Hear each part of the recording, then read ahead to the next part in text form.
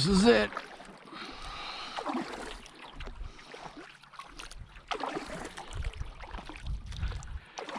"13 days. Quetico Provincial Park, Canada. Fishing, camping, canoeing, solo trip. June 2023.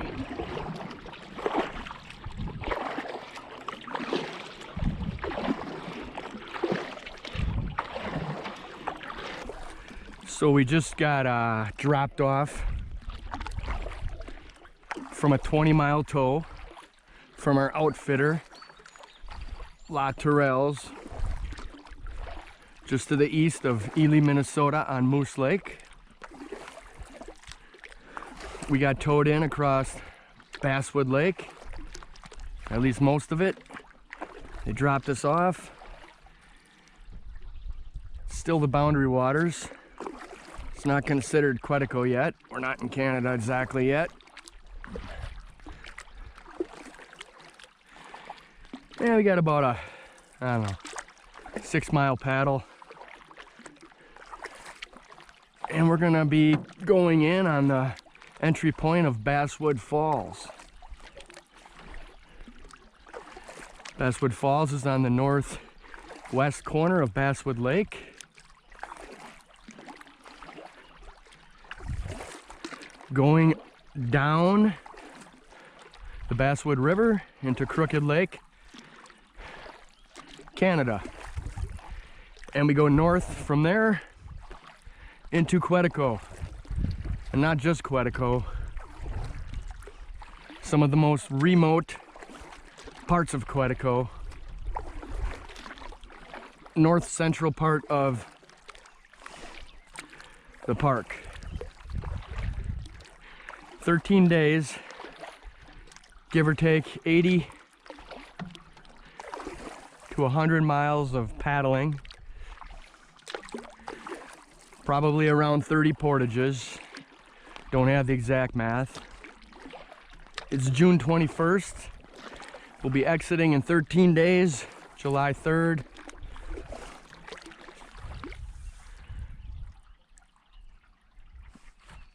Our primary focus is fishing, of course. This is probably some of the best fishing in the entire world for smallmouth bass, walleye, both quality and numbers. But you gotta work for it.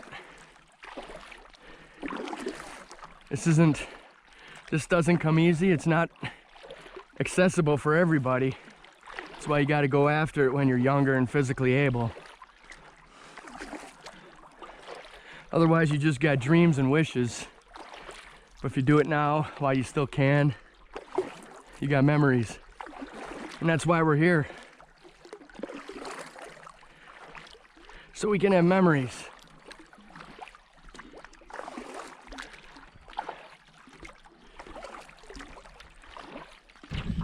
Howdy. Hey, yo. How are you? Good. Most impressed. You're a single. Yeah. Yeah. Going a long way. 13 days. Oh man.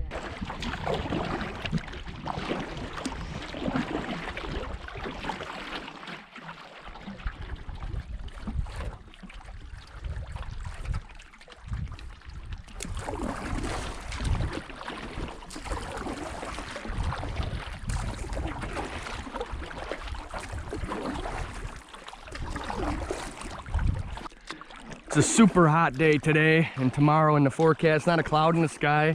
What you're seeing is probably haze. There's a lot of wildfire smoke in Canada right now. A lot of fires burning. We've been lucky in this area to avoid some of the smoke. But when you got temperatures like this, and it's gonna reach 90 today, lower 90s tomorrow. It's not that windy at all, slight breeze. It's brutal for paddling. You pretty much paddle up till 11 o'clock and then you got to shut it down or get some shade for the next couple hours, recuperate, hit it again. not the ideal conditions for a day where you want to get more paddling done than any other day. But that's okay. We'll get through it. We'll take our time.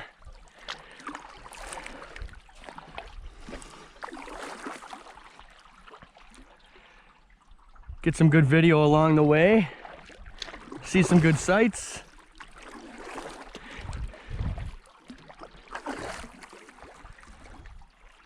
And we'll see what the day brings. Not ready for the heat though. That's a son of a bitch. Oh well.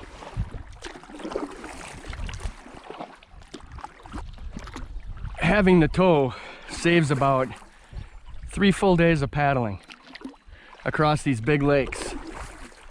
And I know there's a lot of uproar about these towboat services, but I tell you what, you need them. You need them to disperse the traffic. Otherwise, everybody would be occupying the easy sites and the sites closest to the access points. This way, with having the towboat services, they can take people across the first few lakes, and then you can start your journey 20 miles in and get to more extensive regions of the park and more remote areas, and get away from more people and disperse the land use, the wear and tear. I mean, the answer isn't to get rid of the towboat services. You might need to rein it back a little bit, maybe, I don't know. I'm not an expert on that, but quick rundown on what I got in a canoe. I brought my canoe, 17-foot aluminum craft. A little bit shallower edition. It's all aluminum with an aluminum yoke. Got a chair on the back. I'm running a Bending Branches Angler Scout kayak paddle and a wooden paddle for backup.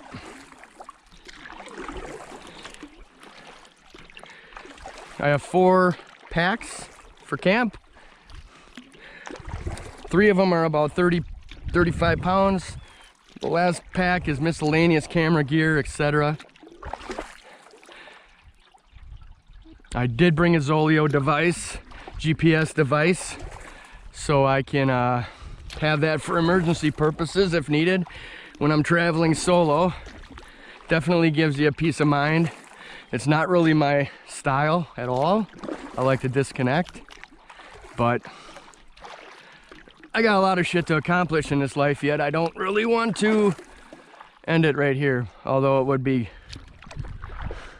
I guess, a good place to end it, but not yet. It's hot, no doubt. There hasn't been rain up here much at all. 1 rainstorm in the last 2 months. It's a tinderbox. That's why we can't use campfires. No campfires this trip.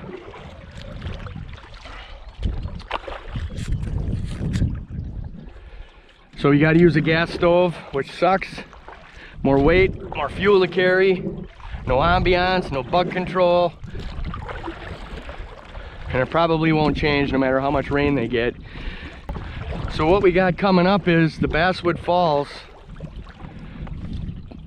portage onto the Basswood River, leading into Crooked Lake. In case you don't know, Basswood Lake, Crooked Lake are probably the most premier smallmouth waters in the whole United States. This is going to be a crowded portage. I'm going to make a field trip out of it. I've never seen the river, never seen the falls. I'm going to take my royal ass time. Eventually we'll get across it and be on our way.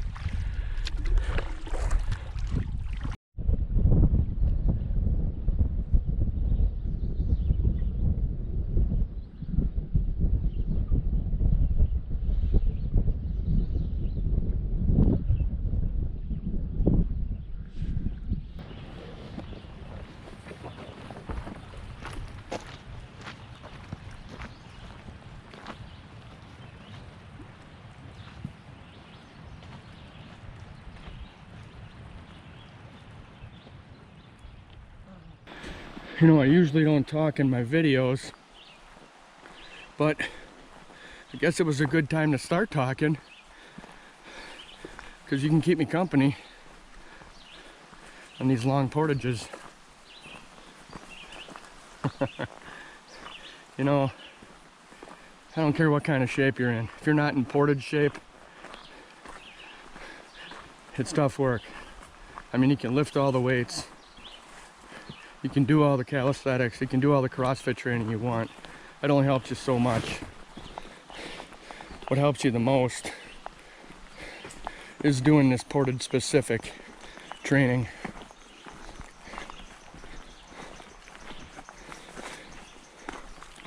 Beginning of a trip is always toughest. Like I said, it's the heaviest load. You haven't done it in a while. But once you get used to it, your load gets lighter. It becomes easier and easier. At least I'm trying to tell myself that.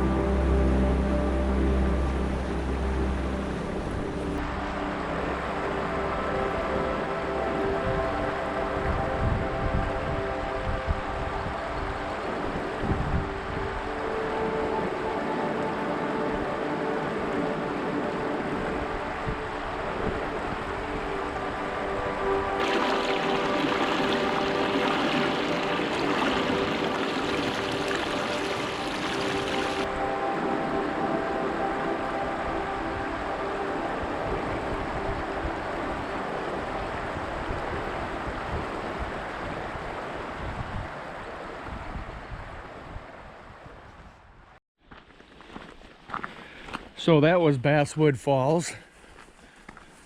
Pretty cool. But what's not cool is the portage around Basswood Falls. If you're not a whitewater expert, you sure the hell aren't going over those falls. So the portage, roughly 380 rods. So 380 times 16 and a half feet. Probably 1.125 miles, 1.25 miles, 6,000 feet, something like that. Not fun.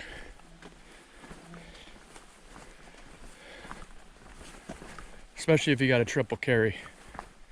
Not fun.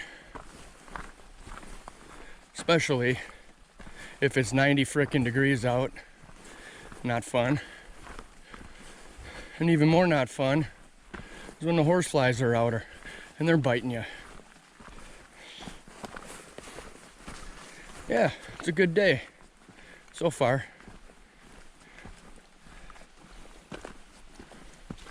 It's all the time I have to spend at Basswood Falls. I gotta get moving. I'm not gonna be doing any fishing or serious camping today. Just traveling and relaxing at the end of the day. Can't get too sore from paddling, can't get too exhausted from portaging. Get heat exhaustion, don't want that.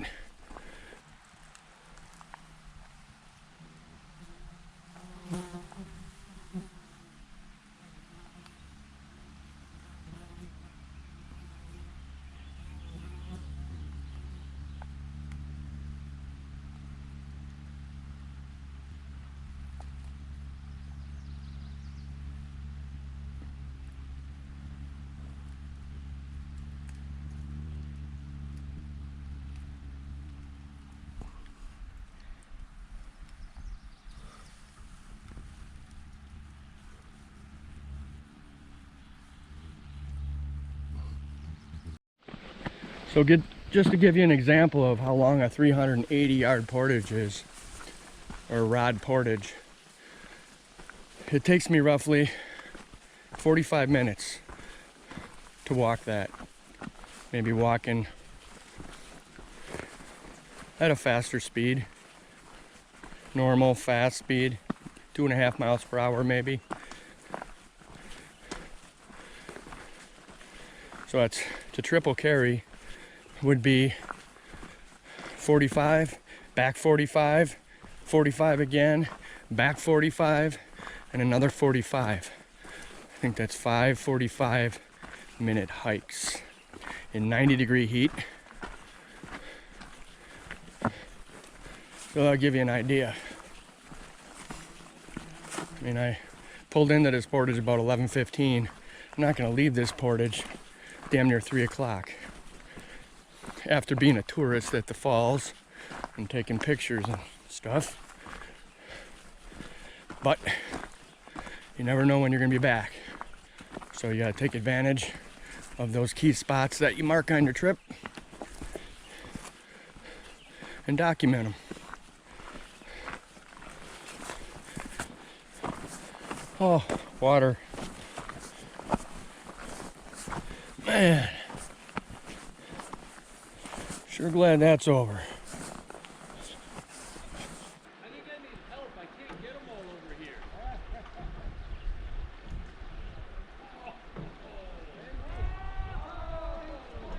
See, I said I needed help.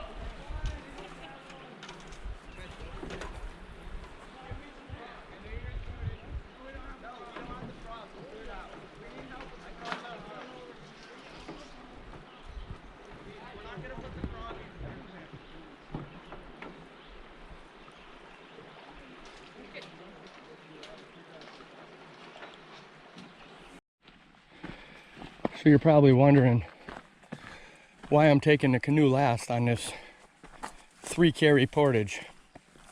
Well, there's so many damn trails, confusion off the main trail. I didn't want to get confused and be stuck with a canoe on my back. A little hard to back up and change courses with a canoe on your back. So I always go scouting first with some packs. Pay close attention to the map when I can, and then come back for the canoe. It's gonna be a tough one though, because I've already walked almost 4 or 5 miles,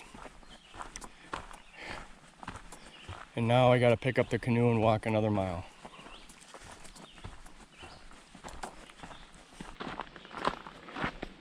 I guess you just gotta keep your eyes on the prize. Got to keep your eyes on the prize, you know. And the prize is fighting those 4 or 5 pound smallmouth, 5 pound walleye with nobody around. That's where I'm trying to go. And there's a price to pay for that, I imagine.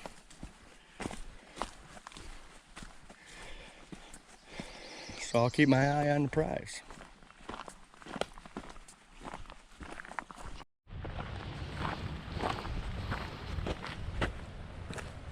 Finally, the canoe. Finally. So I'm sitting here by the canoe. I just didn't feel right. Just feeling kind of slow, and I hope I'm not getting some kind of heat exhaustion. When I looked at the mileage for that portage, it was shocking. 1.45 miles one way. So obviously the rod measurement is wrong. It's probably more like 450 rods. That's a lot to bite off on a 90-degree day. So I'm kind of just gonna take a breather here for the next hour at least. It's 3:30 now, probably wait until 5 o'clock and just get this thing over to the other side and find the first camp I can get to and just chill out until things are back to normal. I'm not feeling really bad, I'm just feeling more scared because heat exhaustion is kind of unknown. But I know it's really dangerous, so I'm gonna play it safe. Hopefully things will pan out here and I'll cool off and I can make one final push at the end of the day. Well, decided to take the portage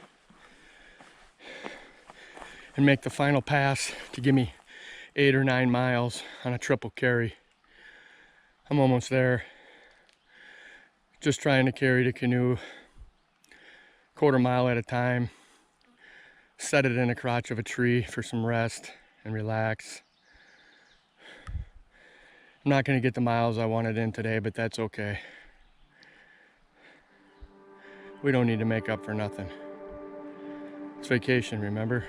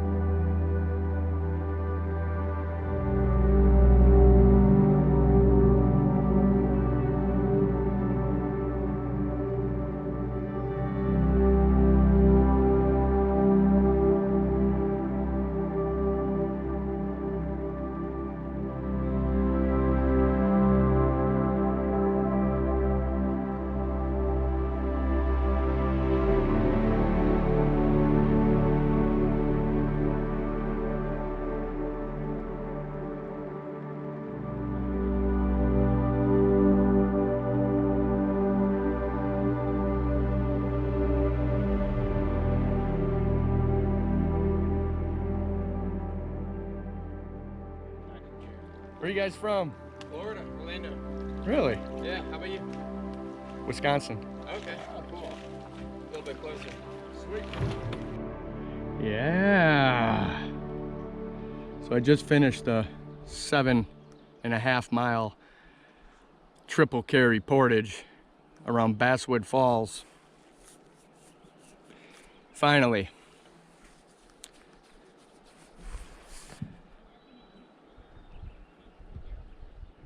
Now it's time to search for a campsite.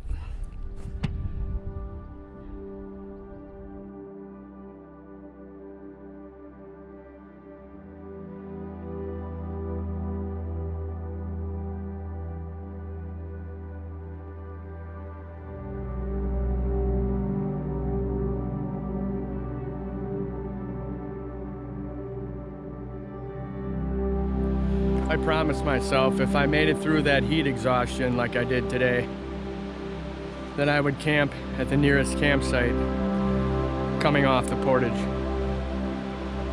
I'm gonna keep that promise.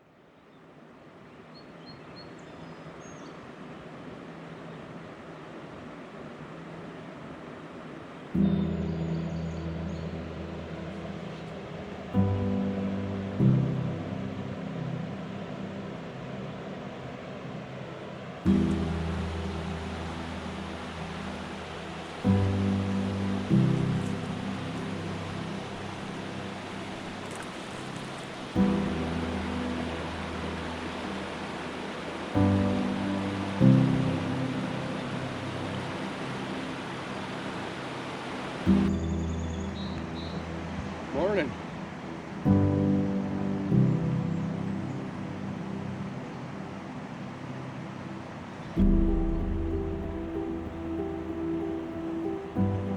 We're gonna get packed up and get on the water.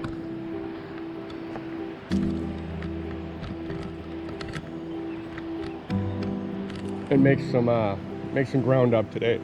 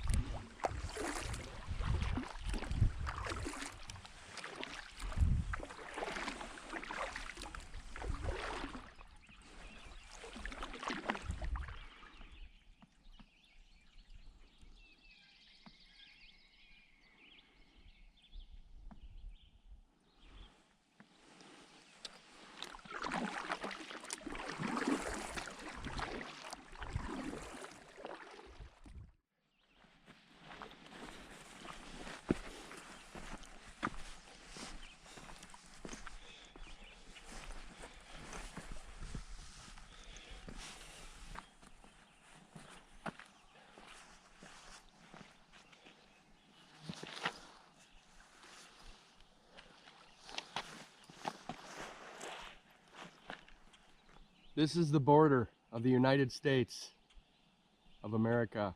You can see it says US on one side. And it has an identifying number to it. Pretty cool. This is it. This is the border. This is the US. This is Canada. Look, guys. I'm in two countries at once. Two countries. Canada, United States. This is a border marker. It's all along this river here. that I'll be paddling on most of the day today.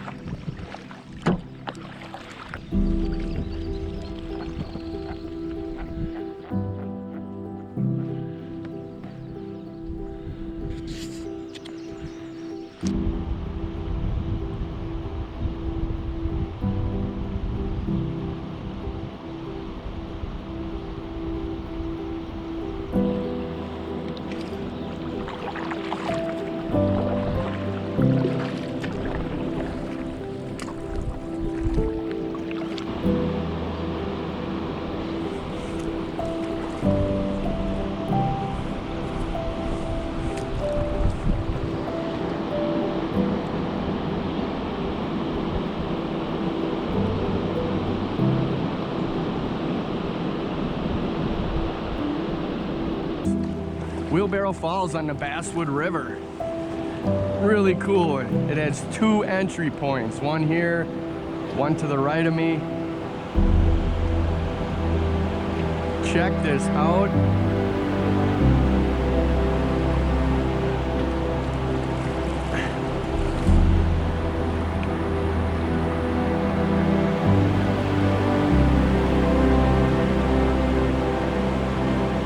Oh, I could have ran that, no problem.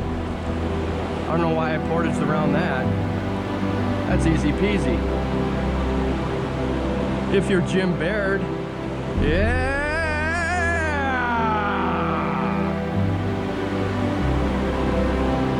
Jim would run that.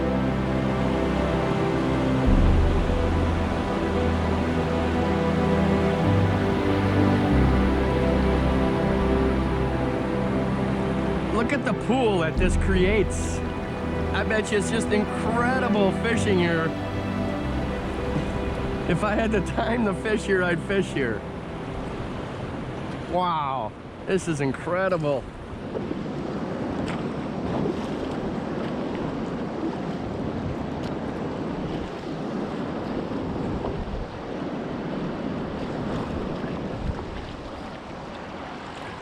Look at this pool of eddies. Unbelievable. God, I wish I was throwing some fishing lures. Too much to pack, get out of the pack to do that. It would take me a whole hour to get set up.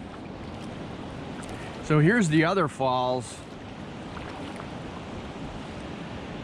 The other part of Wheelbarrow Falls. Another cool rapids.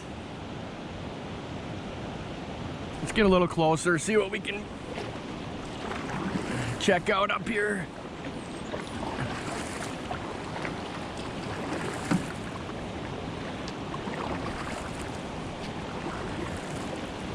I think I might go up it. What do you think? I think I got this. We could probably go up it. I don't think it'd be a problem. Wow, look at that.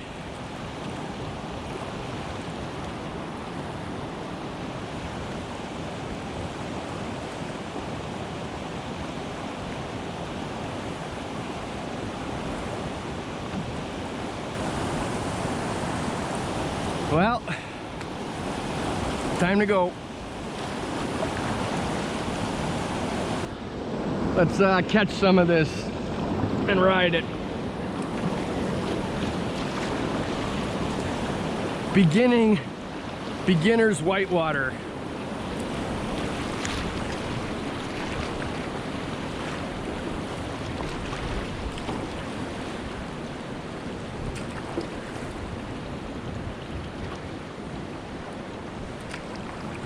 Pretty cool, man, pretty cool. See you later, Wheelbarrow Falls. See you later.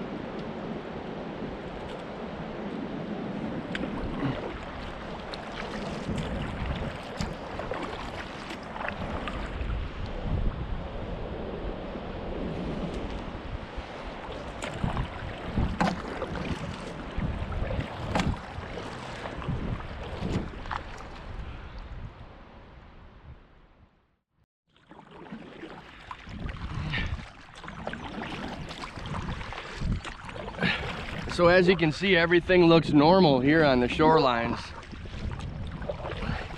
Paddling on the border here on the Basswood River. But it's not gonna look so normal when we get into Quetico. There was a major burn back in, I believe, 2021. And the scenery is gonna change. It's probably gonna get a little bit ugly, but it doesn't affect the fishing any.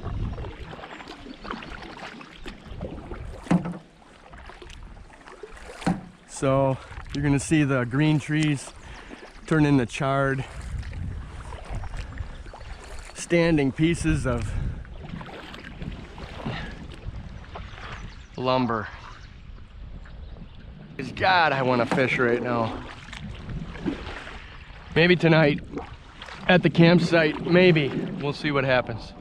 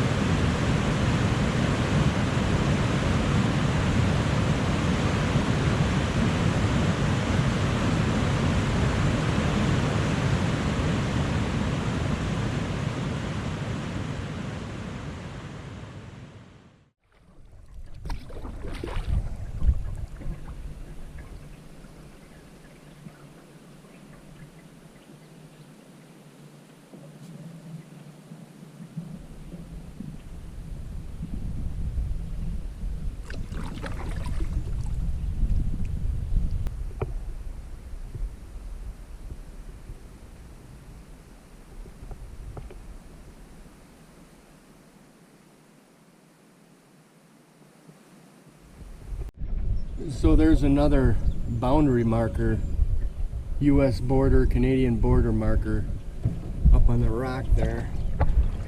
So all day I've been traveling back and forth into Canada, into United States, USA into Canada, just meandering along this Basswood River. And I'm getting to the end of where I want to go on the Basswood River. It's going to start to turning into Crooked Lake, and then once I get into Crooked Lake, I'll be going north into Quetico.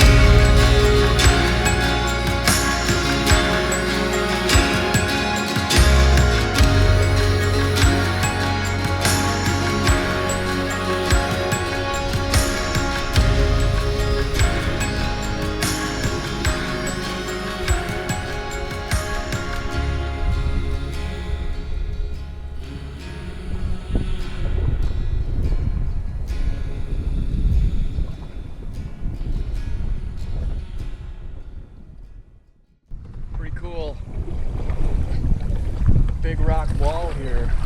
Holy man. And a bunch of pictographs on the wall. I see a moose and a calf and like a blue heron or a crane.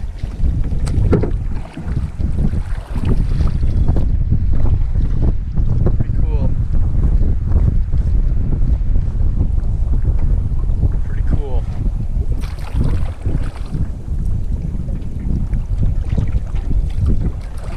There I see a person.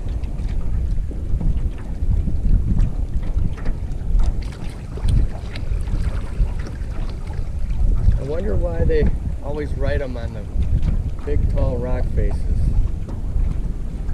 It's like their chalkboard, you know?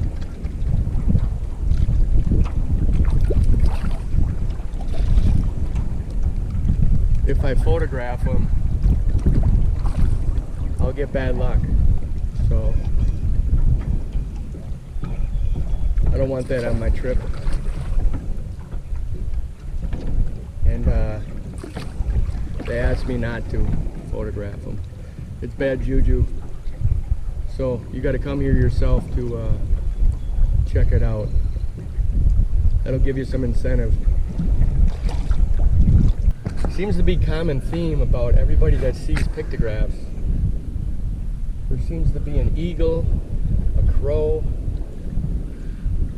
It's almost like they're guarding the site.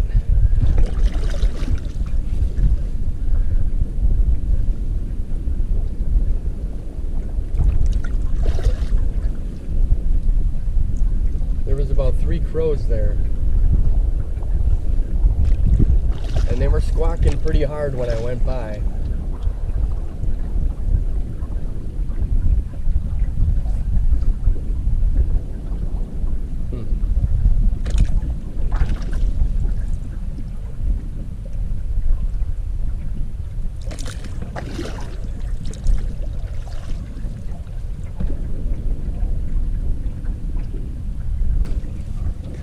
Pretty cool.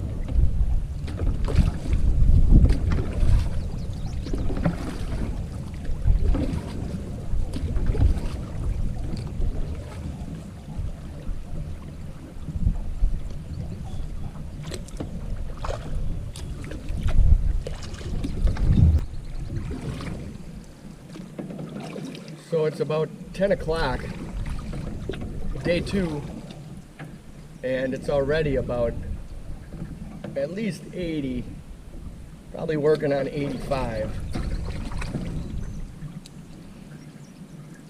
Sun is coming up high, clouds are kind of clearing, hazy. It's gonna get hot today. Probably the last day with direct sun, and then we're gonna have a lot of clouds and some rain coming in the forecast. So I'll kind of take this when I can get it. So I'm sure I'm going to be dealing with some rain and some bugs coming up in day 4, day 5, maybe the remainder of the trip. We're going to have a couple of bad weather days coming up. I'd like to be up by camp, set up camp, get it all cozy, nice and cozy, so I can kick back and relax on a rain day. Get caught up on some much needed sleep.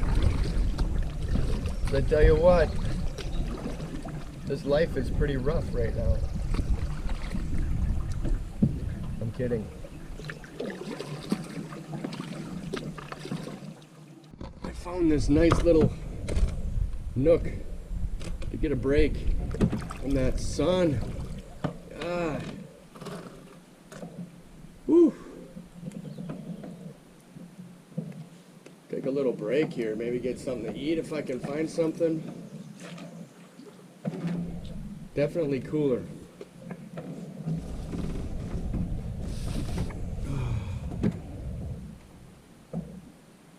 The middle of a day is just a bear to paddle if it's sunny out and hot.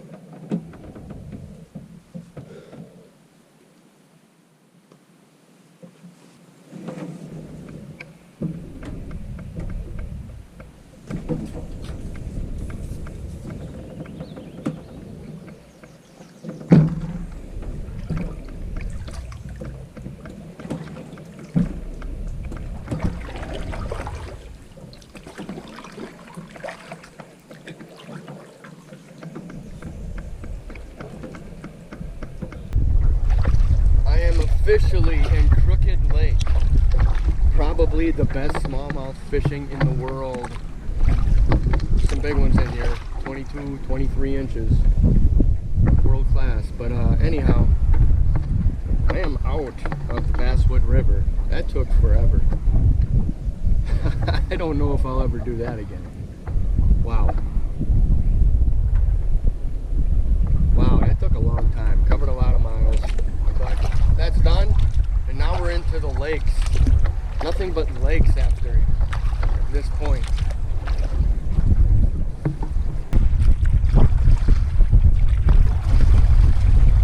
I just wanted to show you some waves so you didn't think it was always calm and easy paddling. Yes, I do have to paddle through some wavier water too.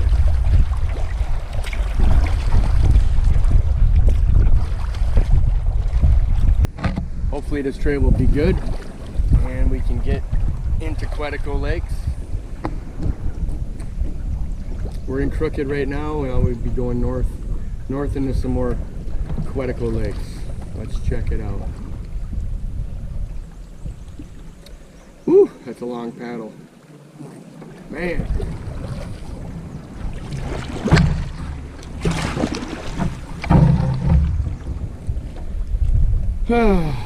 Wow. We're finally coming into the area that was burned a couple years ago. As you can see on the shoreline, some is green, some is brown, with some new growth in between. Looks like the fire just kind of like hopped. It's probably pretty common, it just hops with the wind. I don't know, but so we're coming into the burn. It's just the start of it. I'm sure it'll be even more brown as we go further north. I tell you what, ever since getting north of the Basswood River, there's like no people, which is good.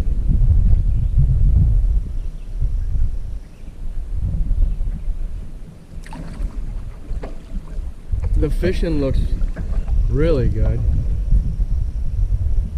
A lot of structure. Not a lot of current areas because we're not in a river anymore, but good shoreline structure.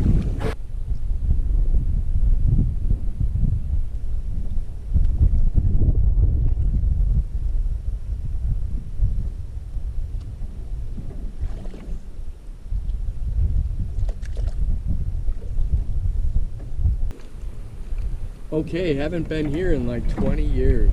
Wow. Finally some familiar territory. Everything up until this point was all new to me. A new route, new direction. Now I'm actually coming into an area that I've seen some before. So this is that island. This is that island site. I don't know if it's a campsite or just a shore launch area, but my brother and his buddy stayed there for an afternoon.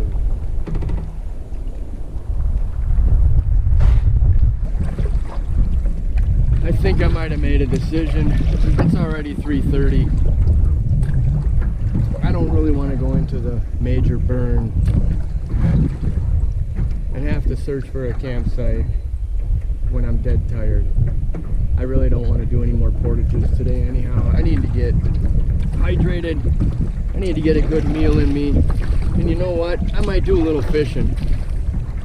Just throw something out there. Maybe catch a walleye and a bass. I know that this is a good area for fishing. So I think we're gonna give it a try. Okay, looks good to me. It looks like we found our home for tonight. Look at this landing. No big steep cliffs. Nice gravel, sand. Look at this. Woohoo! Don't really like seeing this on your campsite when you roll in. Looks like a pretty big pike. Estimated about, I don't know, those are some pretty big teeth. I would say it's at least 10 pounds, at least 36 inches. Yeah, it's probably in that upper 30s. Wow, why would they keep that? I don't know. There's a bunch of other fish parts. Looks like walleye. I hate having this on a site. Scales. But it looks pretty old. It's not like it's fresh. I don't think it should attract any bears. God, I hope not.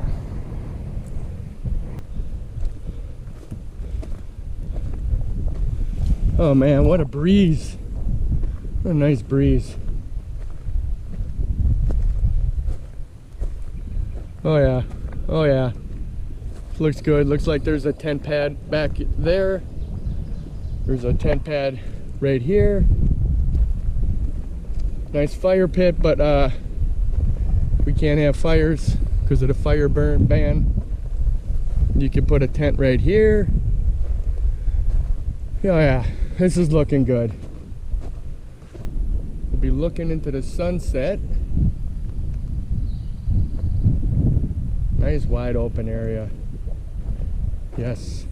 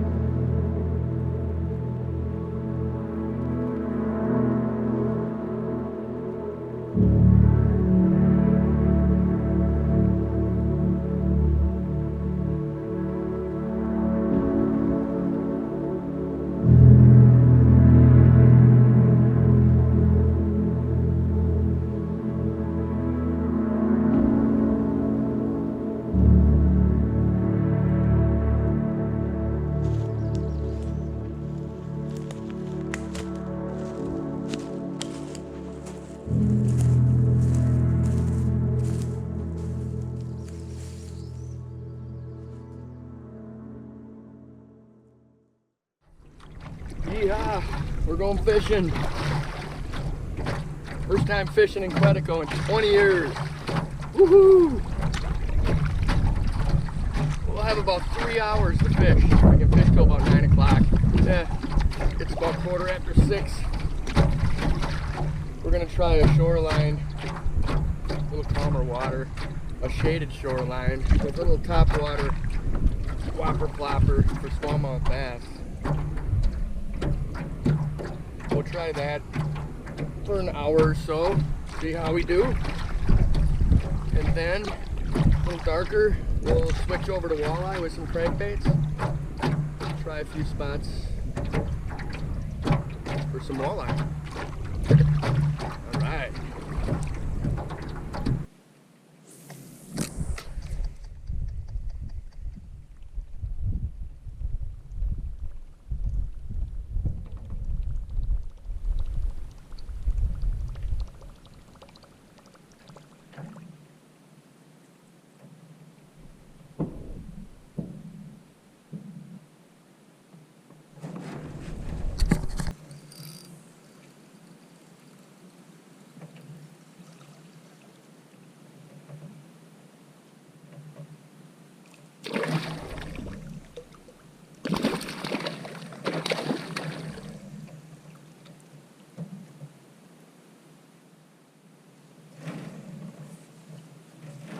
To start, Quetico pike, little guy, hit the whopper plopper. Oh, 20 inches. What a fight.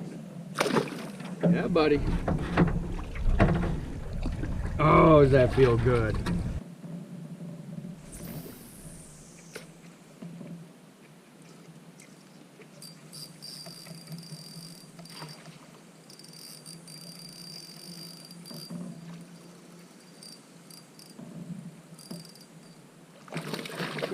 nice largemouth. Wow.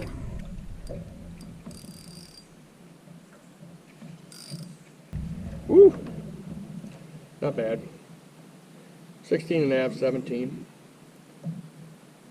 Whopper flopper. Let him go.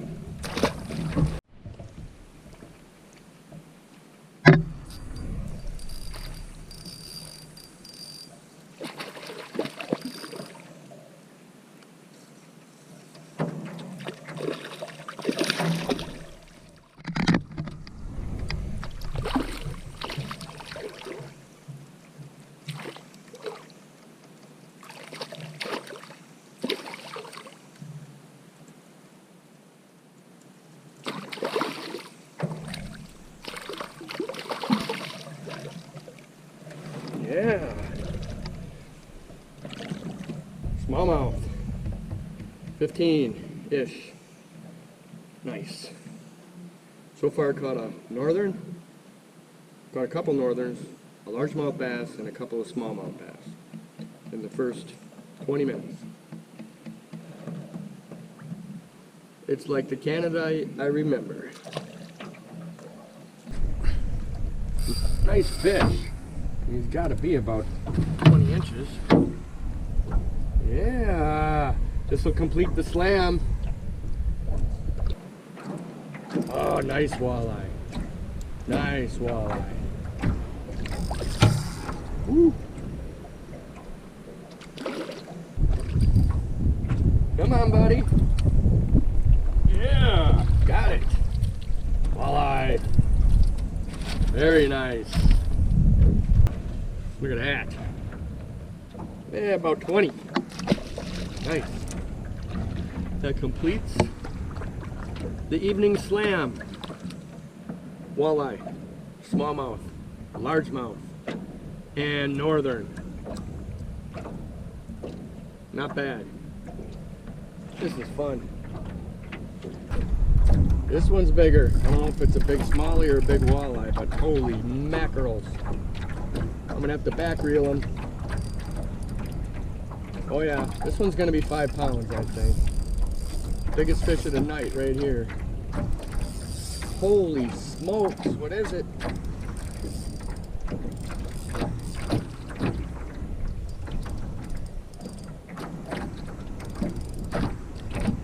Oh, it's a nice Walter.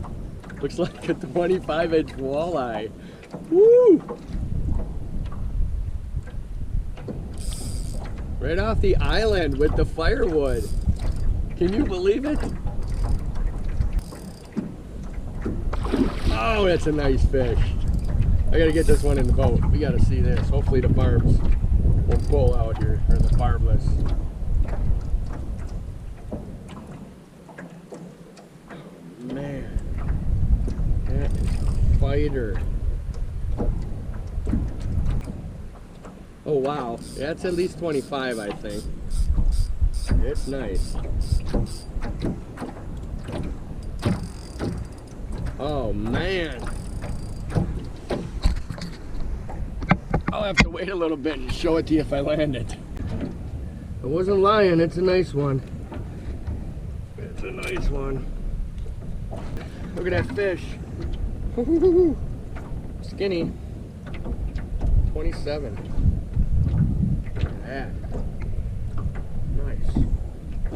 Let him go. That was a hell of a fight. Holy cow.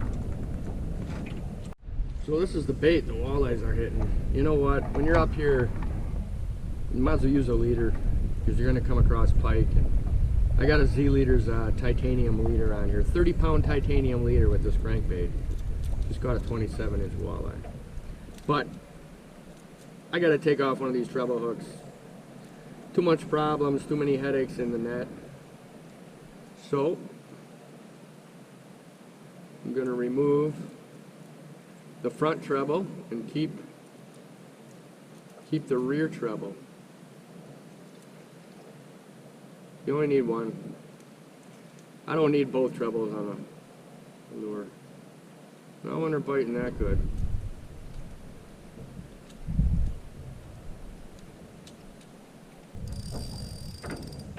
Wow. good. Try to use this fish gripper thing. Worked pretty good on the last one I caught.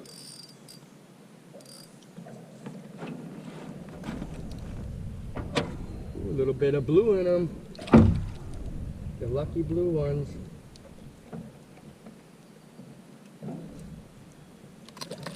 Yeah. Huh? Look at that. Well, if that ain't 27, I don't know what is. Look at that. Yeah. Look. Little bluish tint. What a nice fish, man. Wow. Nice fish. Back in the water, girl.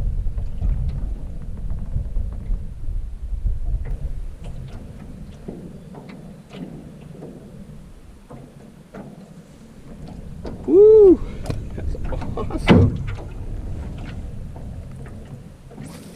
That is awesome.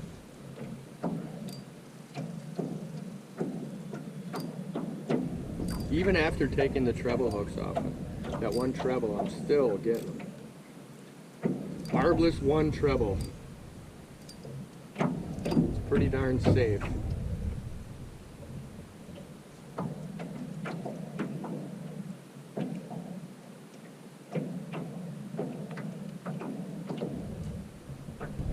No idea what this is. Wow.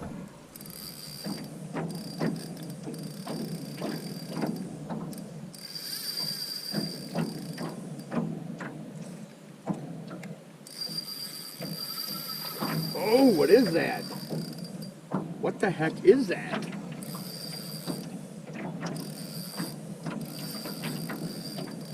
A big bass? Oh, it's a northern.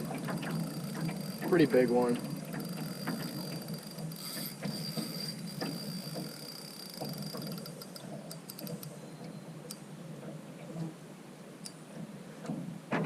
I don't know, it's probably the last fish I'm gonna film tonight.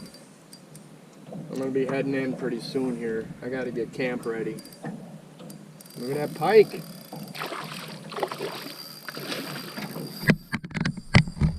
Screaming out the line.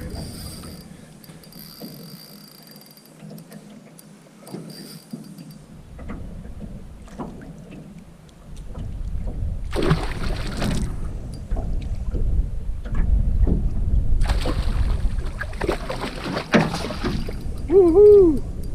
There we go. Look at that fish. About a 27-inch pike. Nice. Look at those choppers. Alright, put them back. I'm gonna catch one more walleye and I'm going in. See you in the morning.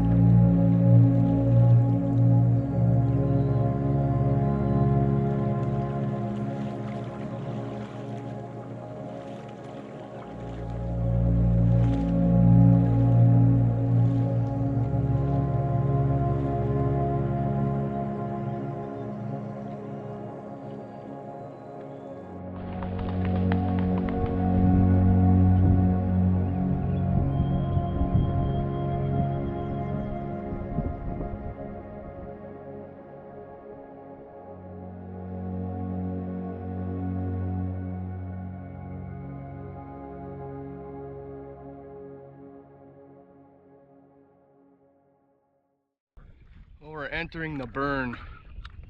A lot more now. You can see it was burned a couple years ago. Some smaller stuff is growing back, but all the big trees are pretty much torched. Pretty ugly looking. There is nobody out here. Nobody in the Quetico Park. Not yet, anyhow.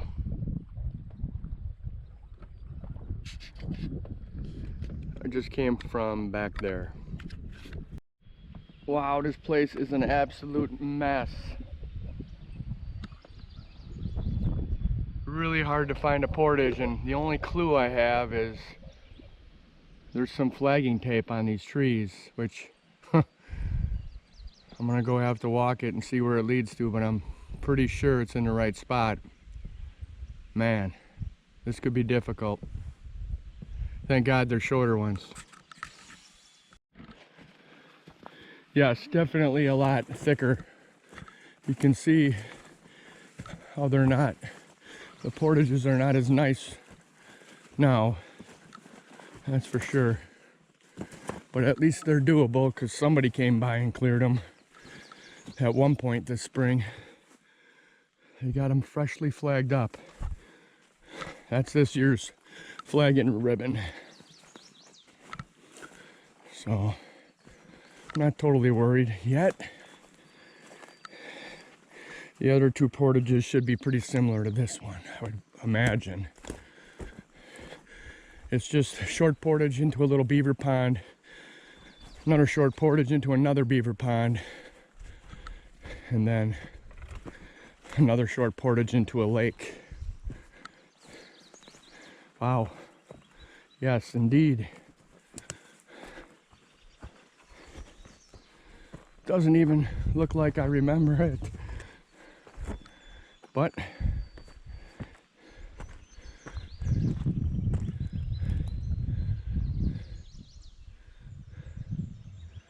cool.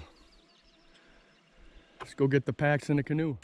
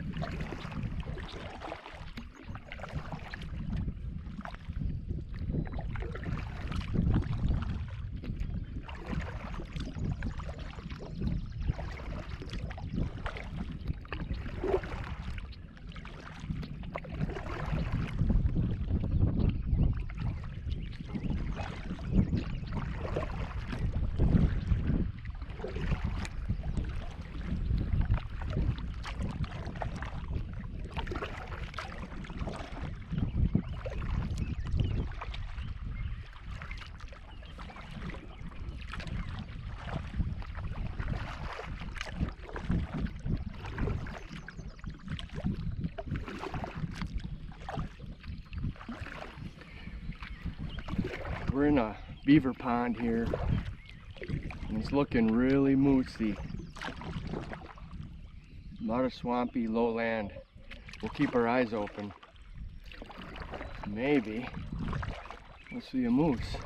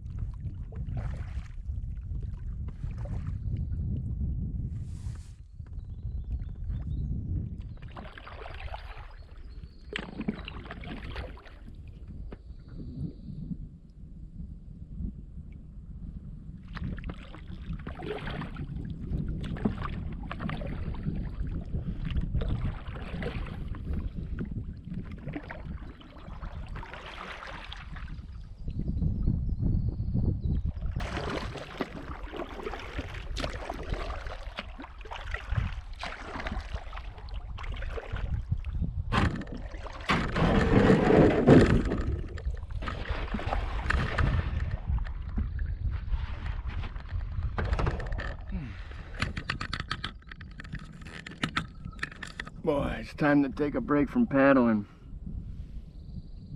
Break time. Stopped at a campsite. The only one on this lake that isn't burned. But it's probably one of the nicest campsites that you can find anywhere in the park.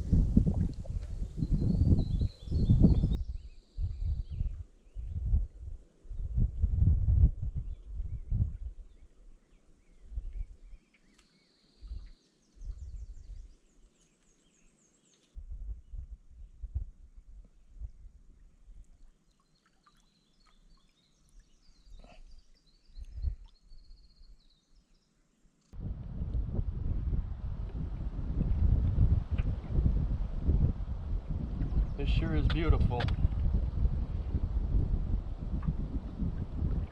Sometimes you pull up on a spot, not just here, but throughout your life, and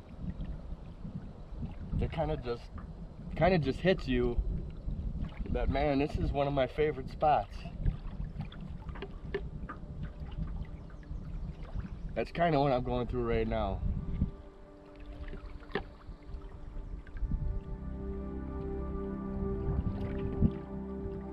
I only have a few of those spots, and this could possibly be the next one.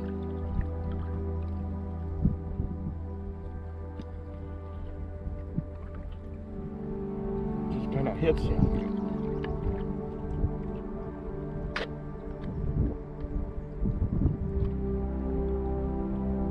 You don't plan for that, it just takes your breath away, you know?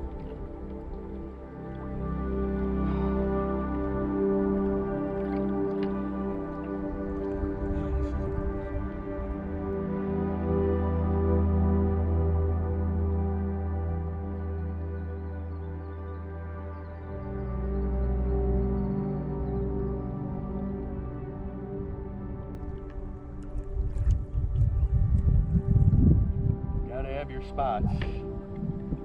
Keep you grounded, keep you centered.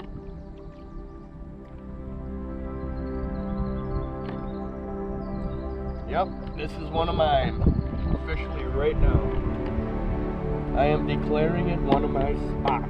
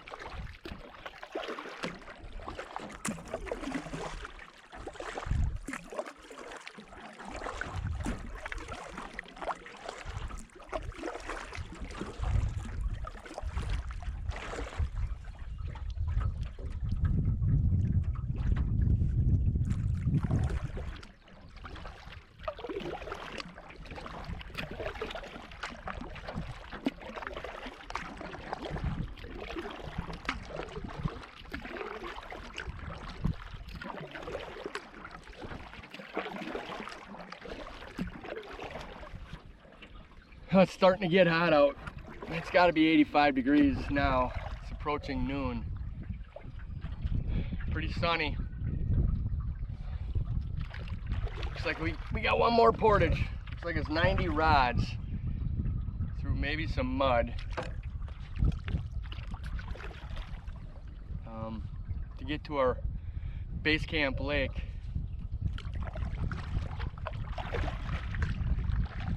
Tell you what, I think I'm gonna go swimming when I get there and all set up. I need to clean off.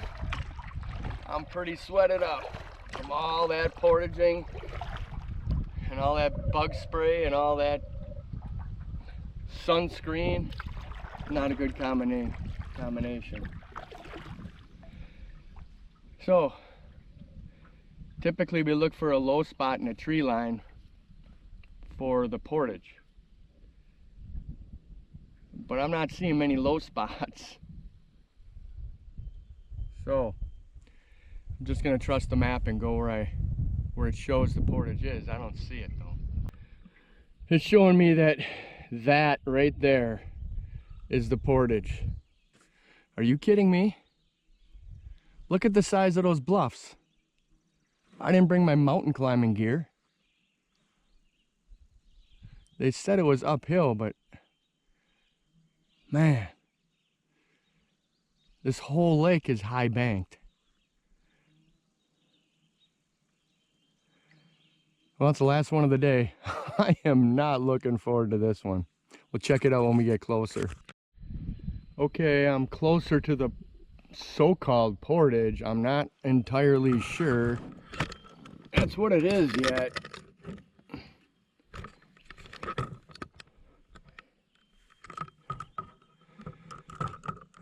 But there's no ribbon. There's not supposed to be ribbon, but there's not a lot of a path at all.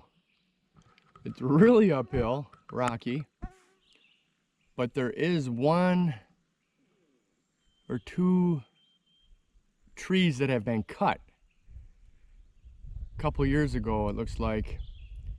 So there's no reason for trees to be cut out in the middle of nowhere unless it's a trail. So I guess it's time to get her done. I'm gonna go check this out. It's definitely not very heavily traveled.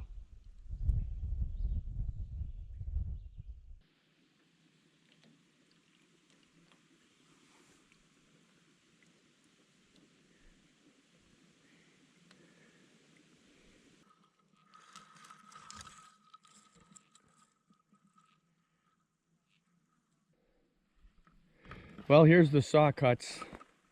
So there's one in this tree here, and there's one in a larger tree up here. So I'm just assuming, it's pretty obvious now that this is the trail. There's no way somebody would cut a tree in the middle of Quetico for no reason. But where it goes, oh, a lot of rocks, a lot of uphill. But make like a Sherpa, like a billy goat, get packed up, and triple carry it. It's just under 100 rods, so it's a pretty substantial portage. We're gonna be tired after this one.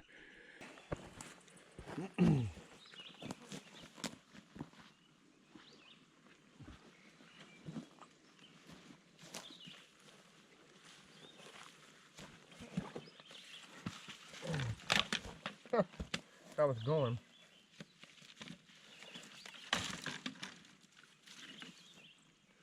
Holy frickin' Jesus. That has to be one of the worst portages I've ever been on. It has everything. Wow, steep terrain, mud, slippery spots, the hills, the mosquitoes. It's frickin' ridiculous. This is gonna turn into be about a 4-hour ordeal. I hope I don't get hurt on it. It's just bad. I'm gonna have to go really, really slow. I'm in no hurry. It's freaking hot out. Middle of the day, I'm hitting these hardest portages. I can tell you one thing. I will never, ever, ever do this freaking portage again in my entire life. I will find every way around it. And the triple carry it? Are you kidding me?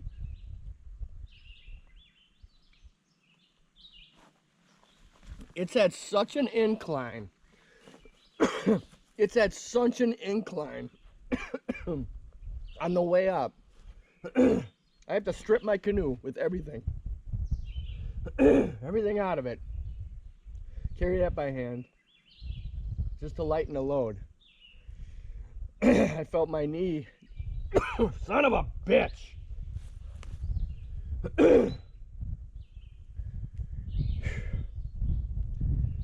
I felt my knee get a little twisted and sore.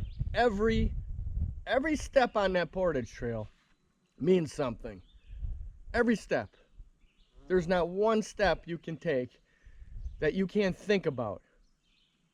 Rocks, slippery, mud, twisting an ankle. No, it's not, it's all uneven. It's horrible. Absolutely horrible. That hill and that portage is so dangerous that I'm actually going to carry the Zoleo on my person in case I break a damn leg. It's ridiculous. I mean, that's not a light canoe. The thing weighs 72 pounds, nothing in it. I have to take the paddle out, the fishing rods, and the boat seat, the canoe seat, to get another 5 pounds out of it. Right now, it's probably near 80 pounds. It's a 17-foot Alumacraft aluminum boat. It's just painted. It probably has about 6 pounds of frickin' spray paint on it. But I gotta walk up the hill, and man, I hope I can do it without breaking something or twisting an ankle.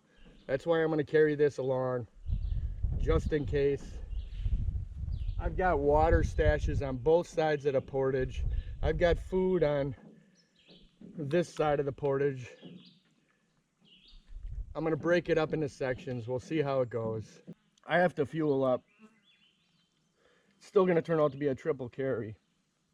I'm taking the canoe next because I'm afraid if I don't take it next, I won't have any energy left to take it later on the third carry.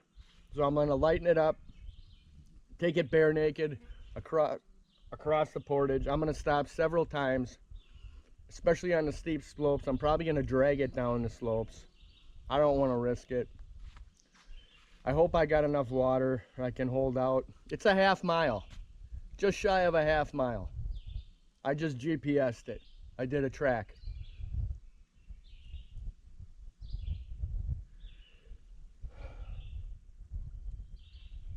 Wish I would have known that.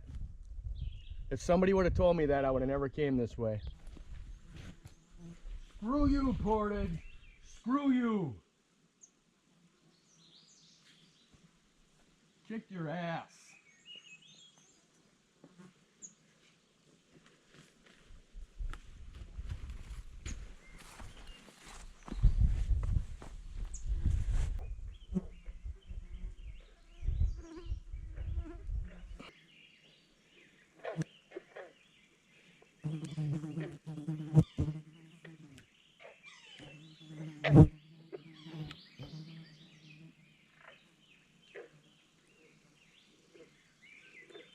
Found some moose tracks. Pretty fresh. Right near the portage.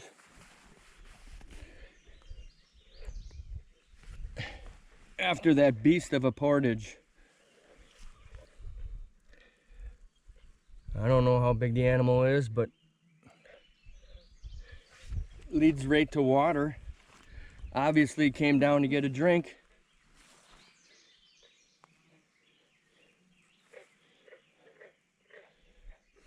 Saw plenty of moose droppings on the portage trail along the way.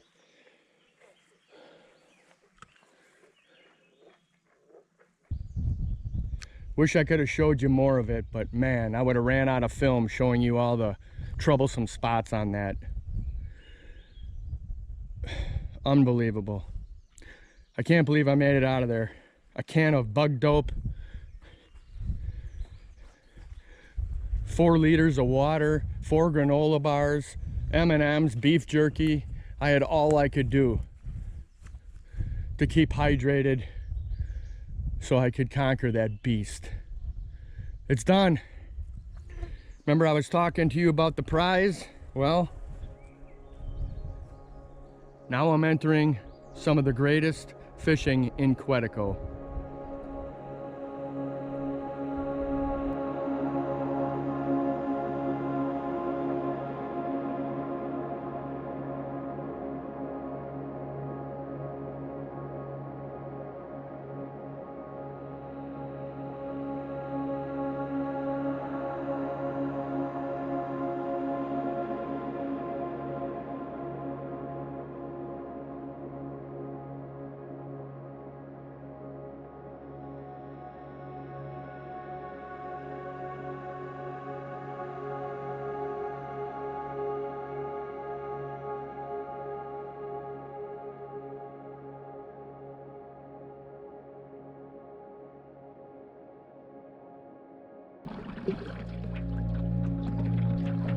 So I've been paddling for 2.5 hours at least. After that bitch of a portage. It's a huge lake. Holy Jesus.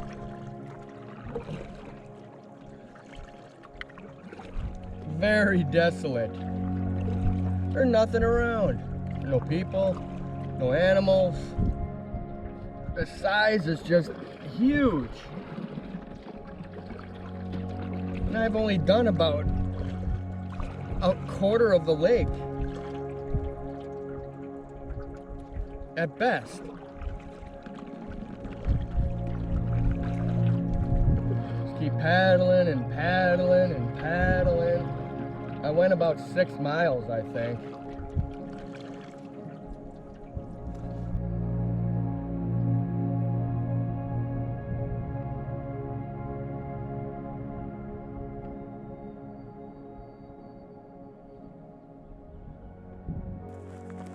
We finally found a site. Holy cow.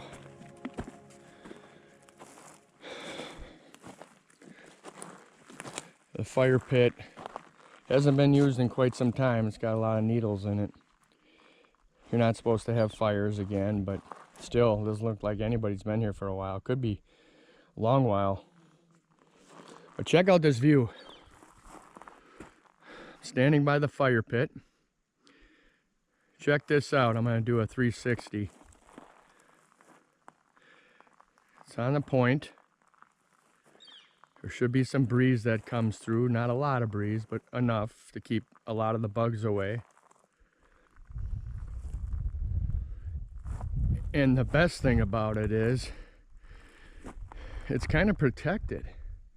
It looks like it's really good fishing around here. There's some points coming off for walleyes. A lot of good shorelines for smallmouth bass. It's got a lot of character, this site. It's not perfect. The tent pads is what worried me. This one, really nice, super nice pad. Nice and cushy. No roots, hardly any roots, no rocks. Looks really, really, really good. Except for one thing. That thing. That tall thing that's leaning hard, that's half dead. But it's only over half the pad. It is kind of leaning into these trees that would protect some of the pad. I don't know. I don't know. So, it is dry up here, man. No mosquitoes yet. That's a good sign if you don't have them during the day. it's relatively dry site. So right here is the eastern exposure. Looking east, see the sun rises in the morning. And then we have the western exposure. See the sunsets in the evening, but we're gonna be stuck here with a bunch of clouds. So it's not gonna matter. A lot of spots to sit and overlook the water, cast off the shore, all that good stuff. All right, let's get to unpacking. This is home for tonight for sure. For sure. And the next couple nights. I'm pooped. I don't even know if I have enough energy to cast a line. I need to go swimming. Maybe we should concentrate on that first.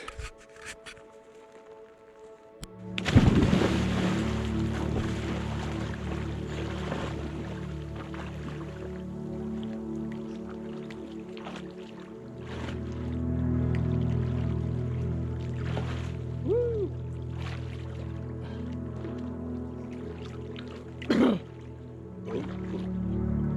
I feel good. Yeah, brother. Oh yeah.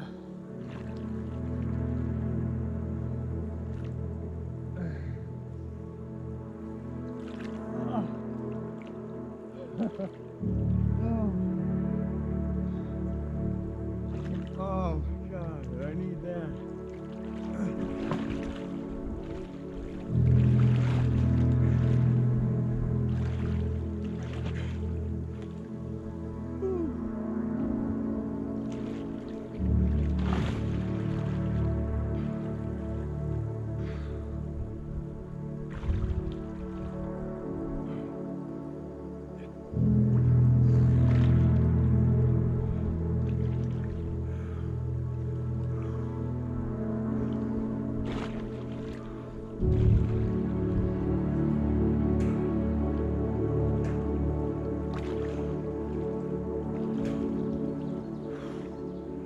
Oh yeah, brother. That felt good. Yeah. Heck yeah. Heck yeah. That felt great.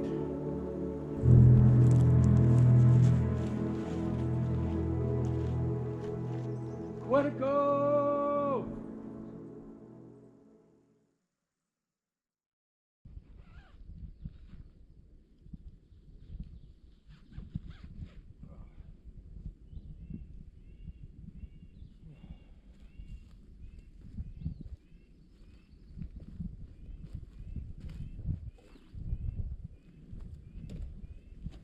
Ooh. Morning. Wow, what a night.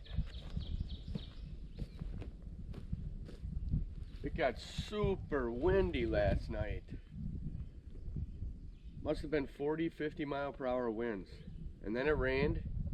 Didn't rain a whole bunch, but it rained. I didn't have time to film any of the camp setup last night. I was in a hurry to get stuff done. I caught a couple fish last night right before dark, and I'm gonna cook those up today along with some other fish maybe.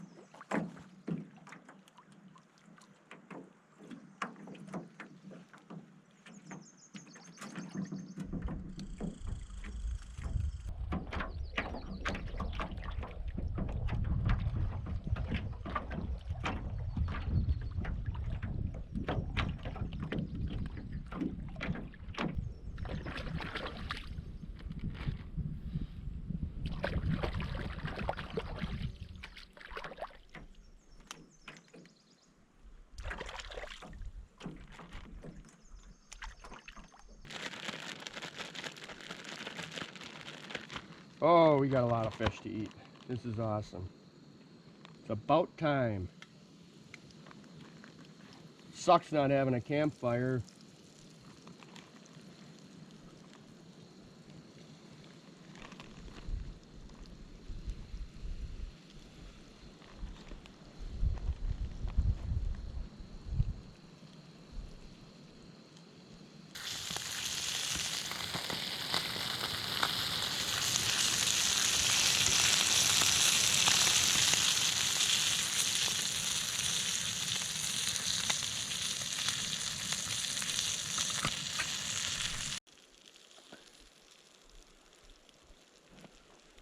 Oh.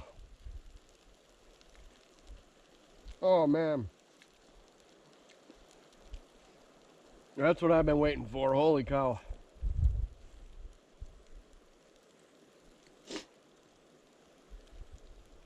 I'm going to plate this up and go sit down and overlook the lake. Wow. Incredible. Yes, sir. Oh, yeah.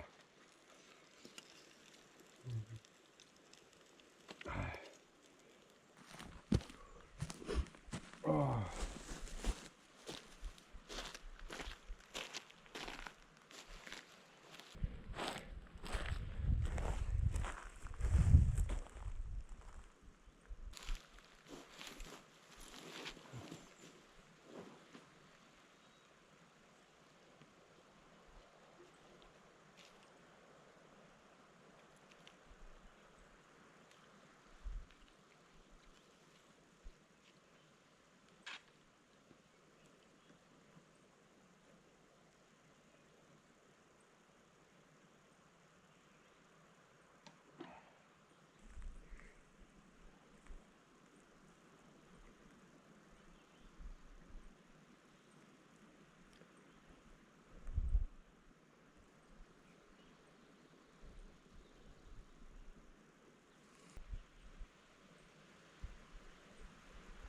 Anybody out there?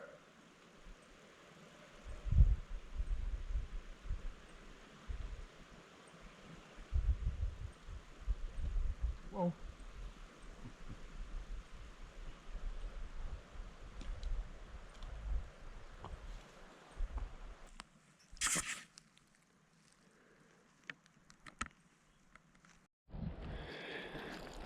Well, I didn't want to go out in a canoe, but I decided to do some shore fishing.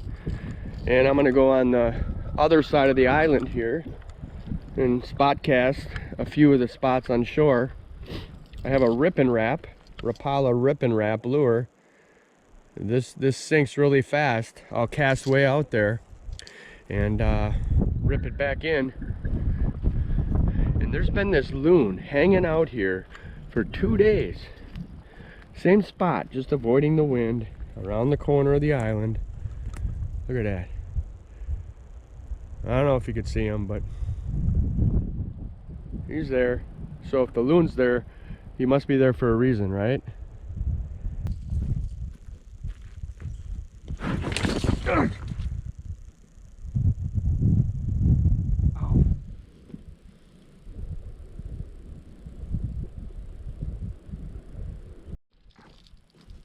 Oh man, holy cow.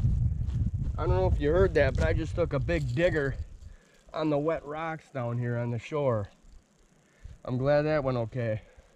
Glad I didn't get hurt seriously, at least from what I know. I didn't hit too hard. I kind of knew it was gonna be slippery, but I didn't know the first step I took was gonna be super dangerous. I'm telling you, one little wet spot on a rock, one little wet spot on a rock puts you down. Wow, that one rocked me a little bit, but luckily I think I'm okay. Let's try this again, only let's not fall. Let's do it the normal man way.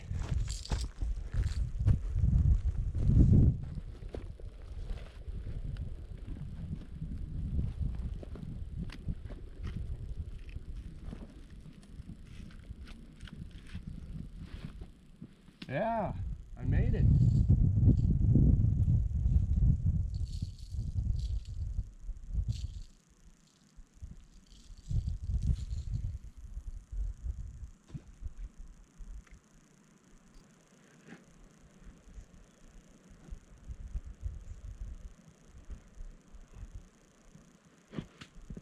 Jesus, this is ridiculous.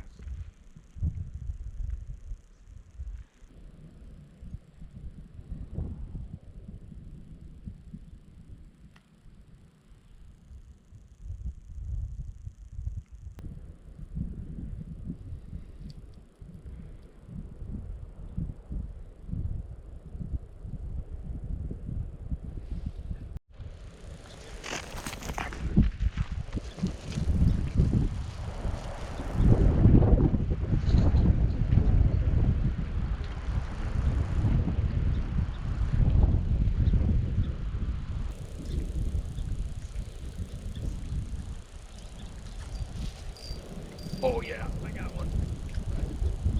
Oh yeah.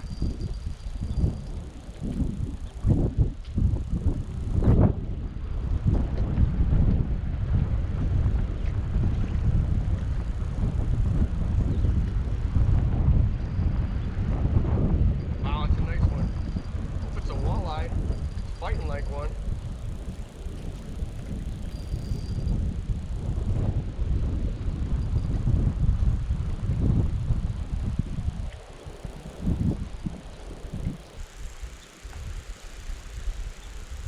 Oh, nice walleye. Woo! Check this walleye out, man. Woo! Second cast off this point. Told you it was a nice one. It's about 25 inches. Look at that. Look at that walleye. Sweet.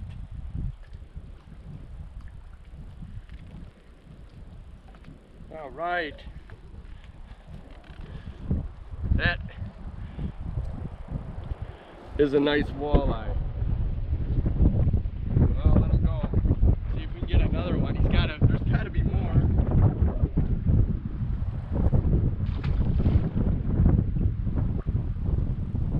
All right.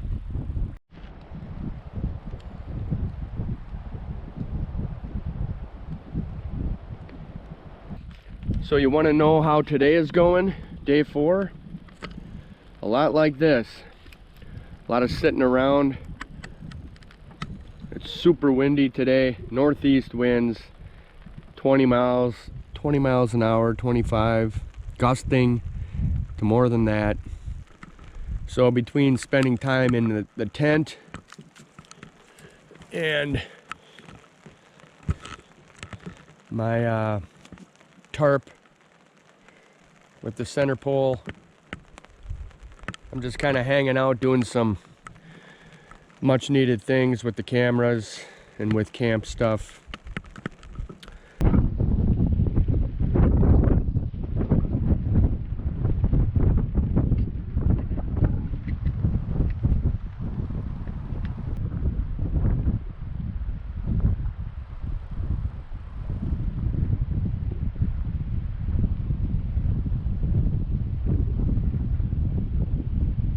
So since I'm doing a lot of tent time, I figure I'd learn how to do some knots. The only book I brought along was the Creek Stewart's Pocket Field Guide for Survival Knots. There's about 20 knots in the book. And I figured on my downtime for entertainment, I could learn some knots since I don't know really any. So I'm gonna sort out all of these guy lines for the tent first, and then I'm gonna work on some knots. Give me something to do to pass the time, which is actually I'm kind of looking forward to, because I've been procrastinating on not doing knots. And it is very essential. It took me a long time to get that tarp hung up and tight because I don't know the proper knots. So that will not happen again. I promise you.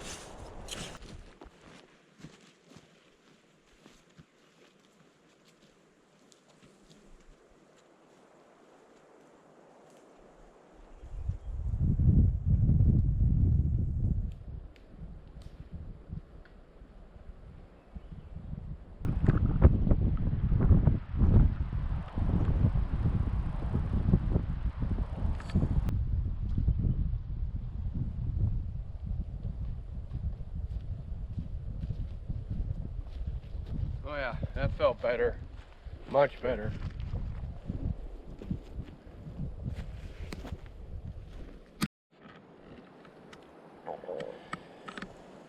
Oh.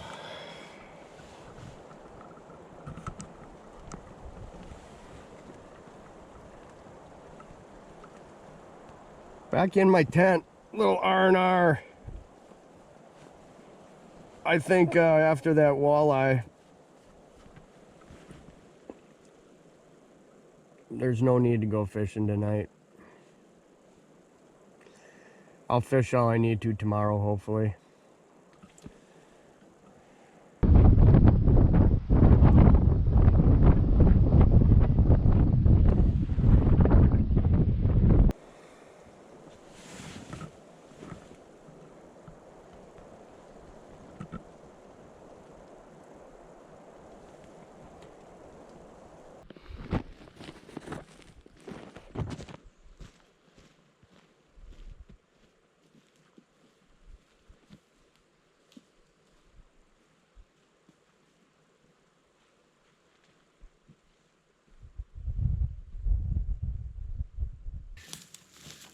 We're gonna hang the bear bag.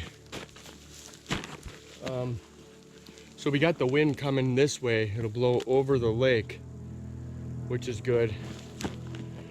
So our tent and camp is about 100 yards that way. So we won't be in the path of the scent of the bag, if there is any scent. There's an op sack in here, but Ziploc bag, and then you put it in a Kevlar bag. It's a Kevlar bag that a bear can't bite into. So we're gonna tie it to the tree. He can mush all the food, mash it all up, but he can't bite it. You can't rip and tear it. For $150, it better work. Anyhow, get her tied up.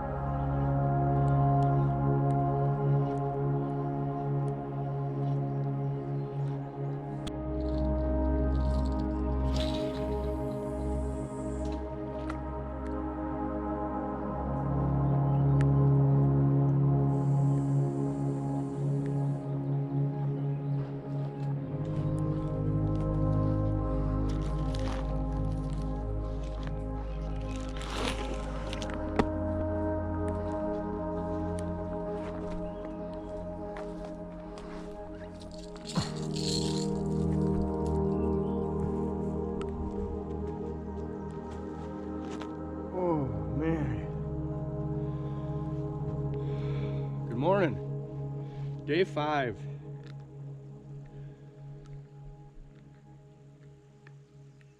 More of the same weather. Not much has changed over the last 24 hours. I guess it's gonna rain some more. Maybe it'll burn off later in the day, I don't know. Had kind of a rough night. I think the shoulder, when I fell yesterday, I think it's a little worse than I thought. So I can't do too much physical stuff today. I'm staying at this camp one more day. So check this out. There's a woodpecker pecking from inside the tree. Listen.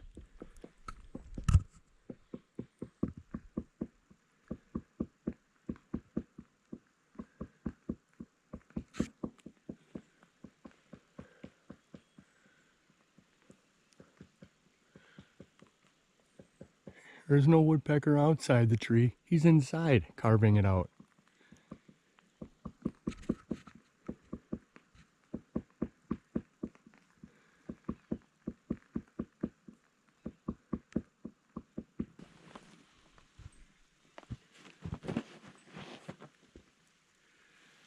Well, I guess since I'm sitting here waiting for some of the rain to stop yet, I can go over some things with you, kind of share with you what I brought here for fishing, including tackle, my rod setup, and so forth. So here's what we got. Here's what I brought to Quetico.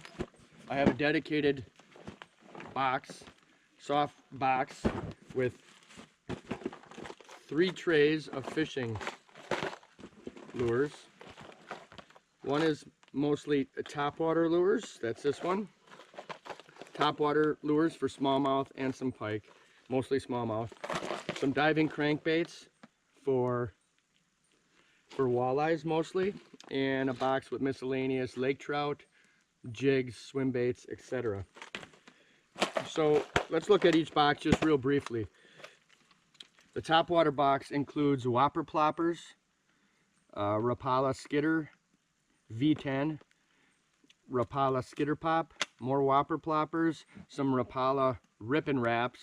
Very cool. You're going to want to have lots of these, all different sizes. They work on smallmouth, largemouth, walleye, lake trout, everything. So topwater baits, basically topwater baits, more of a search. The prop baits are more of a search bait. The other baits are more of a just everything catch 'em all bait. So there's that up close. Topwater box. Second box I told you about was the diving crankbaits. Diving crankbaits. Deep diving husky jerks. Rapala shad wraps. Some Spro crankbaits. Some wally divers for walleyes. They got the big lip on them. Helps them dive 10, 12 feet, 15 feet.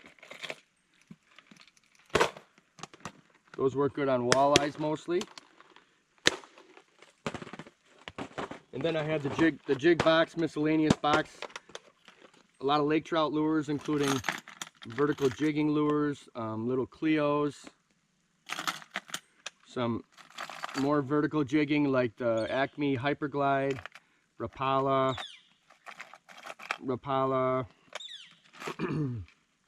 jig and wrap. You have some swim baits, a couple of small bucktails, Z-Leader's Gold Digger, jigs, jig heads, lake trout flies go down deep, more jig heads, miscellaneous box pretty much. And then also you're going to want to bring up lots of power bait worms, power bait swim baits, and power bait 4-inch power worms. Brown, maybe the grape color, purple color work good.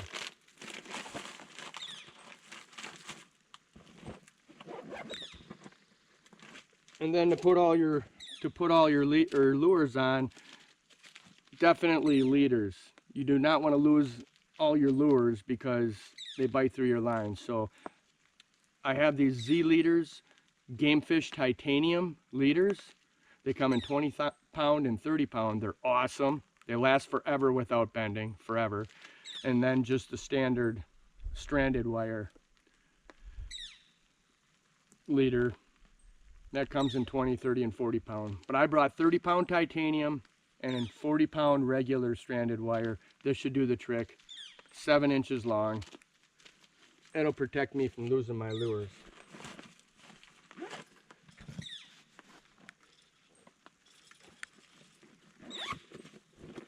You're gonna want to bring yourself Polaroid glasses, 2 pairs. You're gonna break one or lose one. Bring 2 pairs. Hard cases preferred.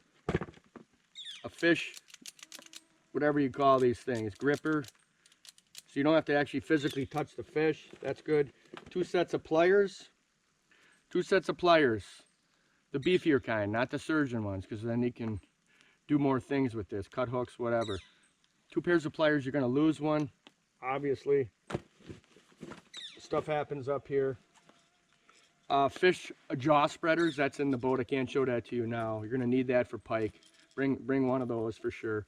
And the rod setups, I'll talk to you real briefly about this. This is one of my rods. One rod is 10-pound test.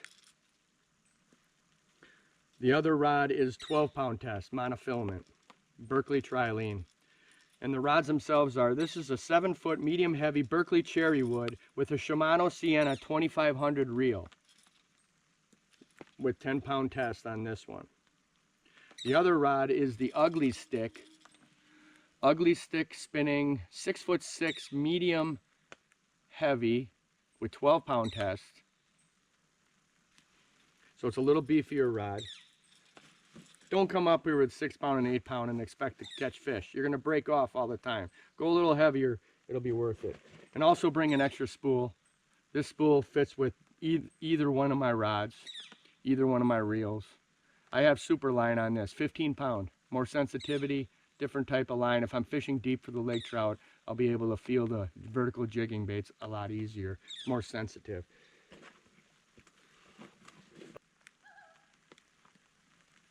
I hear the camp loon. Let's go check it out. Calling for us.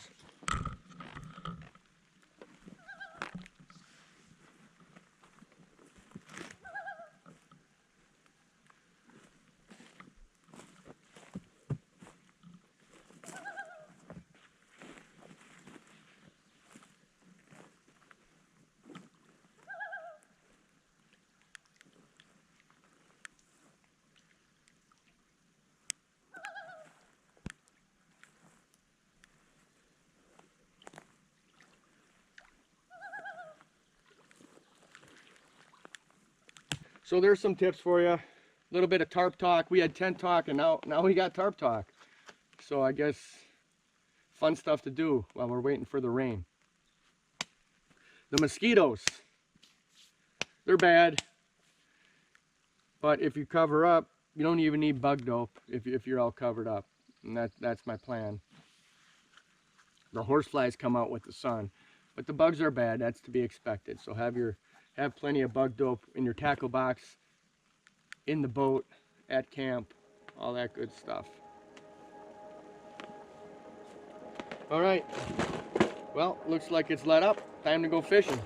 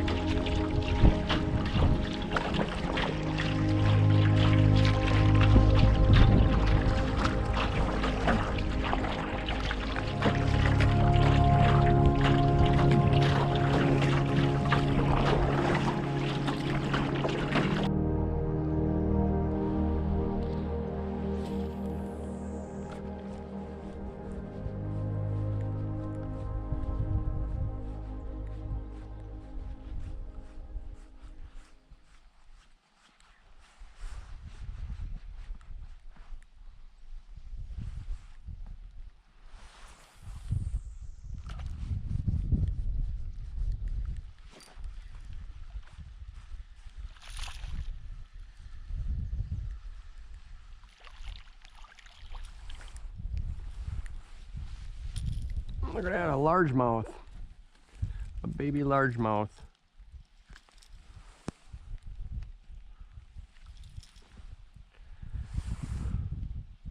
Huh. I tell you what, the big fish just finished spawning a week ago. The only thing in the shallows seems to be these smaller fish. There's one. There, I got one. Little one. Again. See what I mean? Smaller fish. This one's a smallmouth.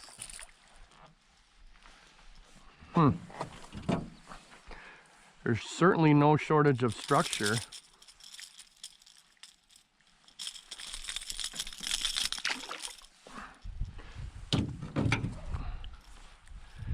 You never want to get in too close to shore on a calm day with the boat because the mosquitoes will find you. I mean, there's structure everywhere, but we had 2 days of rain here, so maybe the fish just moved out of the shallows. It's colder. I mean, it's only around 60 degrees as opposed to 90. So, but obviously we missed the main time here, or I missed the main time.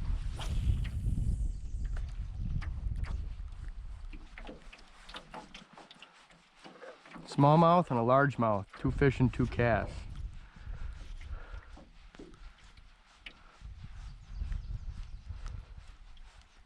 There's one. You got a little bigger one. Ooh, something else is chasing it. Must be another smallmouth. They're fighting over it. Oh, there's 3 of them fighting over it. How cool is that?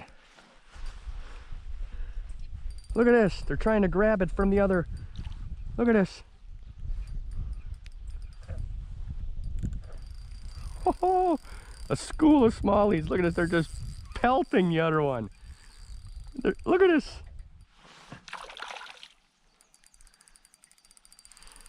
Three smallmouth, all about the same size, 16 and 17 inches. And they're trying to hit the bait in the fish that I have on in his mouth. Shut up. Look at that. He's following it. There's 2 of them down there following the one I have. I can almost touch him. He's gonna get my hand. Let's try to get this one in the net. Maybe.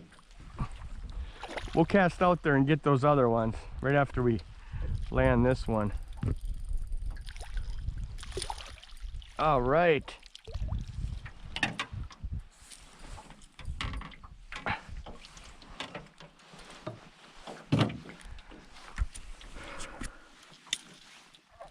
That was cool. I was wondering when that was going to happen again. Here we go.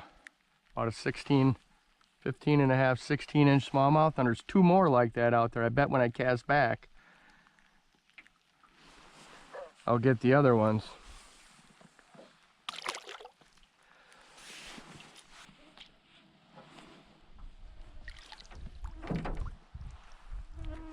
So as I was fighting that smallmouth bass,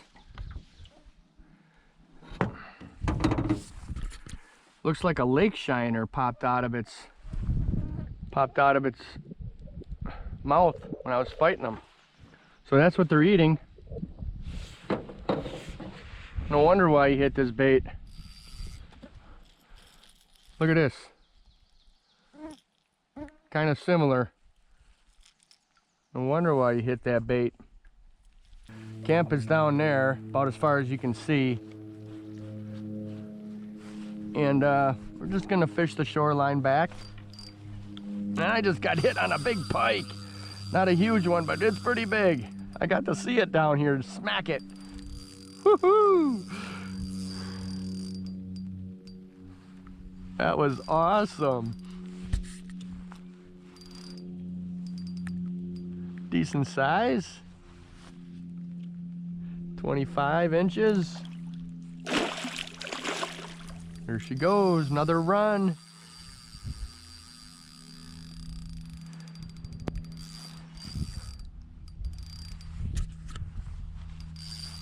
Wow, that water's clear. You can see down at least 10 feet. There's other fish down there. I thought I just saw a walleye. Huh.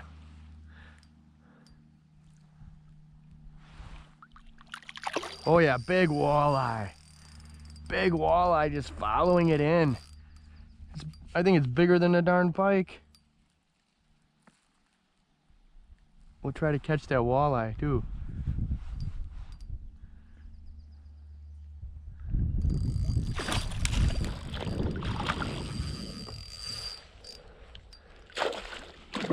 There she goes. Good, did me a favor. Now we can try to catch that big walleye.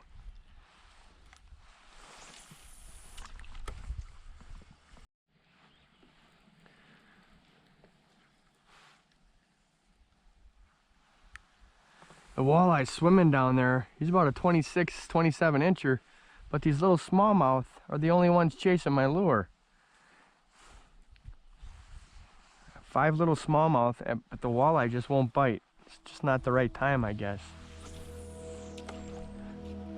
Wow, that is cool. It's a big walleye.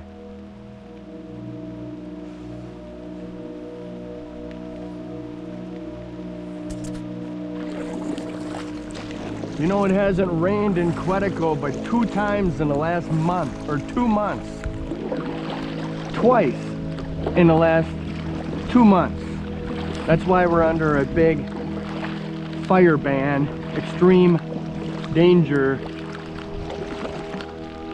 But in the last 2 days, it's rained all day. You can't plan your trips. You gotta stick with your dates. The luck of the draw. 2 days, 2 full days, 48 hours of rain.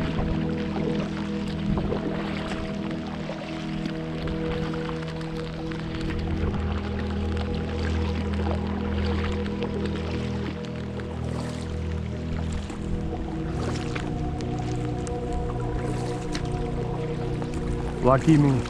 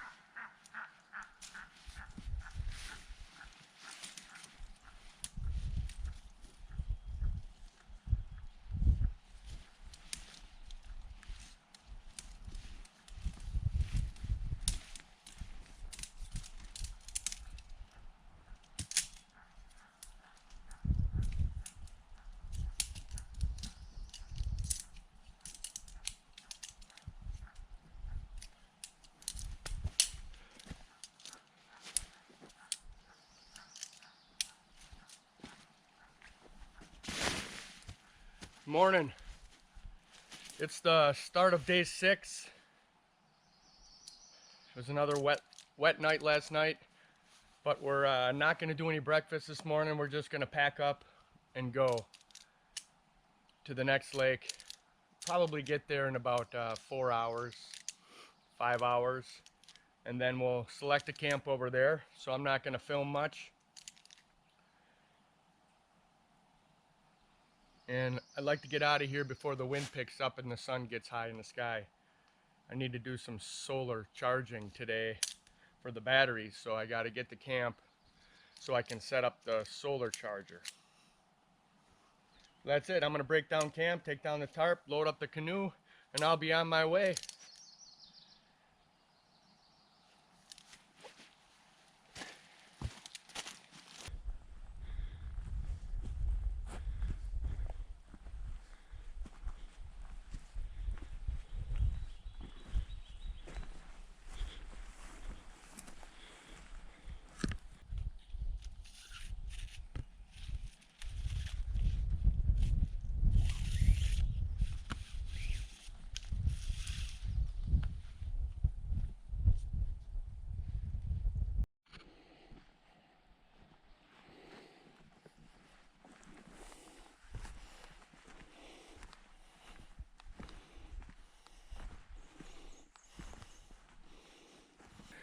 Man, this was a beautiful spot. This was an absolute awesome campsite.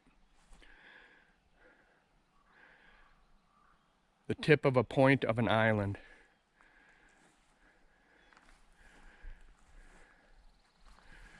I'll be back someday.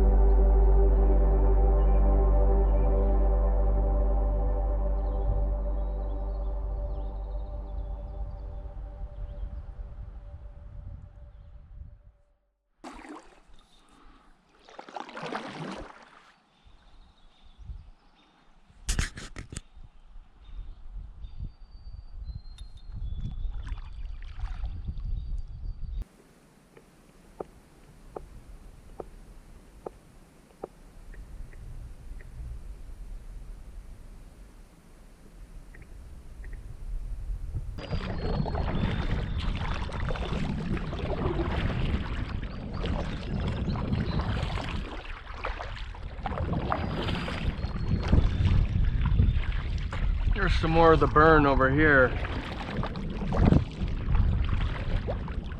That looks pretty bad.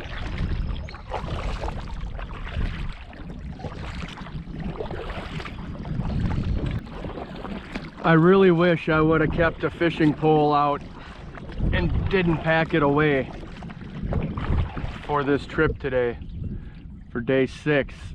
After I broke camp this morning, I would have liked to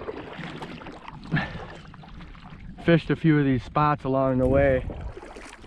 I don't know if I'll ever get the chance to do it ever again, but I marked them on the map. And maybe someday I'll return to those spots and be able to fish them. I think we're coming up on our portages after about 4 to 5 miles of paddling. You can see the dip in the trees, the low spot. That's generally where the portages are. So let's go check it out.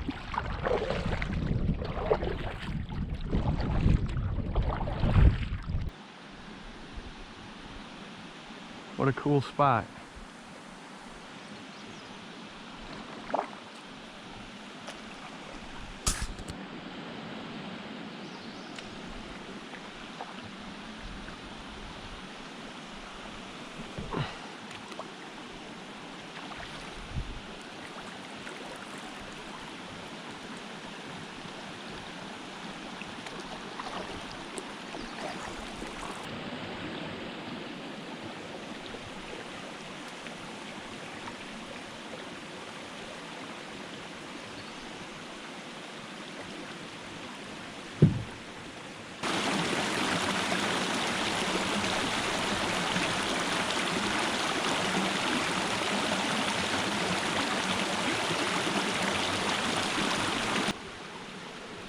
Well, let's find this portage. I don't see any trail. This is not a heavily used portage at all.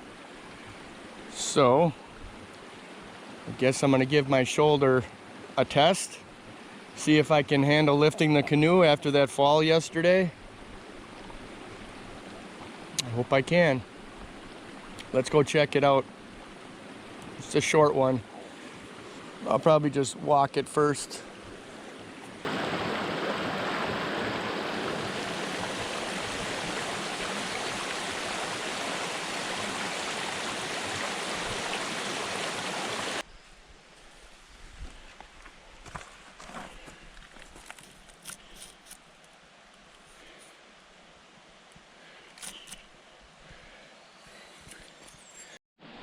So I checked it out.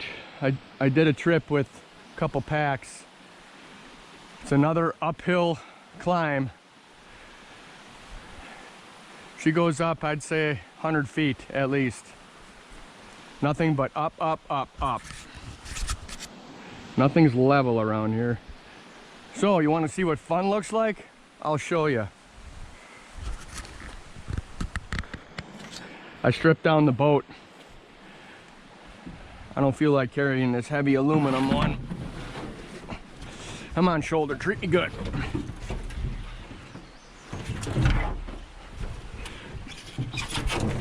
No problem. All right, let's go.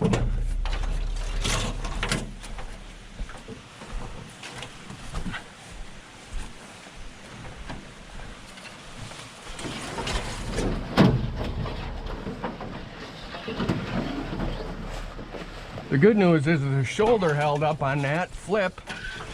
The bad news is it's all uphill from here.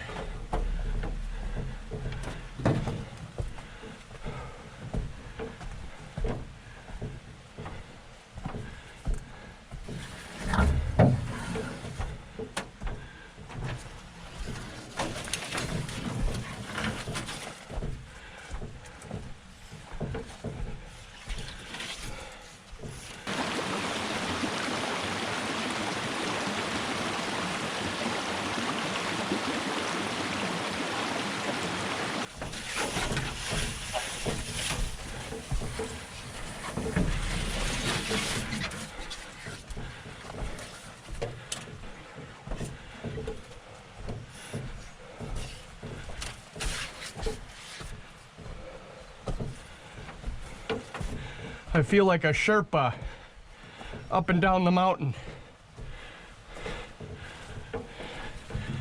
You know what Sherpas are? I think they're sheep herders from Peru or Chile.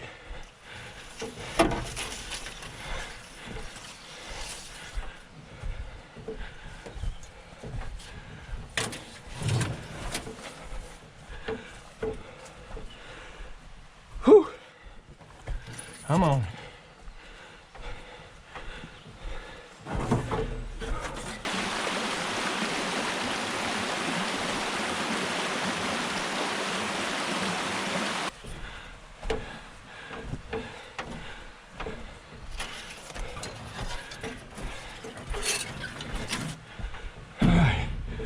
A little rest, a little flat spot.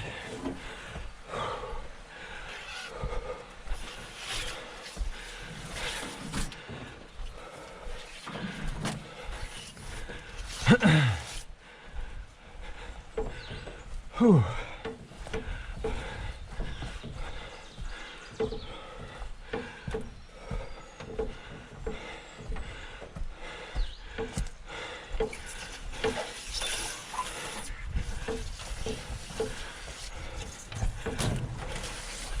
Woo, the peak. We're on top.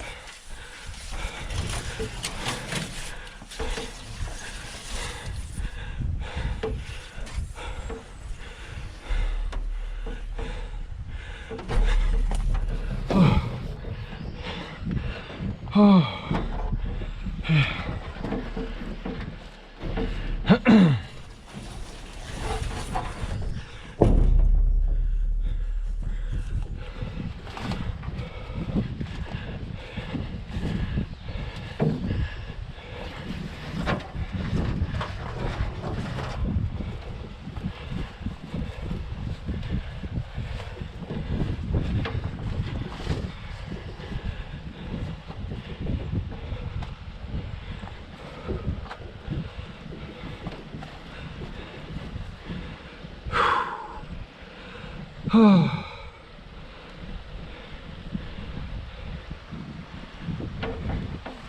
Gotta be careful on these downhills. On the rock, it's got soil, so it's halfway decent. Every step.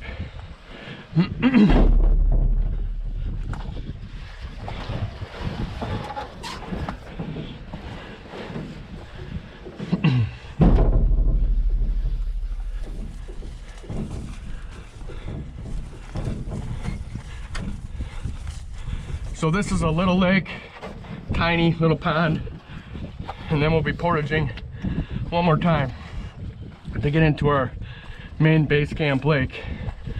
Woo! Yeah! No problem, right? No problem.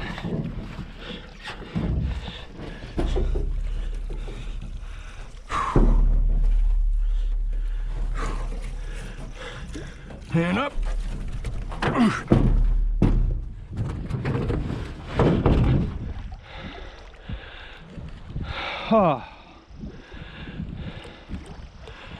Cool. Not my idea of fun.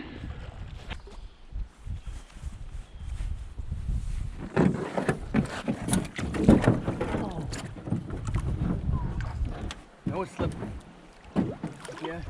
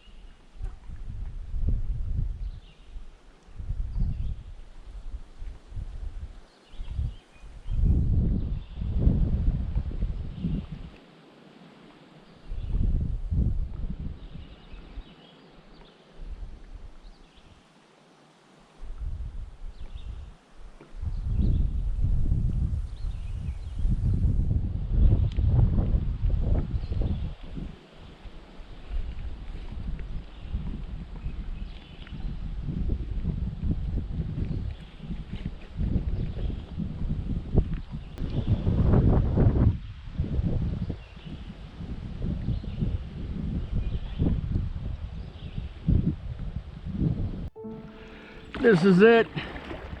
Yeah!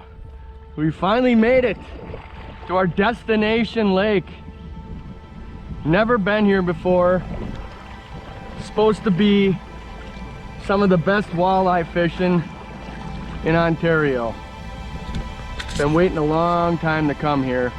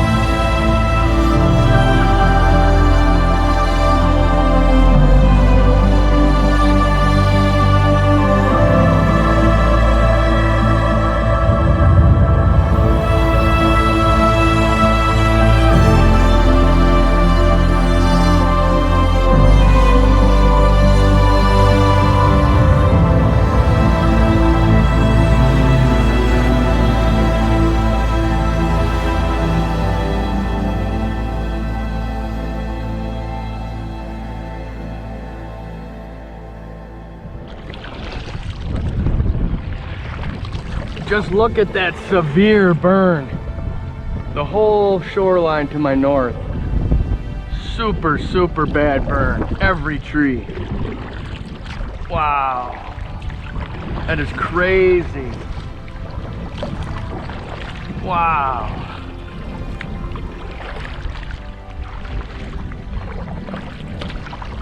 This lake is definitely the most burned lake I've seen so far. By far. I'm starting to get worried. I'm hoping there's going to be some green trees where I'm going to camp.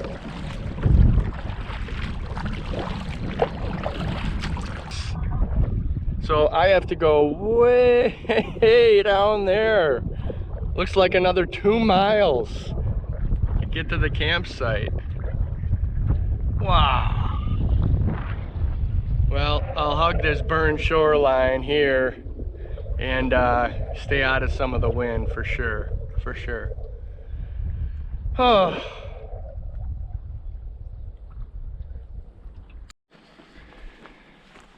I found one of the campsites. Call me crazy, but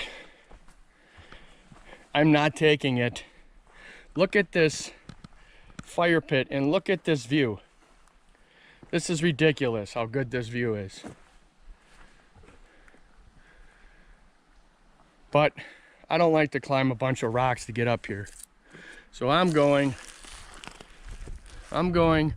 over there for a nice cozy little campsite on an island with nice level frontage instead. Needs to be taken care of a little bit, but I think I'm the man to get that campsite up to snuff again. Check this view out. Wow.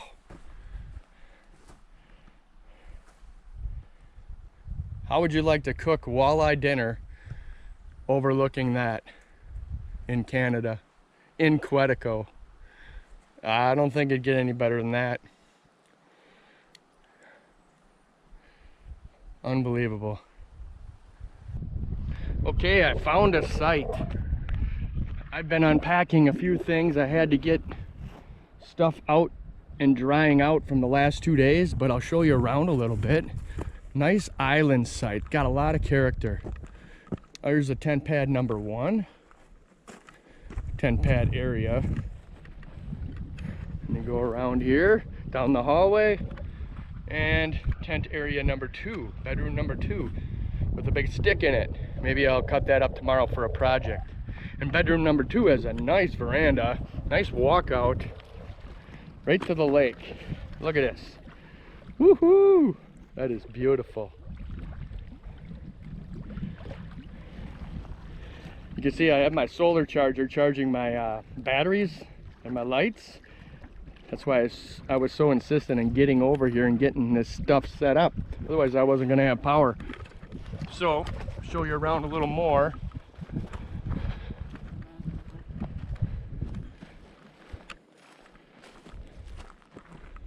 Here's where I keep the canoe. It's in a protected cove, which is really cool. You don't have to deal with the wind and banging on the rocks.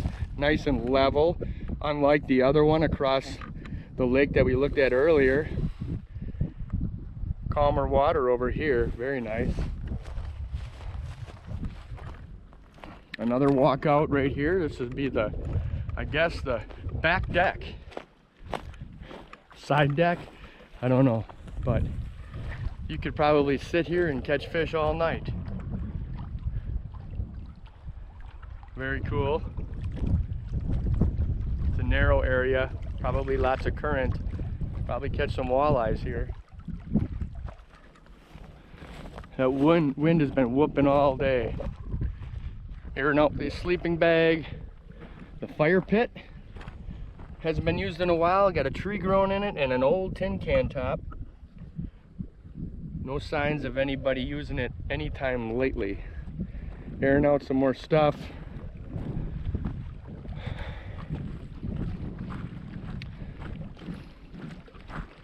Here's the solar panel charger. Big Blue, Big Blue.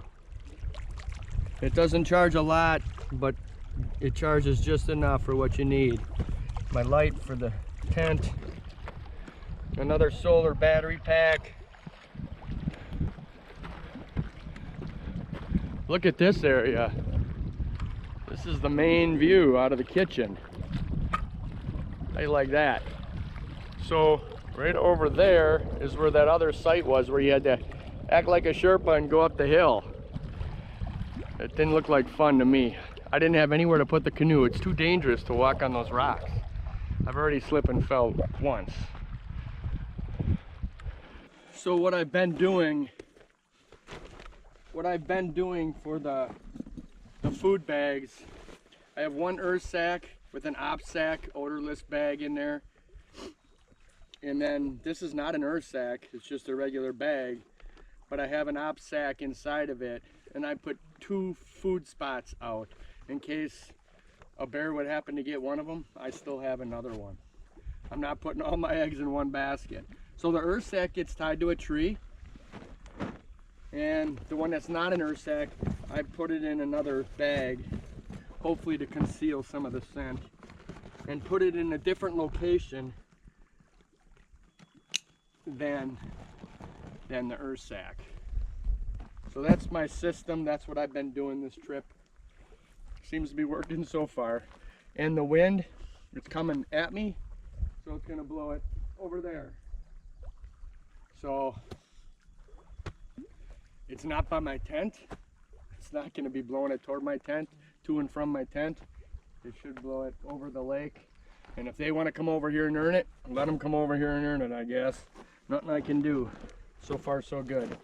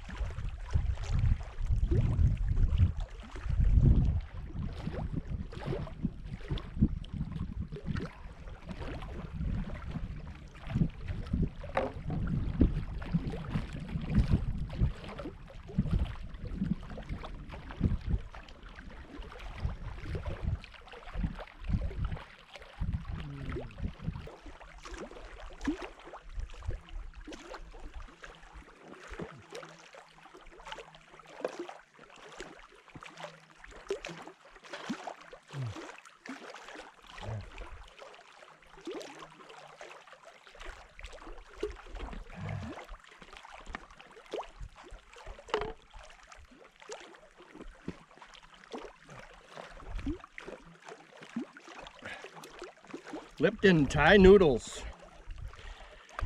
Oh, I hit the spot. Awesome. Cheap and easy.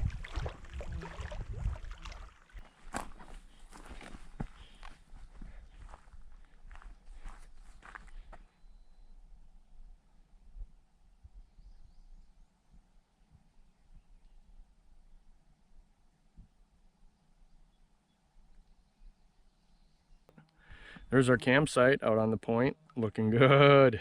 Can't even see the tent. It's all camouflaged in there, green and brown. Okay, look at how it calmed down. Time to fish. Let's see what's in this lake.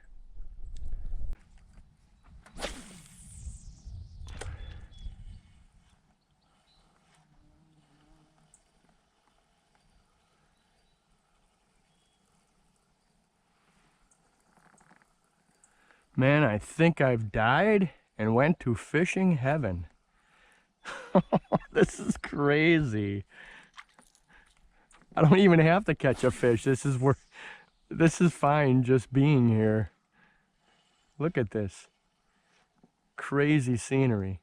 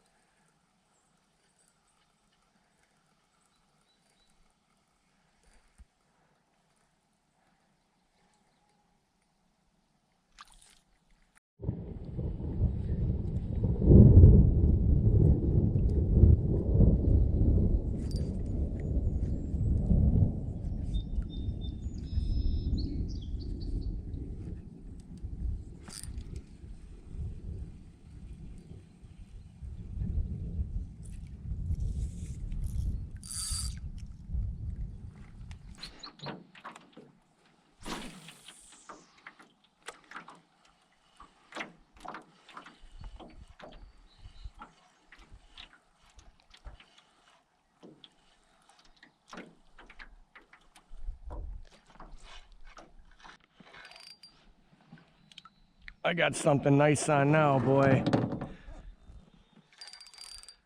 Could be a walleye. Ho ho! Ooh, dog. You're really dogging me. Oof. Wow. That's got some frickin' power. Oh, what is it? Is it a walleye? Oh, nice walleye. About a 24-incher. Hooked barely, though. Barely hooked. See if I can get him in. Oof.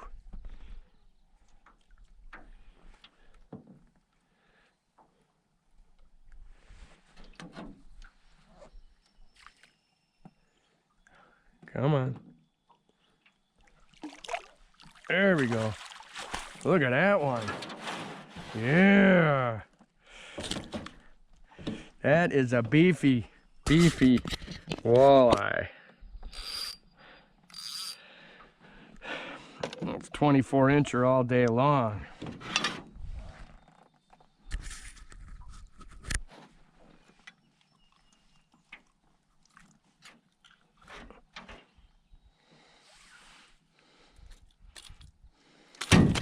Oh, oh. Oh. Look at that. Nice. Nice walleye. Let him go.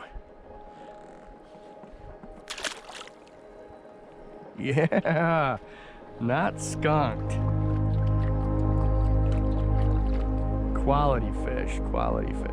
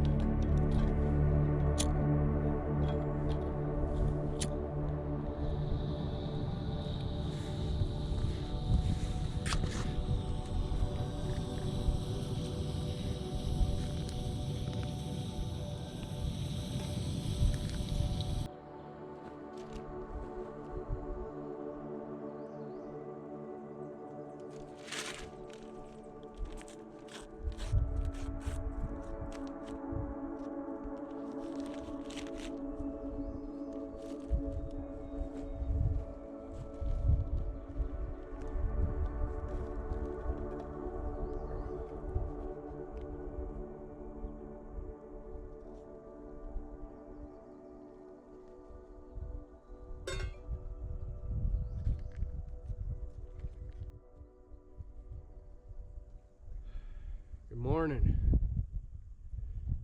Day 7.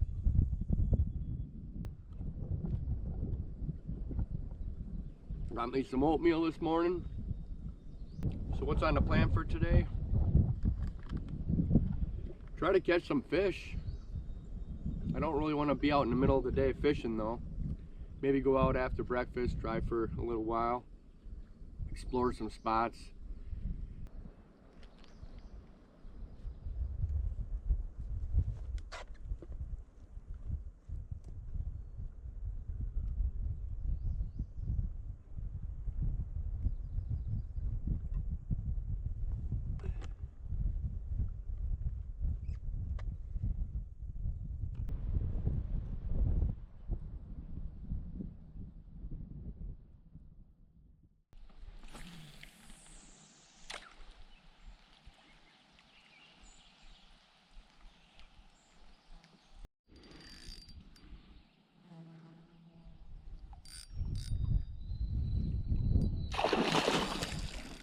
Woo! Haha! A morning pike.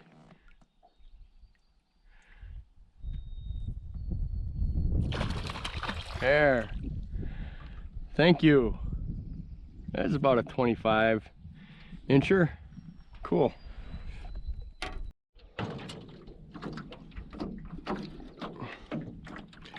So I'm out in the middle of this lake on this rock bar, and it seems to be a lot of fish out here.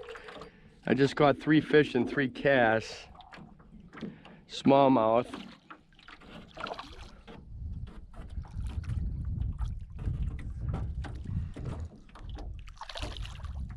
Okay, another one. I got him kind of in the head funny. There you go.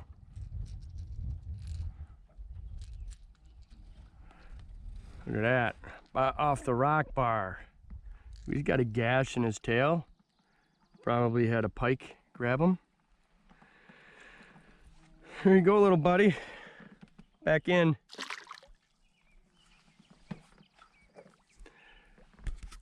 So usually when you find a rock bar like this in the middle of the lake, it's usually pretty good. Seems to be the case again here. Oh boy. Oh boy, I think it's a bass. He's coming up. It might be a big one. Oh boy, I want to see him at least. Oh, this one's not coming up for a while. Come on, jump. Jump for us.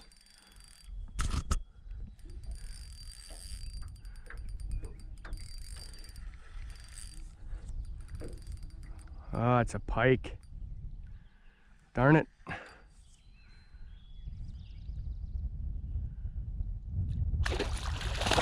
Woo, dog.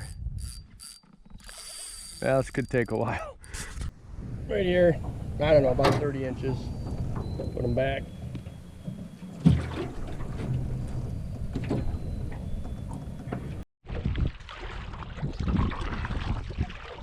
So I just paddle up to the rock. It's in the middle of the lake here. This rock bar, and I just put my canoe on the one side, and it anchors me until I get a fish. It pulls me off.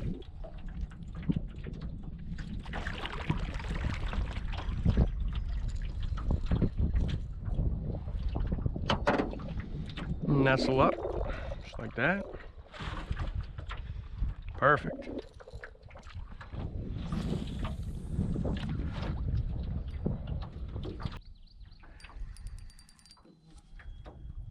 Wally? Oh, walleye. Finally. Nice.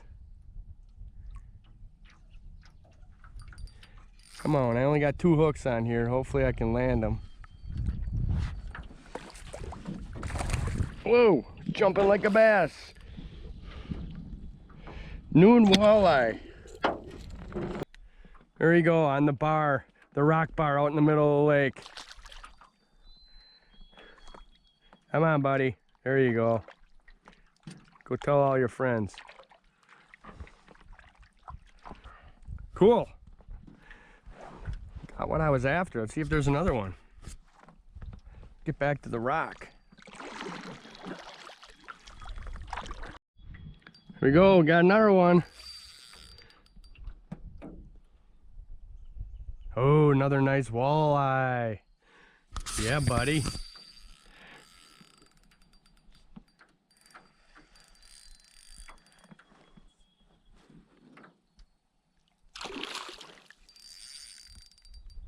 Very nice. A little smaller. 22 inches was the last one. This one's about 20.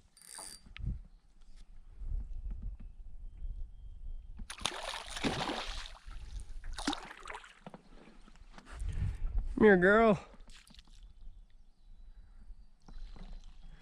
You know what?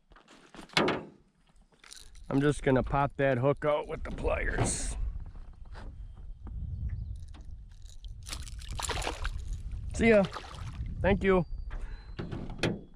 Cool. I think we found a spot. Let's get back to that rock.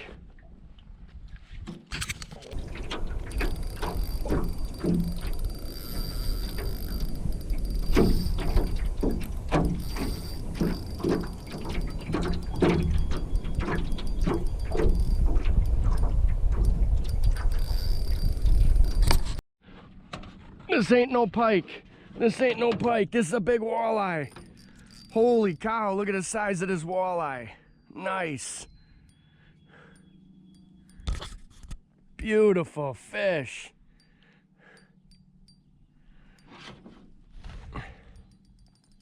Come on, come on, come on, come on.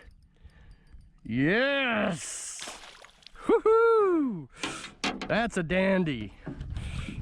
That is a dandy. Look at this walleye. Man. Yeah, buddy. That's got to be 28. I'm not going to measure it, but I'm thinking 28. Biggest one of the trip so far by the rock. Sweet. Come on, bud. Got to release. It's so hot out. These fish are tough to release. There you go.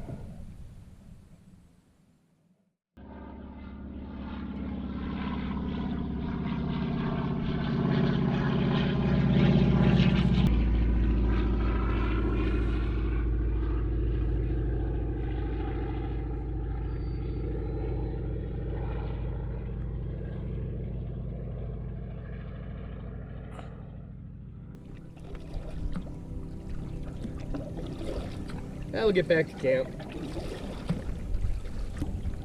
Enjoy some camp life.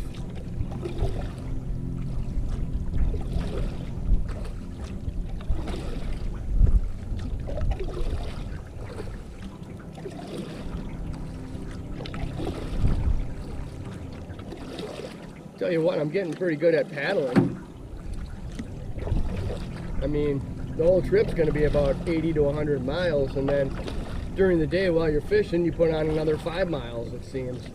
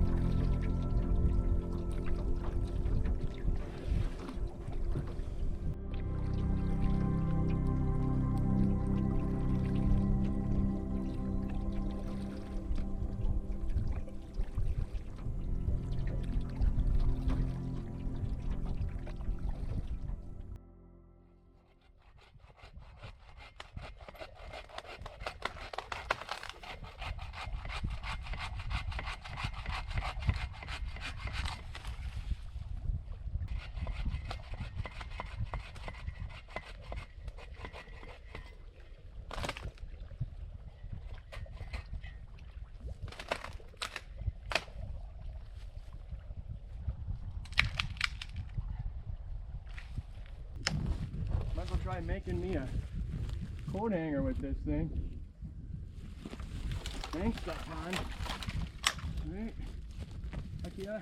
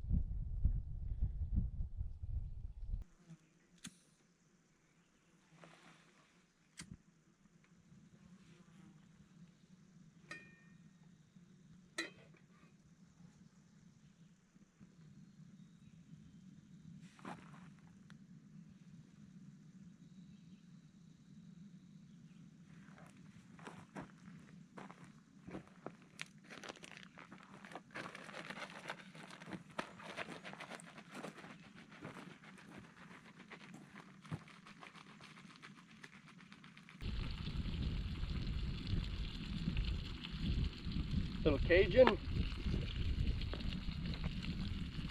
Little pepper.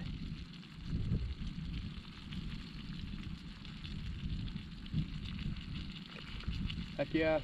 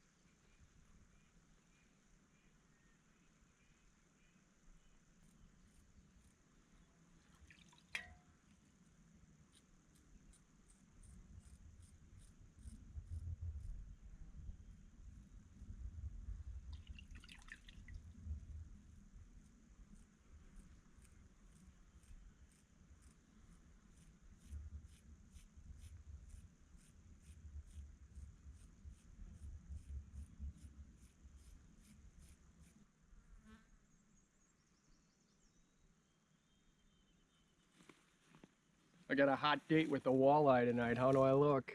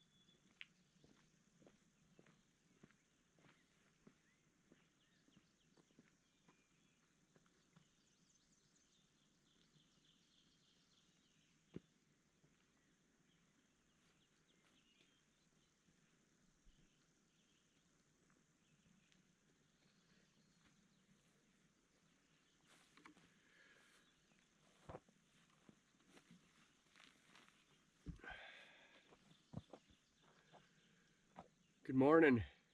Day 8. Kind of a sad day. I have to leave my destination site campsite. The furthest point I'm going north in Quetico on this trip. And I'm going to start heading south now. Visit a lot of lakes on the way back.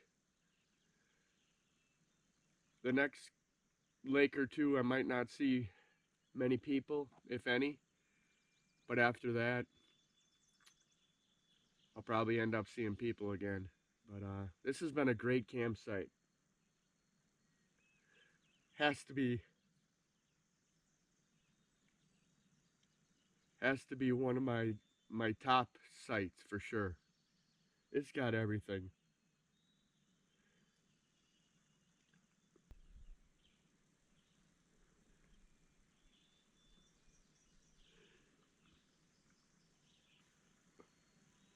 Look at that.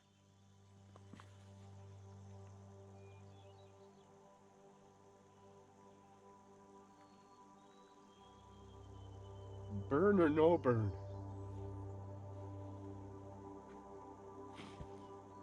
Still beautiful. I don't want to leave that. But at least I came here and I saw it, you know?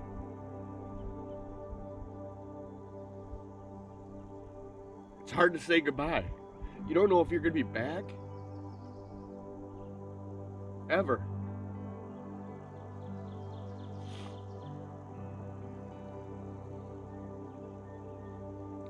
Sorry to be such a crybaby, but man.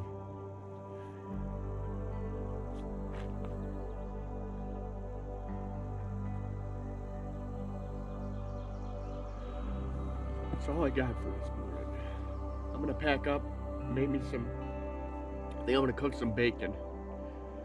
Just bacon for breakfast. And get the heck out of here, load up, and be on my way south. Regrettably, but on my way south.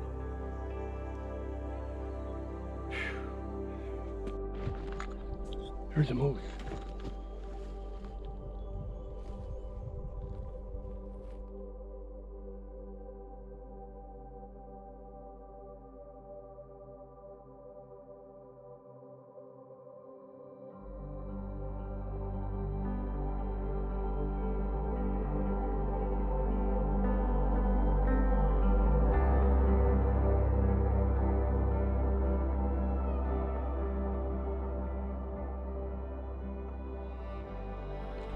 There's a moose, guys.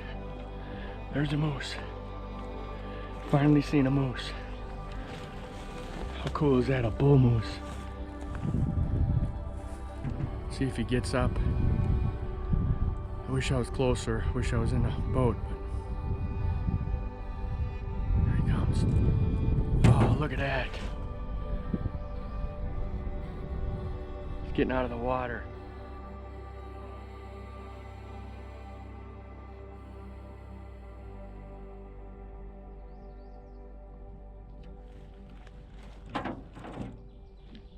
There he goes into the woods. He was probably on my island the whole time. Pretty big rack on him already. How cool is that? Just packing up.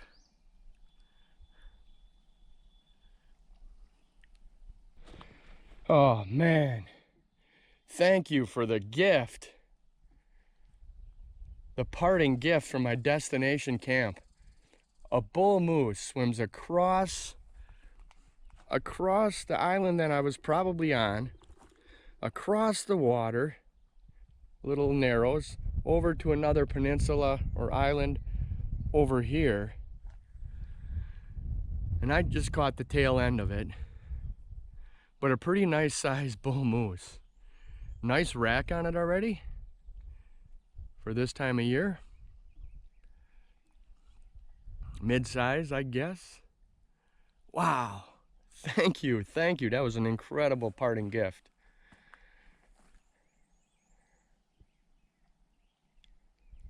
That is so cool. So cool. I guess I should have figured there was a moose somewhere around. So when I got here, I found some moose poo right by my tent.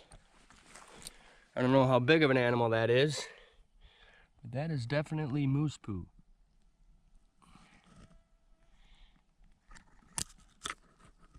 Looks kind of old,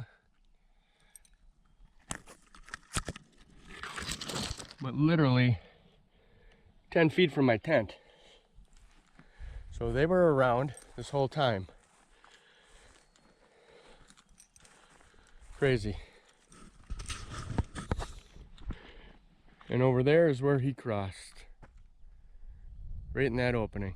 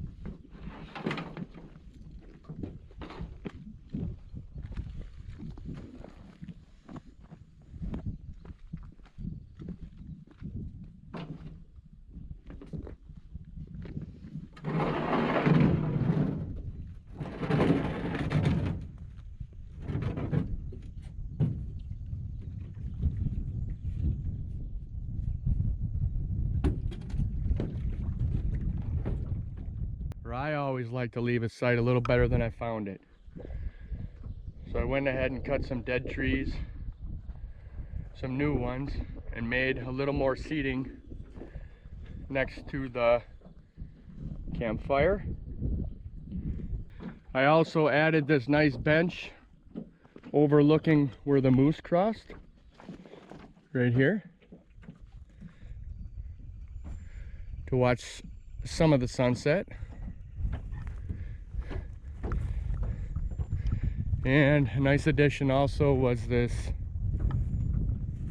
coat rack accessory hanger that I just propped up into a tree. Just leave it a little bit better than what you found it. Hopefully the next people will be able to enjoy this site as much as I did.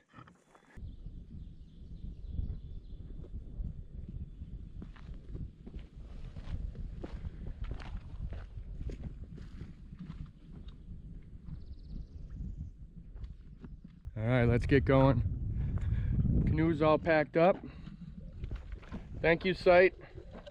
I had a great time. Thanks for the moose.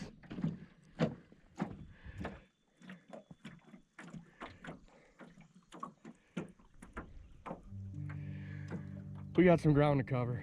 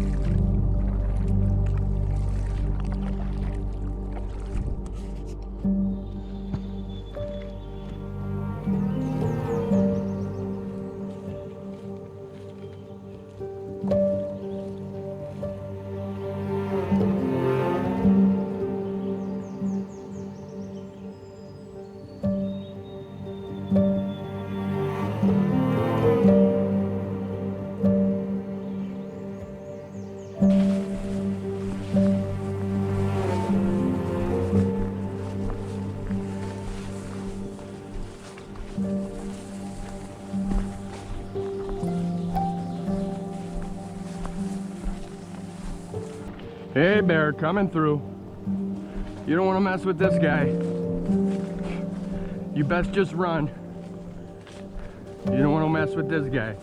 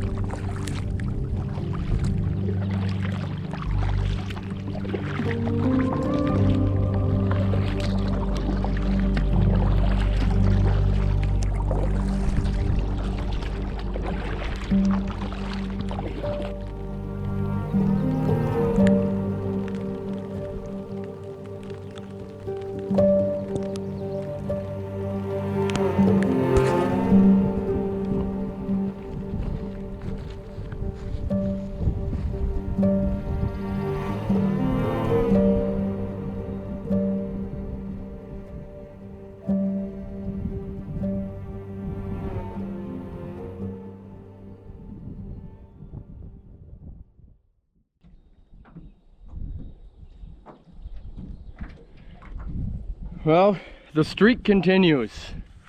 You're never gonna believe this. I found another good site.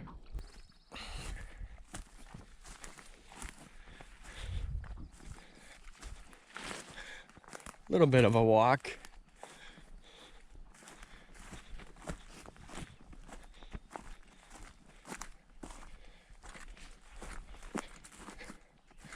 So here's the tent area. A little rocky, but you can easily put 2 tents up on here. There's the window view for the tent area. Not bad. Not bad at all.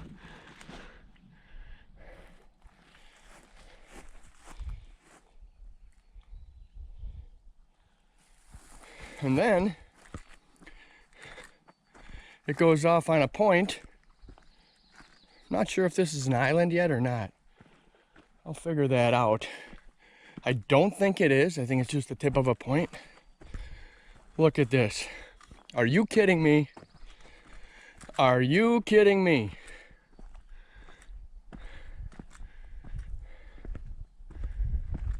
Little different type of character, but man, this is pretty cool. Look at this view from the fire pit.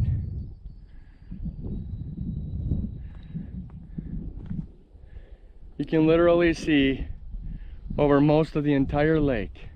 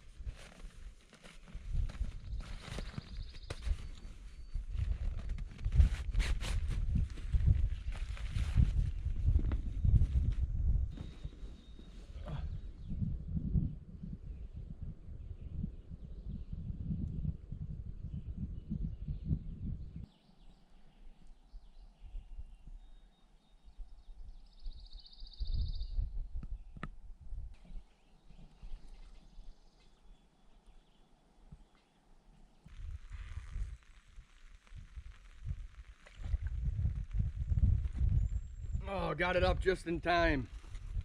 The rain just started.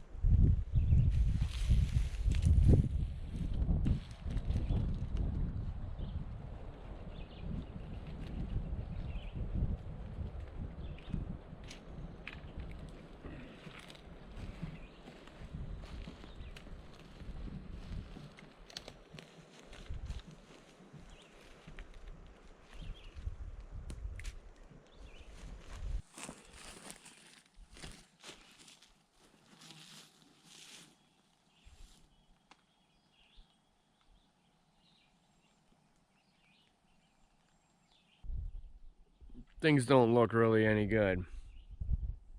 There's a cloud front pushing this way, probably more rain and wind. I don't know. It's very unstable. Anything could happen at any moment for rain, lightning, wind, tornado. Just gonna hang out here, see what happens for the next 10 minutes.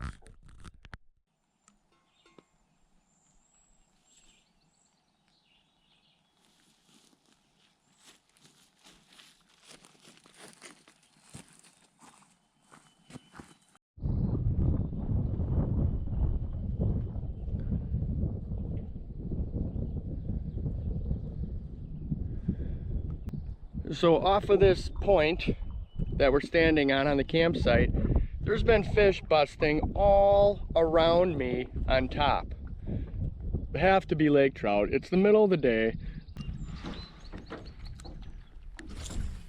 So we're right outside of our camp. Our camp is right up there on the hill. We're just anchored on this stick, trying to catch a trout, because this is where they've been busting all afternoon when I was setting up camp. Wow, he slammed it. Woo!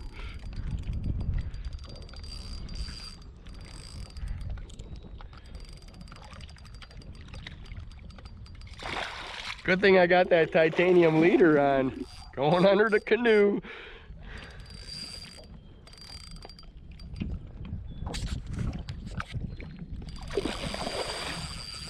Whoa. Jeez.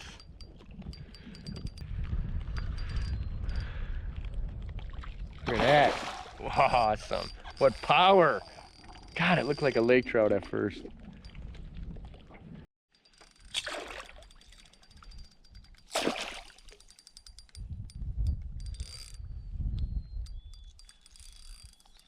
Oh, gator.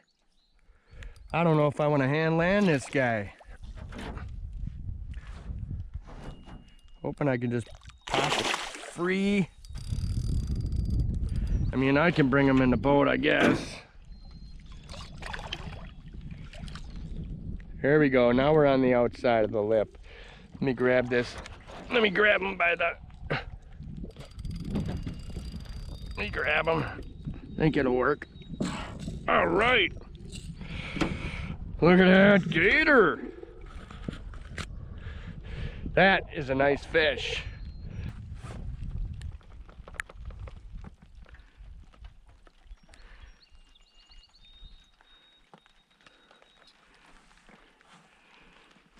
Woo! That's about 32. Let you go. What a quality fish. Here she goes.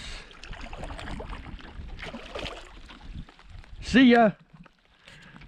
Woohoo!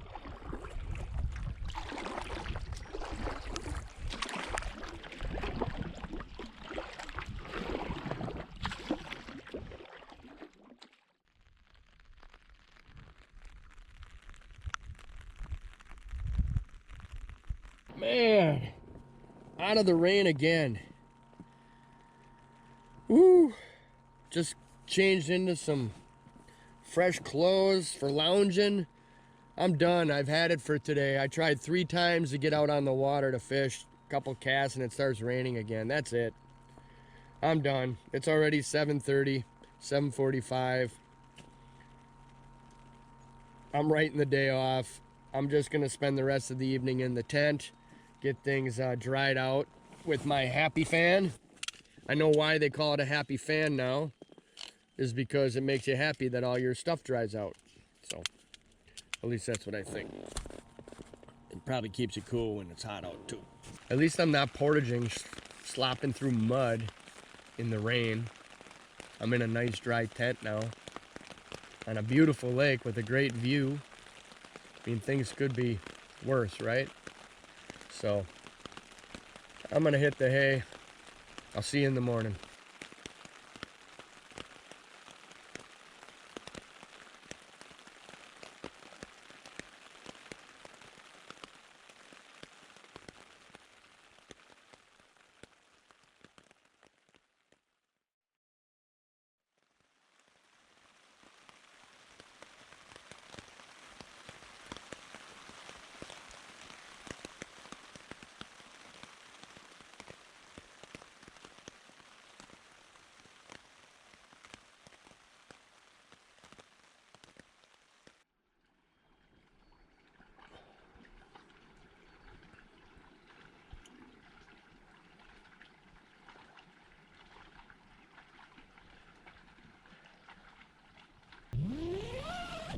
Oh.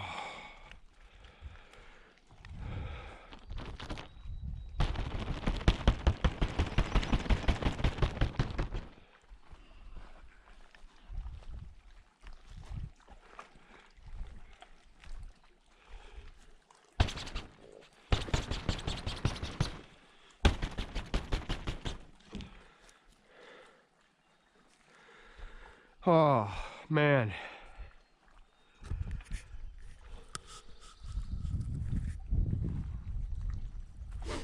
What a night. That was a wet one. That was a wet one. It rained till 3 in the morning. Hard.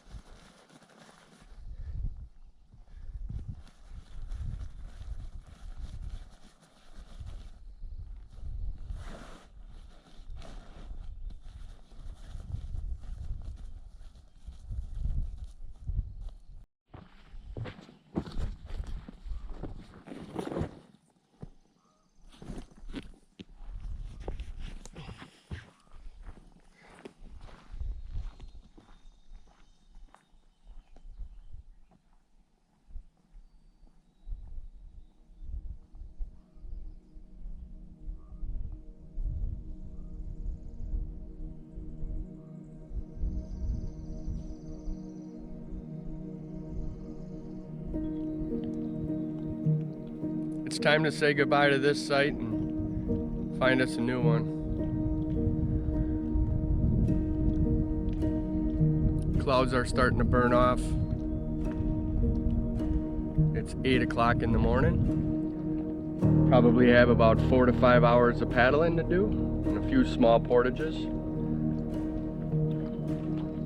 See the fish busting right here, look it. Right here. The whole time I was here, they've been busting. I think they're just bass, not trout. All right, let's get rolling. Yeah, day 9.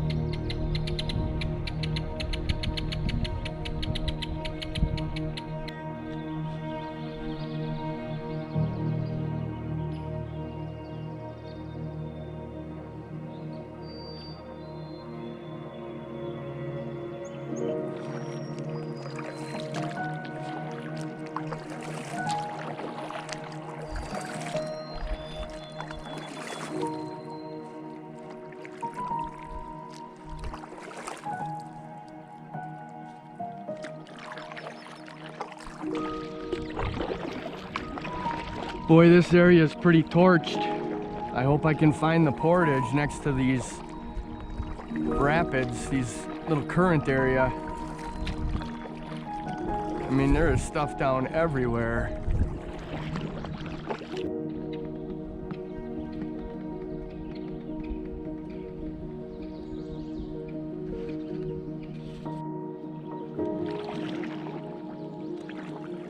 Supposed to be a portage right next to these little rapids. Hope I can find it. It's been burned pretty good here.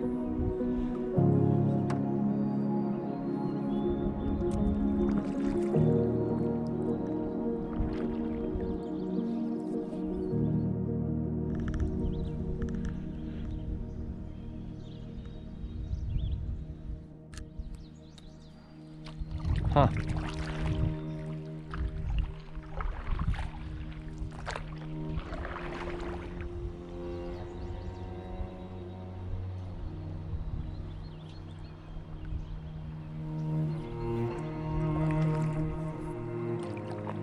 Man, there's stuff down everywhere.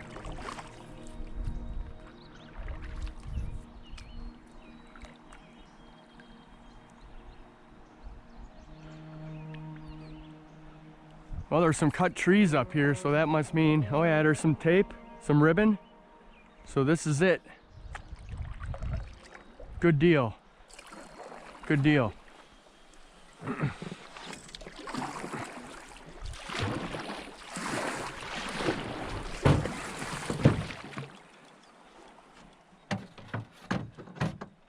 Freshly sagged trees.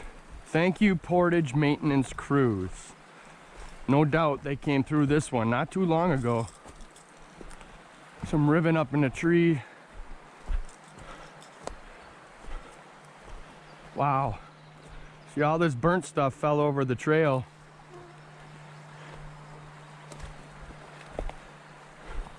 This is just a little portage.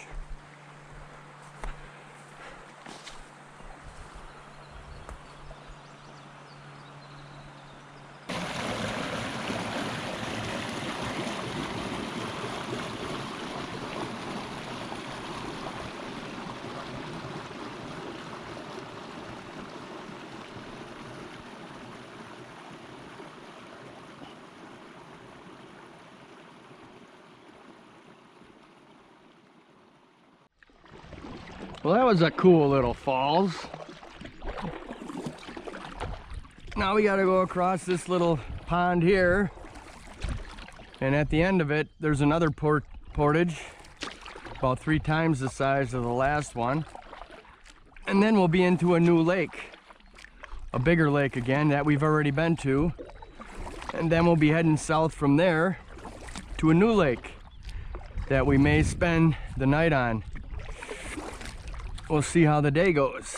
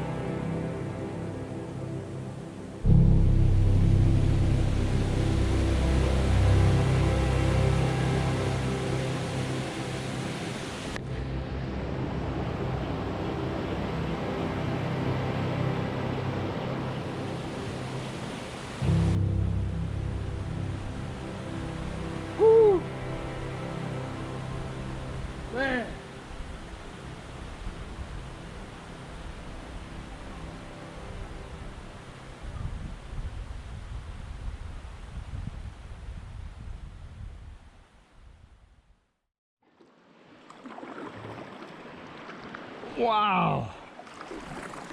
That was just a 35 rod portage. It took me 2 hours. 35 times 16 feet. That's how many feet it is. It took me 2 hours to do that portage. That's how dangerous. That was the most dangerous portage, one of them I've ever been on. I don't wish that upon anybody. That is screwed up. But it's over. Thank God we didn't break anything.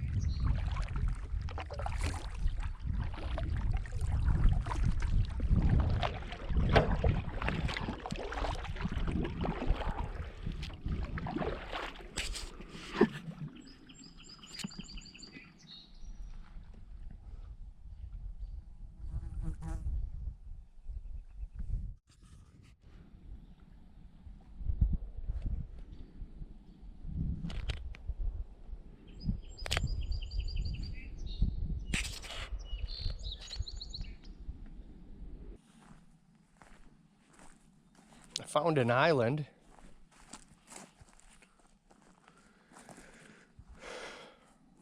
Just gonna check out this campsite. Check this out. I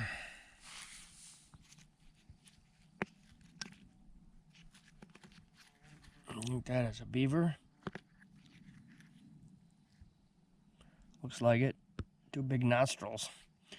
Two big teeth holes up front. Look at the size of this bone.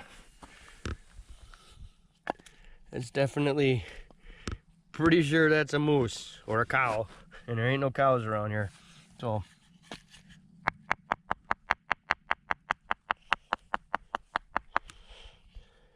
wow. There's some big bones. Some ribs to go with it.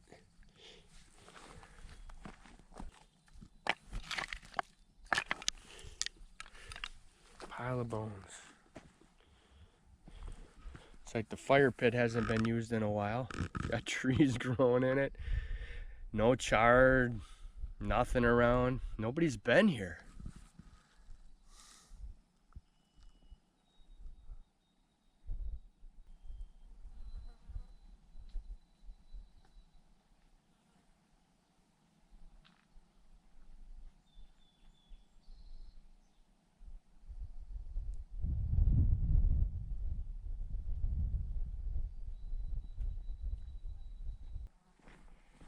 Looks like a dead Cisco. Awesome. Washed up on shore here. Pretty fresh from this morning or last night.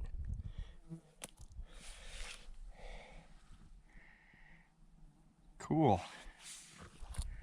It's maybe about 6-7 inches. That's what they're eating in here, huh?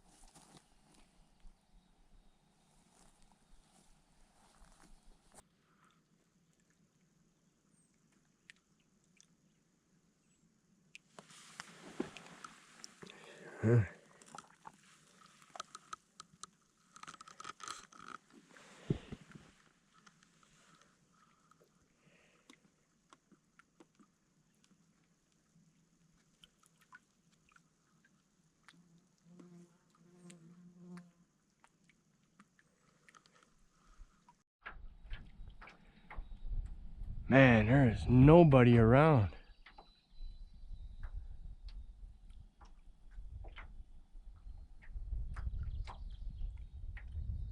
It's a cool spot, kind of like in a canyon. Very, very secluded.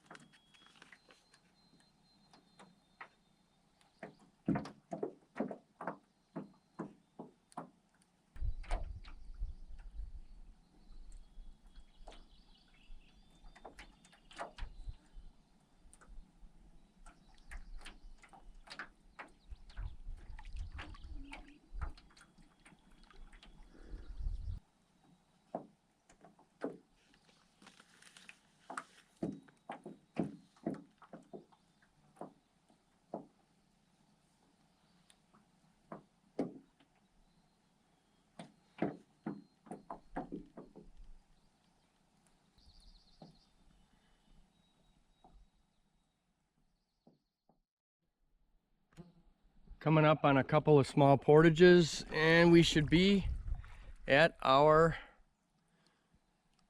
lake for this afternoon. And we're gonna set up camp. Let's go take a look at these portages. Hopefully they're not as bad as the last ones.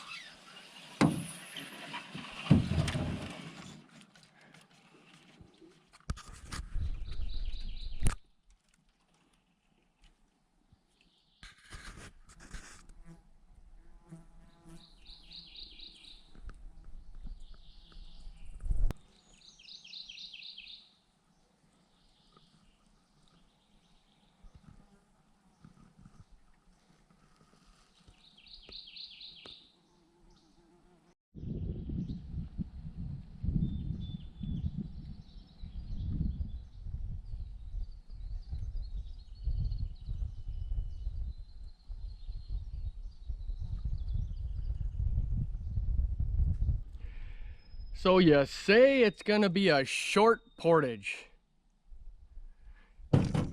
It might be short, but it ain't easy. Holy frickin' rocks.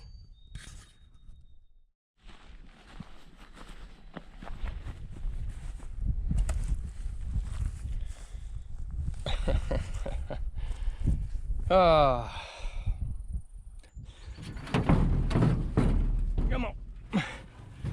1, 2, 3. Upsy daisy.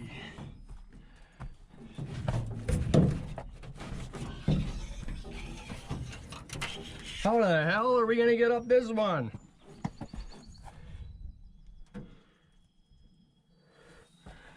Woo! Come on, baby. 1, 2, 3.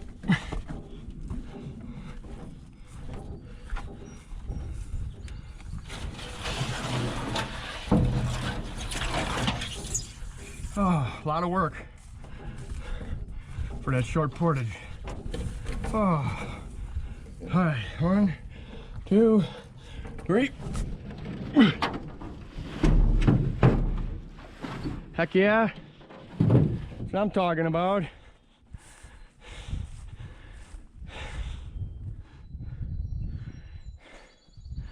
Now I can load all this crap back in it. A portage is a portage, no matter how small.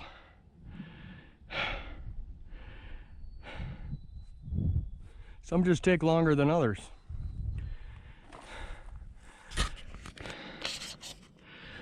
Whew.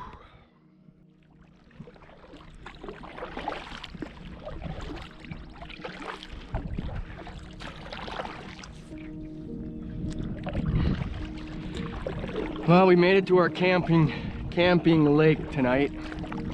Looks pretty good. A lot of character. It's a pretty big lake. When we come around this corner, I think I'll see just how big it is. Just part of it here.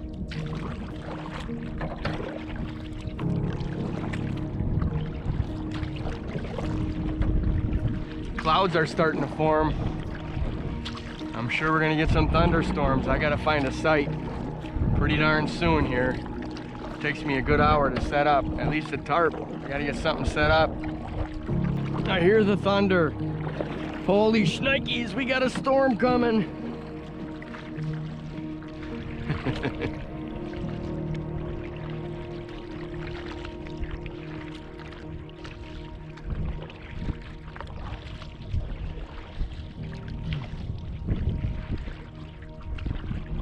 Okay, I found a sure thing campsite up in here.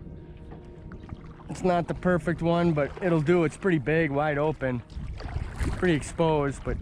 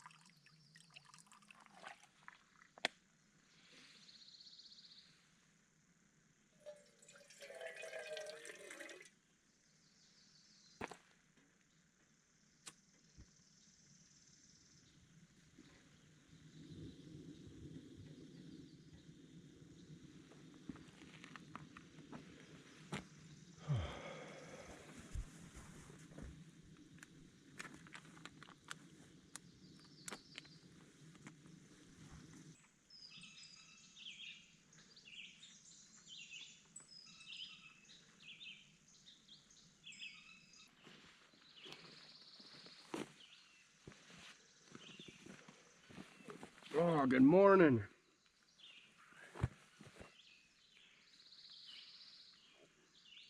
Day 10.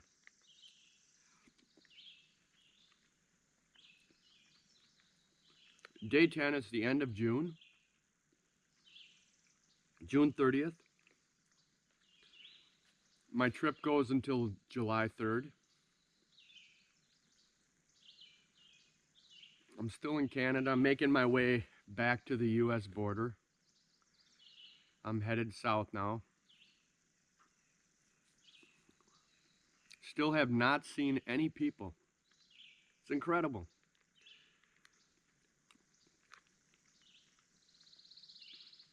So I haven't seen anybody since day 1, day 2. So at least 8 days. I haven't seen a single soul out here. It's just me. Weird. Cool though. I like it. So I'm kind of confused what I should do today. I'd like to spend it away from people, because I know if I start heading south one more lake, I'm probably going to run into people.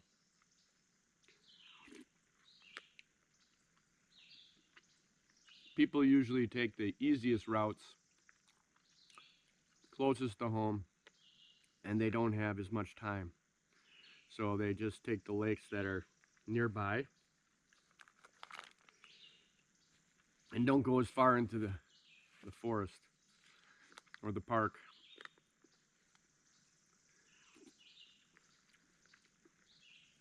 So I'm contemplating if I should just hang out on this camp. It's a nice camp. Try doing some fishing, catch a fish fry, or catch some fish for a fish fry. Fry them up later.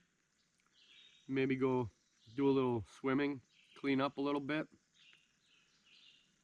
and then maybe make a decision by 11 o'clock what I want to do, see what the skies look like. Pretty sure I'm going to stay.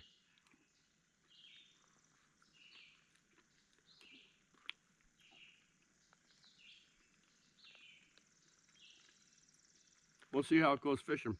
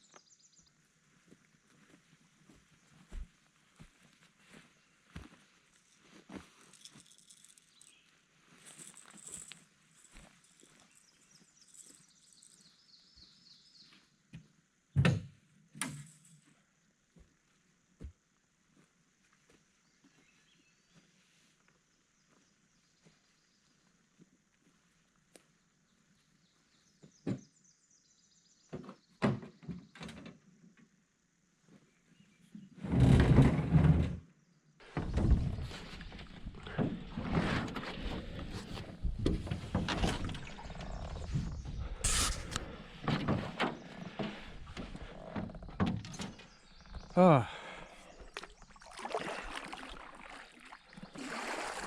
It's good to be in the canoe, going fishing, not paddling. Certainly haven't done enough fishing on this trip.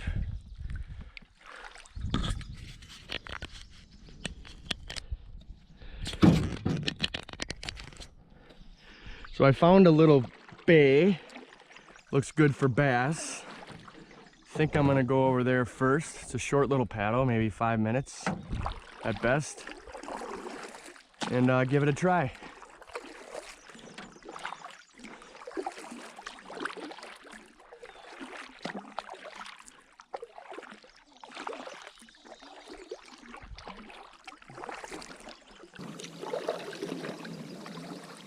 What a beautiful morning.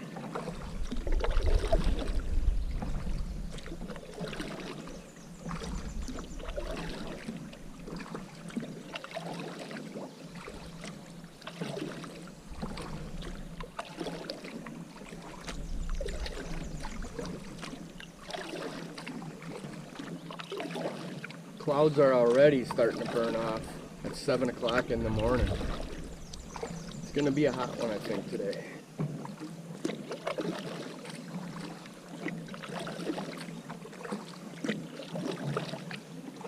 Hopefully the fishing is hotter.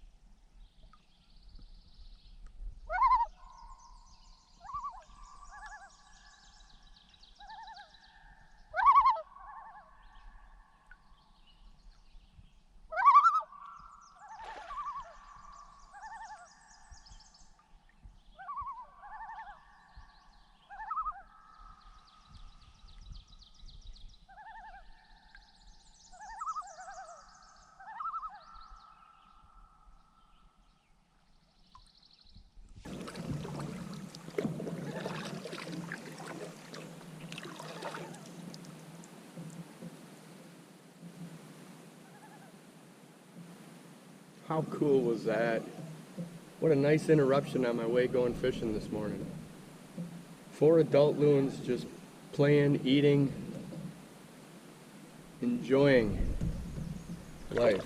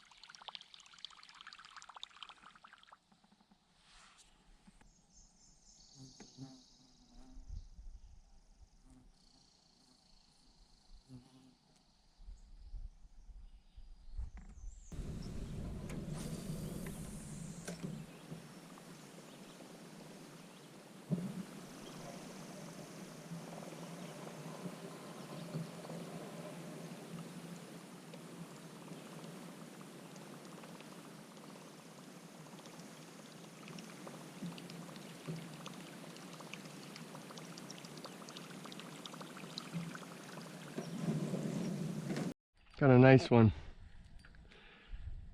Oh yeah. Oh yeah. Nice. Haven't seen it yet. I don't think it's begun to fight yet. I think it's a bass. Could be a walleye. I was on a point.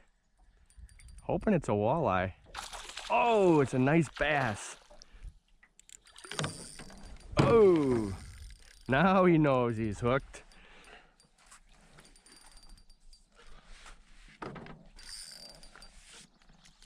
See if I can get him in, walk him in here.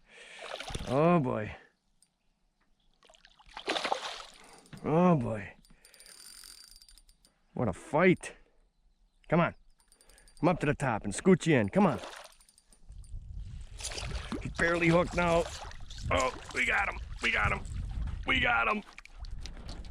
Oh yeah. Nice. Nice fish. That is a nice one. I'd say he's about 18. About 18, yep. Nice fish. Put her back, big girl. Big girl. There she goes. I need to catch me a couple for eating, but that one was way too big. I'm looking for some smaller ones. You can't keep them that big anyhow, right now. So, here's the island I'm staying on right here. It's pretty big. I don't know, total it might be 10, 15 acres. This is the back side of it. Of course, you've seen the front side already. It looks over the big part of the lake. Incredible view.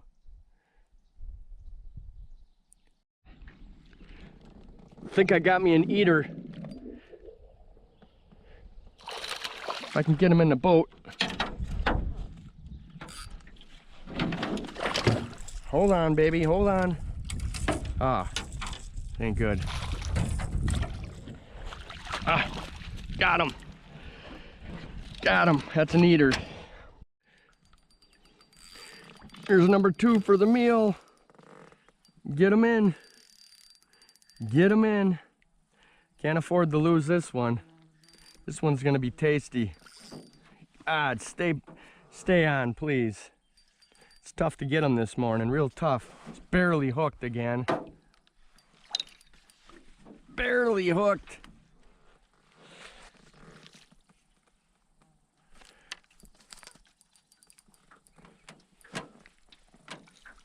Got him. Fell off right in the net. Figure that out. Yeah, that'll be lunch. Number 2 for the pan. Let's go cut them up. Man, I'm hungry. Sun's coming up. We got to get this solar charger working on these batteries too. So, put him on the stringer. Oh, about time. It's been tough fishing this morning.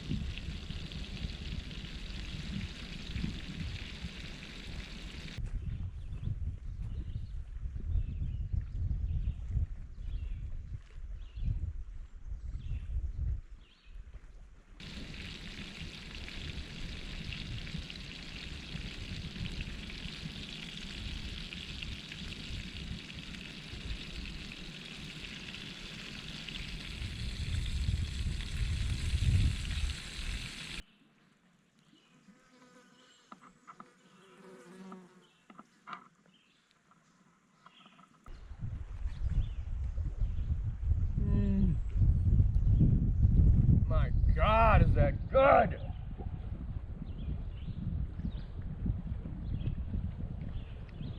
Delicious.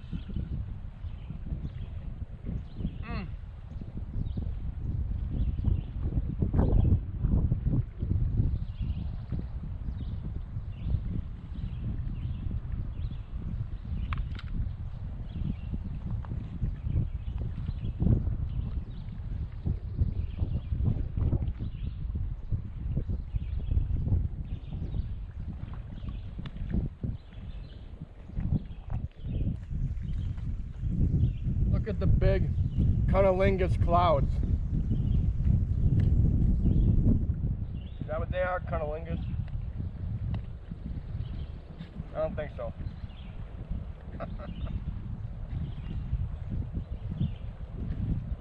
So how are you liking Quetico so far? Welcome to my living room.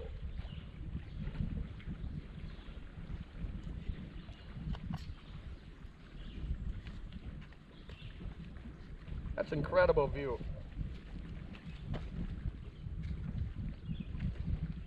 That's an incredible fish.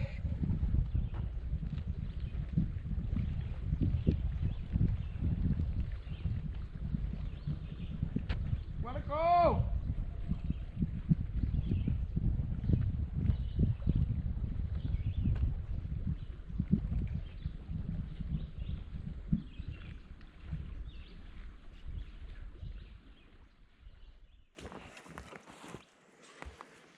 Oh, I'll leave that there for the bears to clean up.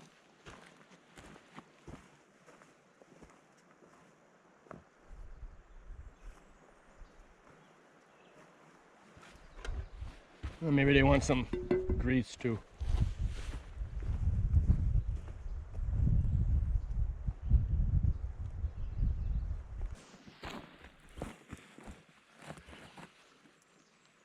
This is how you do dishes when you're out in the wilderness.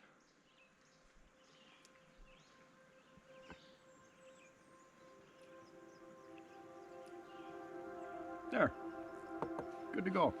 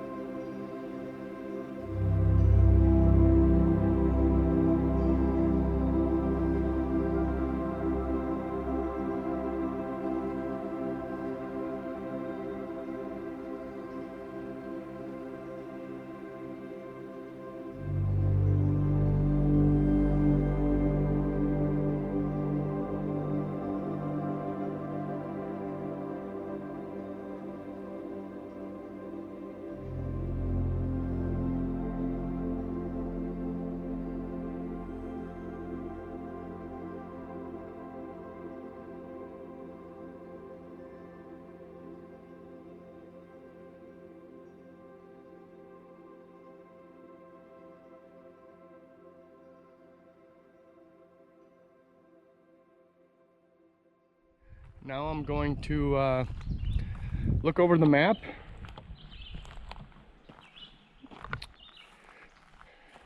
and see where my route's going to take me. Tomorrow morning I'm leaving this site. So I'm going to hang around here, finish up my chores, and then go fishing in the evening if it doesn't rain.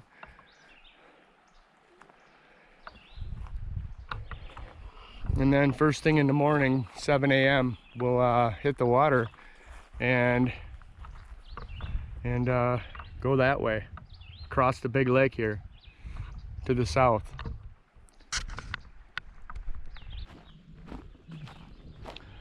Okay, loading the boat up for a few hours of fishing for the evening. Hopefully no storms come. I just need one thing. Wilson! Wilson, where are you? Wilson! Ah, there you are, Wilson. Ah.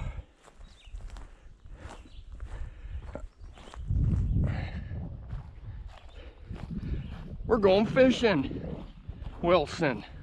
We're going fishing.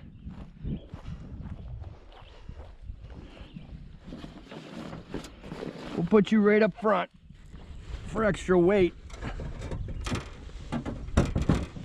Perfect, so the wind doesn't blow us around. Perfect. Now we're ready to go fishing. Hang on, Wilson. Wilson, put your life vest on. Put that on. You don't know how to swim. You sink like a rock.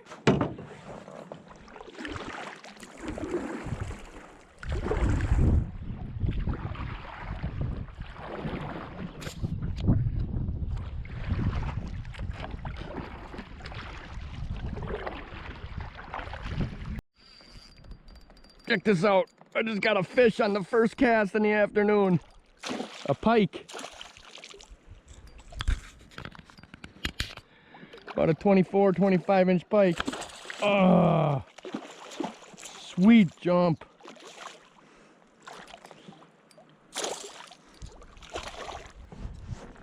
Here he goes, jump. Woo! That's why you gotta be wearing your glasses, folks. That hook comes out and gets you right in the eye. Always wear your glasses.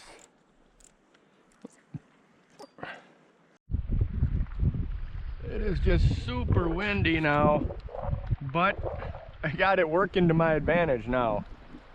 It's pushing me back to my camp. Just gonna fish some spots along the way. Nature's trolling motor.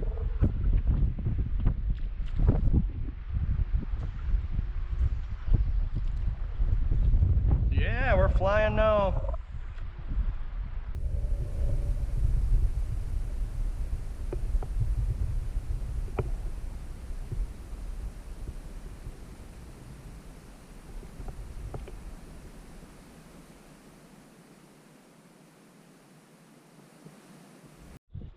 Oh man, the smallie just came in and nailed it. Right by the boat.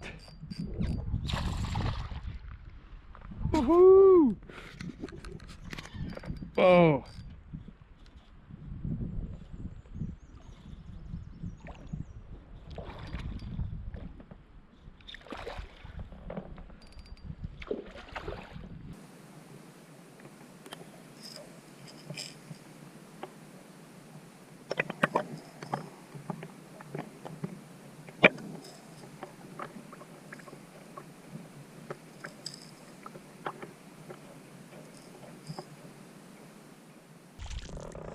Come on, it's a nice fish. All right. That's a 17 incher, I think. Holy cow. What a hit, right by the boat.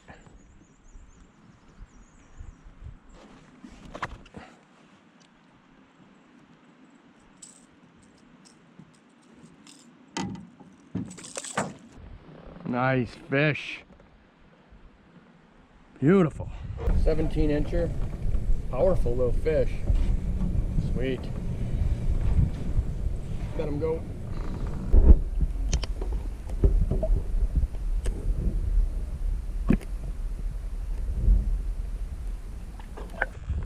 There he goes, back in the wood. That's where he lives.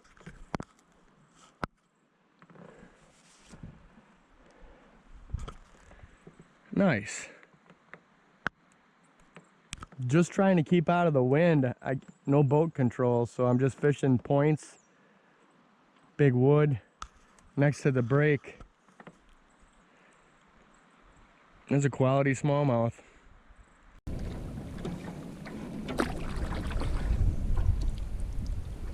The fish are not biting. Just enough to get a meal. Just enough to get a little bit excited, but it is definitely into a summer mode. It is past the springtime period.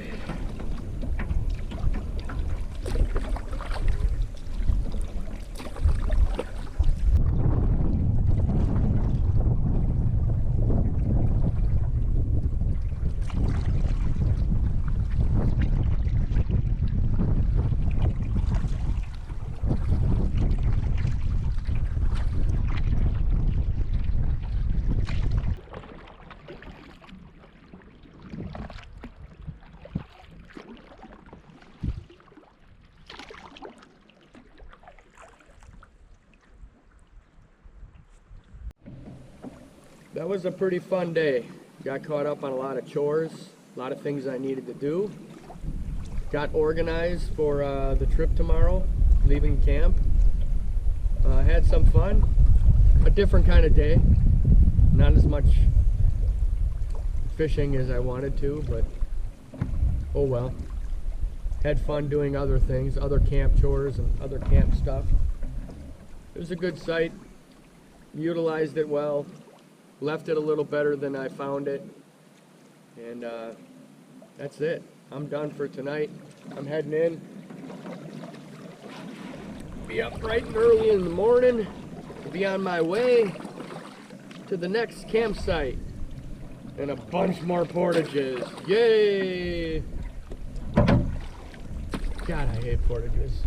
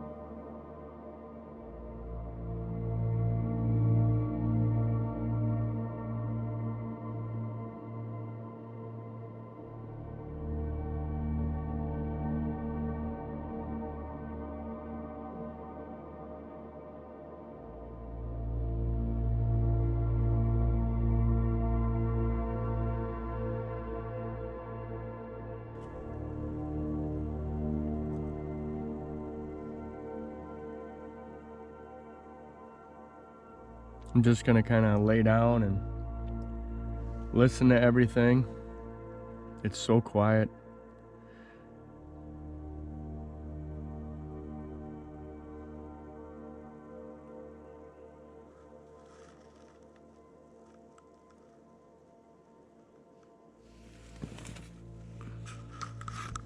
Good night.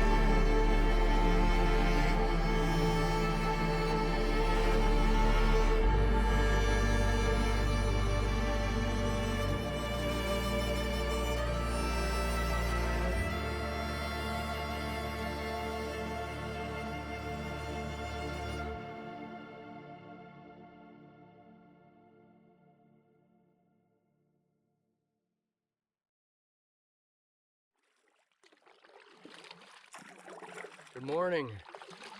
Day 11. Woke up to a beautiful morning. Dead calm. Makes for easy traveling, at least in the morning until the sun comes up. And it will come up pretty good today. There's not many clouds in the sky, but a nice relaxing paddle across a very big lake.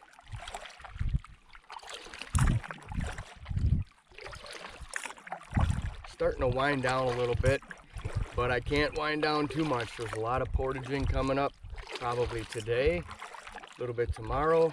We'll see how far we can go. Wow. Dead calm.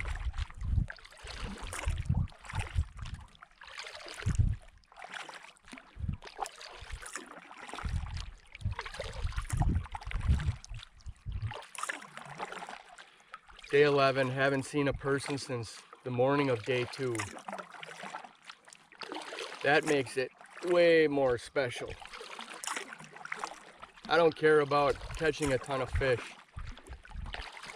I mean, that's a bonus, no doubt. But when you can come up here and visit Quetico and not see any people, I mean, what's with that? That's awesome. That's solitude.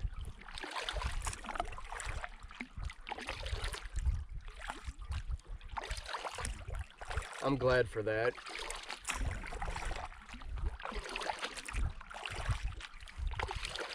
I don't need to come up here and spend all the money and time away from work and my life and see people. If I wanted that, I'd fish in the Boundary Waters, Minnesota side.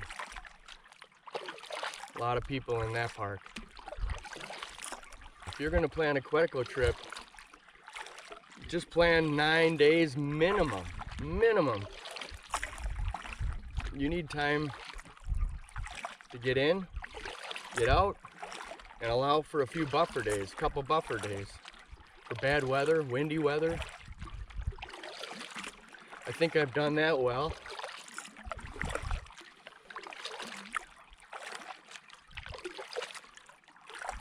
So a 9 to 14 day trip for Quetico is pretty much what a person needs. Let me show you a look at what I'm looking at here. This nice paddle across the lake.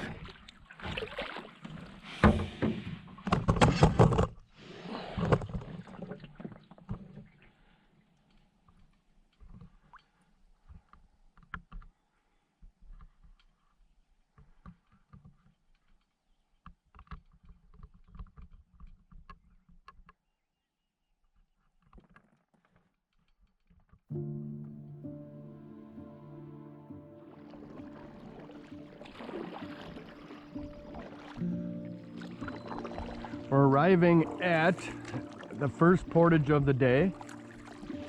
It's a short one, up and over.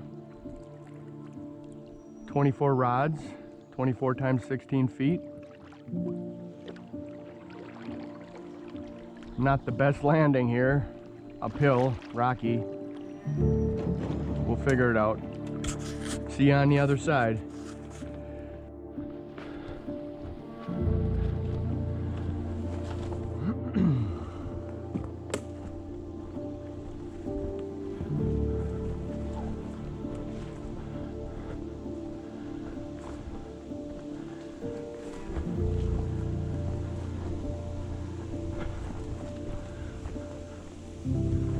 So far this portage is pretty normal. So far. Rocks, few rocks, not that bad. But do you really think, do you really think that the whole thing's gonna be like this?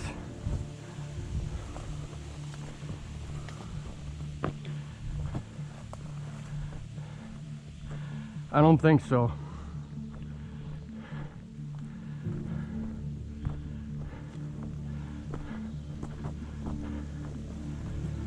Oh.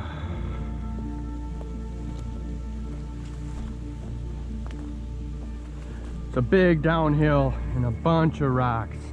Check this out. I already took the canoe across down this rock hill. It's about a 35-degree rock hill, maybe 45-degree. Wasn't easy, but I took my time and I did it. Gotta watch your every step. There's no hurry on these. Whew. Trust your steps. Pick good spots and trust your steps. Bail out if you feel something going wrong.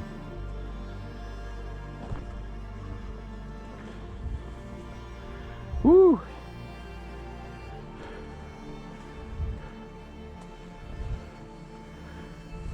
There's only one thing worse than going down that.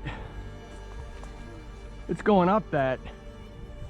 I'm sure glad I didn't have to go up it with the canoe. I would have been able to do it. I've done it earlier in this trip. But my energy's a little lower this time in the trip. So that completes this portage. Everything's across and we're on to the next lake. One lake south and closer to our exit point.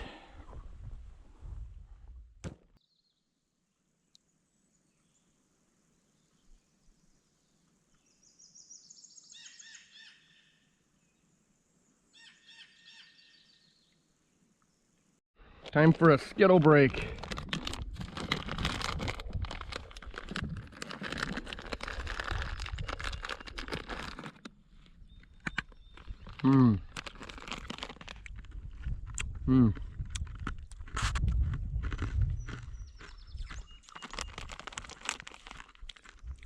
That also give me some sugar energy.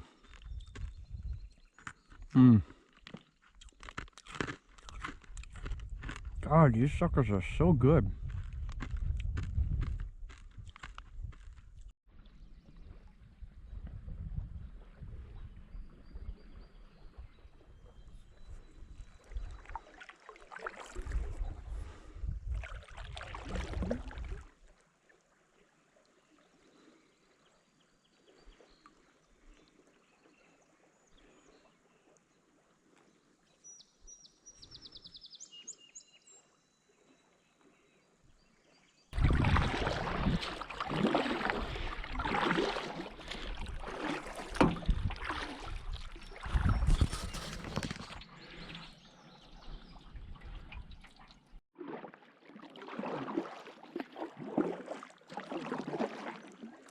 Hi.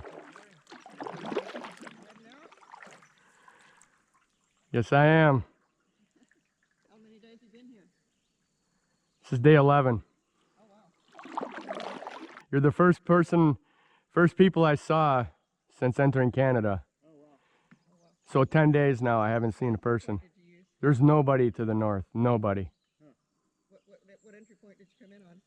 Basswood. Oh, okay. I went all the way up. Pretty far. The year after the pandemic, when we came up, coming to Canada, so we said the heck with it, and we'll do a BWCA trip. My God, it was like Disney World in here. There were just people everywhere. We In where? Campsites in BWCA. Yeah. Yeah, we haven't seen anybody. This is great. I mean, just think of it. I haven't seen a person in 10 days. Not a canoe. Anybody since North Bay. Basswood, yeah. We left. Yeah, I expect to see them. Yeah, you'll probably see more now. Maybe. Well, going into the 4th, it's low though, so you're probably part of it too. People. Yeah, 4th of July holiday. We always plan ours over the 4th of July holiday because the weather's usually pretty good. Yeah. And there's usually fishing, and Less people. yeah, people don't want to spend their 4th of July holiday. They have commitments and they can't come up, so we figure it's a good time. And she Well. wants to spend her birthday up here. Yeah, happy birthday. Thanks. Enjoy your stay. Nice to visit. Enjoy your trip, and hopefully you won't see anybody besides us till you get Thanks for the tips. prairie. Well,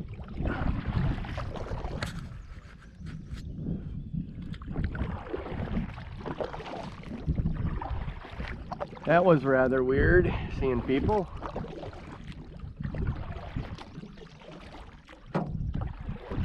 10 days and nobody.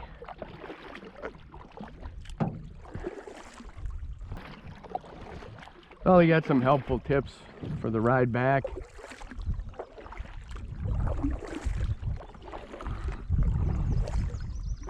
Seems to be the next portage seems to be pretty tough. Another rocky one uphill. After that, doesn't seem so bad. We'll see how far we can go.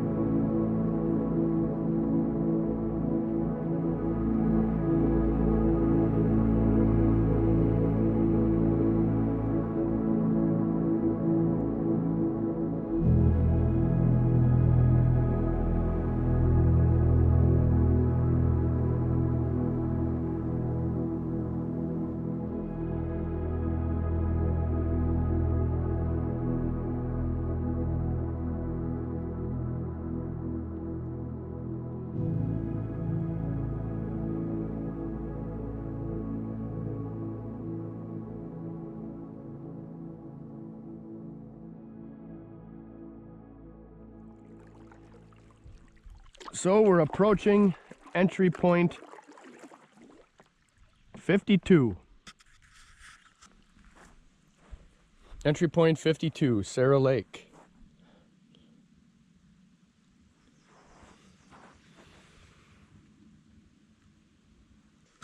So this is supposed to be a heart attack portage.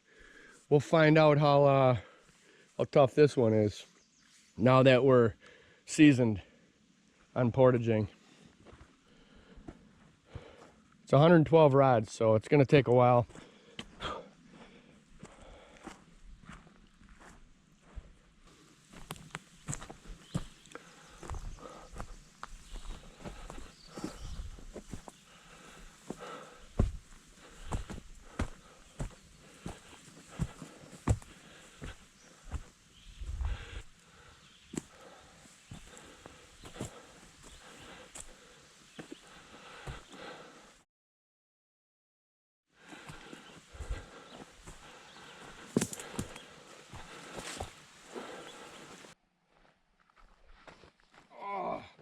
Jesus. Oh. Oh. Oh my God. Oh yeah. Oh. Whew. Wow. Holy cripes.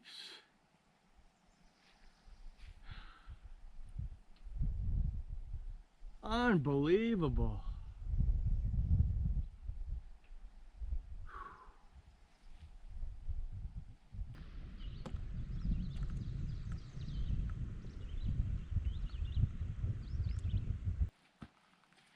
Whew.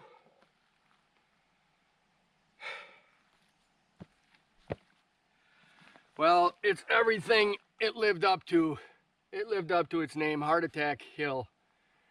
Wow. That had to take about 2 hours, but oh. Better safe than sorry. I made it through safely, and that's all that matters. A little bit behind schedule now, but oh well. Got the 2 hardest ones out of the way, I believe. Wow. Heart attack, man. Whew. Where's my water? Jeez Louise. Water.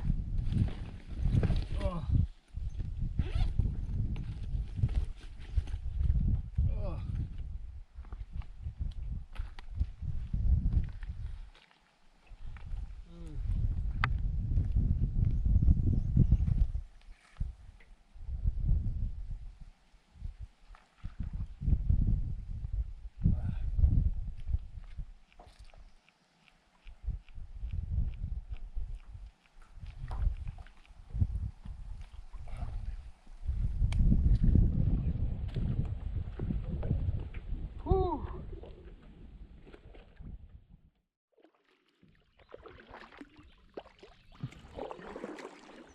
Well, we're running out of real estate on this lake.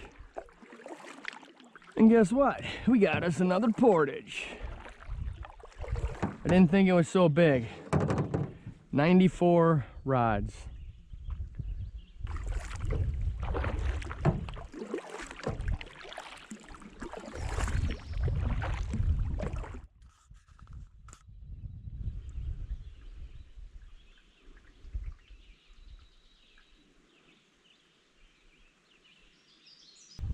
This one, I can tell you, does not look from here to be steep and rocky, but I've said that before.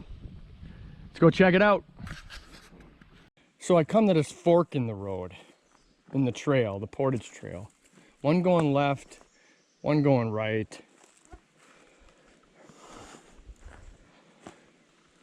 Judging from the map, it shows I should be going to the left. So I'm gonna take the trail to the left and hopefully it'll be the right one. Pretty sure it is.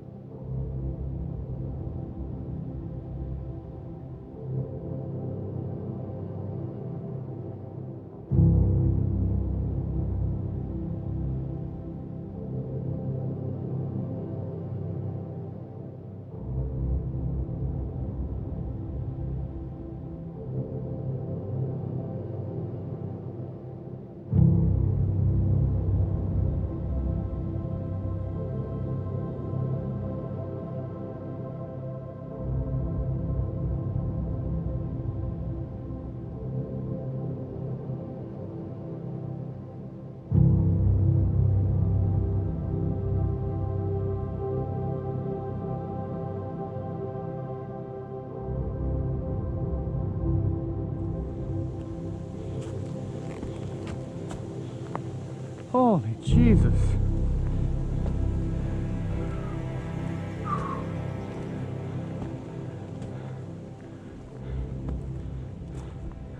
Oh, like I said, it's at least 120 feet up. At least, according to the map, the topo map.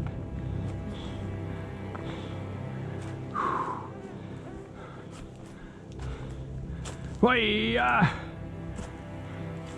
Take you to the top. If the battery lasts, I'll take a little break. Wow. I think this is the toughest one of the day. I don't know, they all were equally tough, I think. Heartbreak Hills on every one of them.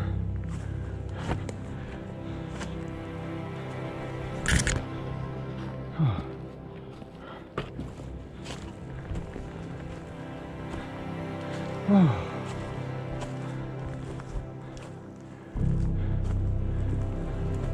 Oh. Jesus, that is nuts.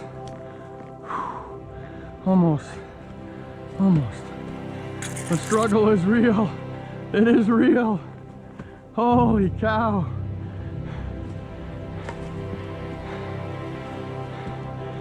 Can't go back. Nobody's gonna do it for me. Portage Ferry ain't here to help. It's me or nobody.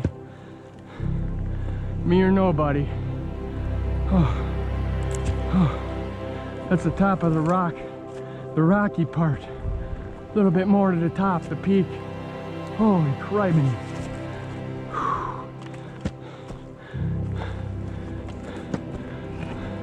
Here it is, the peak. Yeah! Oh, are you kidding me? Oh, jeez.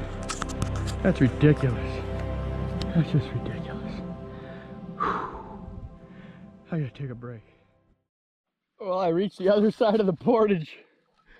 Holy cow, I'm glad for once I got a break. Look at this. I'm going downhill on this.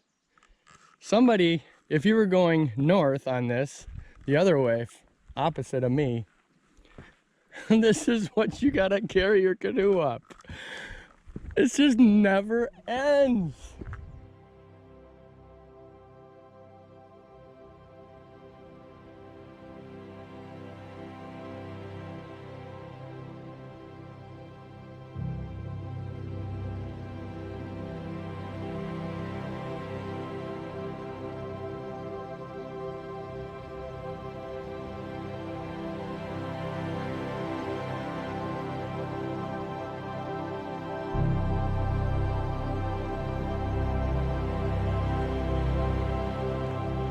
Look at this.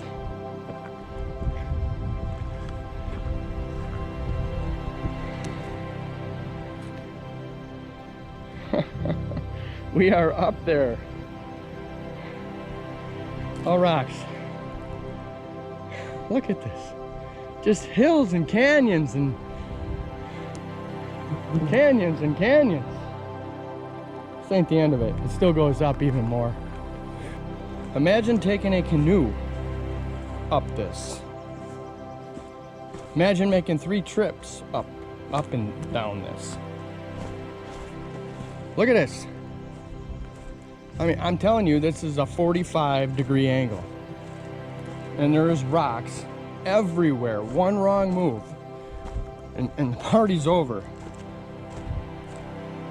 One wrong step, and it's over. So I gotta carry a friggin' canoe up here. Look at this.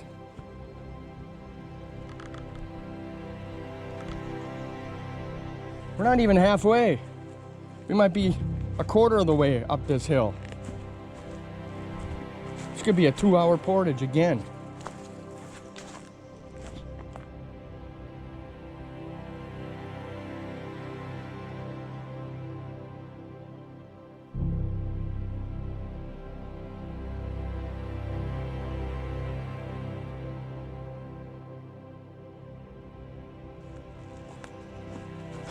Slow and steady wins the race, right? Can't wait to get out of this section that I'm in right now. It's just stupid crazy.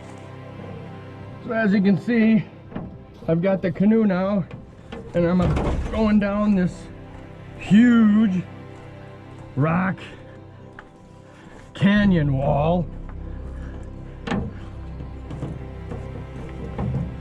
Just gotta take your time. No wrong moves. No wrong moves. You can see where I'm going. Oh boy, here we go. At least the rock ain't smooth, it's more like corrugated. Good thing I got good footwear. Where am I going here? Not like there's a path, you just gotta work with what you got.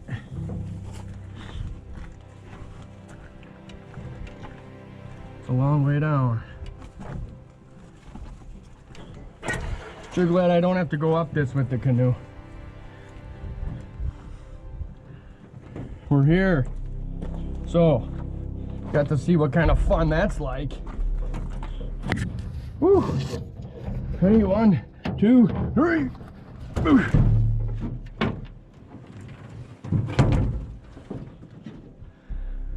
Oh. Another pothole lake in between these gorges and canyons. Oh, that's trip number 2 with the canoe. Now I got to go back and get a couple more packs, trip number 3. And then we can scoot across this lake. It just never ends. This is amazing.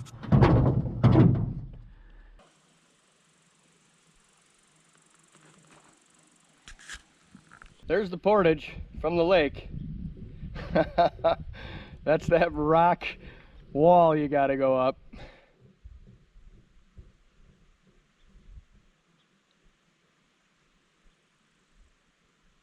Yeah. So the next portage is across the lake. I don't know, it might be about a 50-acre lake. Oh. So I just finished not 1, not 2, but 3 heart attack portages. Triple carried them. Rocky as hell. I was gonna cook some kind of a lunch or dinner here, but tell you what, I'm just gonna grab another granola bar. I'm gonna get some fresh water out in the lake here, mix it with some electrolytes. Here's the electrolyte powder that I chose for this trip. It's Pedialyte Sport. Seems to have the most amount of electrolytes out of any brand. So Pedialyte Sport, I brought 2 of them for every day, so around 25 of these packets. And I'm down to my last 4. I've been pounding water this whole time. Probably 1 liter every portage. That's probably the average. So I just keep fueling along the way, little bits and pieces, keeping hydrated. I don't want to hurt nothing. I don't care if I'm robbing my food stash. More important is I don't get hurt. So that's the plan. I'm going to grab a granola bar or something to eat here. Probably a beef stick, huh? Yeah, I'm going to grab a beef stick. And then go out in the middle and get me some electrolytes. And I'll see you at the next portage.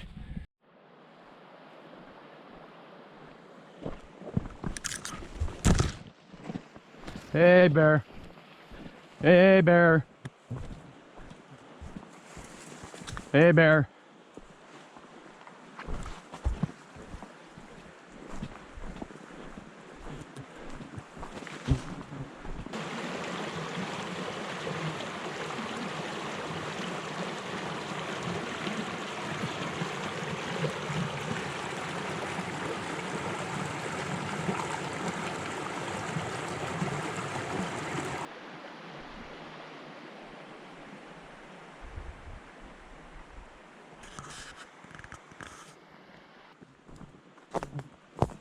Hey, bear.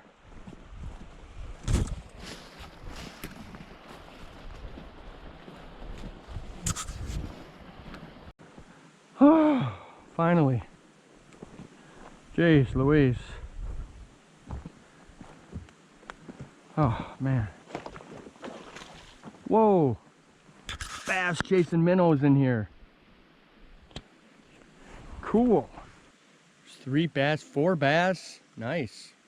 This one right here is about 16 inches.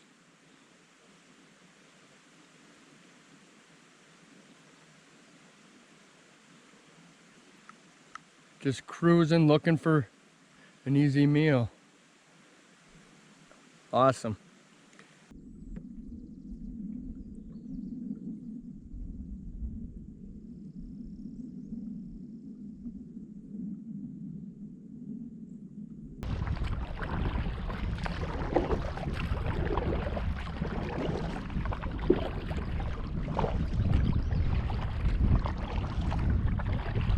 I've been paddling since 6:20 this morning.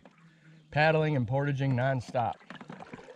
Almost 12 hours on the water, just going.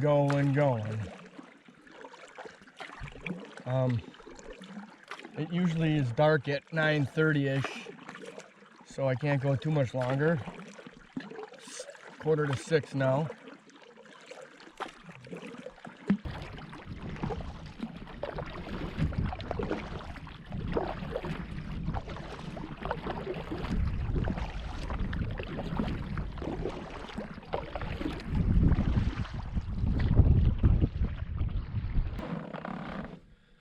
Oh.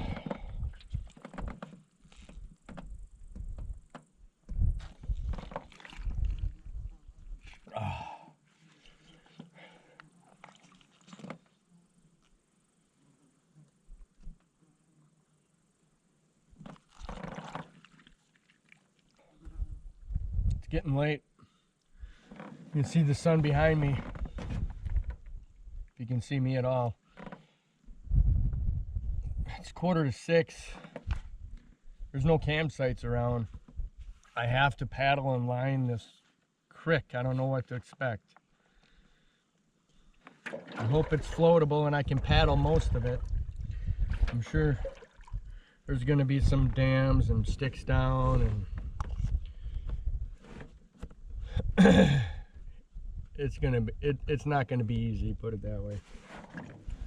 So we'll give it a try. We'll be there shortly. I'm putting all my eggs in this basket. I could take another portage or 2 portages to get to the next lake, or I could paddle and line this creek. So I chose to paddle and line the creek. They said it's doable on the map, so if it's doable, I can do it. I mean, why not, right? Hope I don't have to get out much, but I doubt that's gonna be the case. If he says line the creek, get out my rope.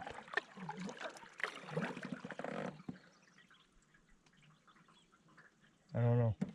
It looks like it might be about a half a mile too, so who knows, man. Crazy. Well, different type of experience coming up. We'll see how it goes.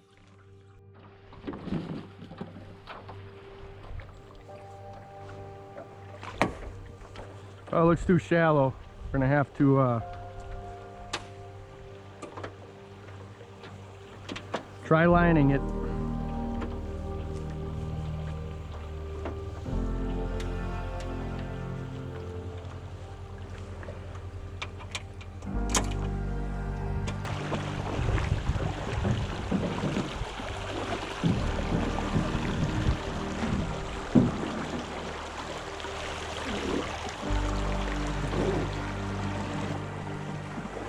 I'm gonna check this out.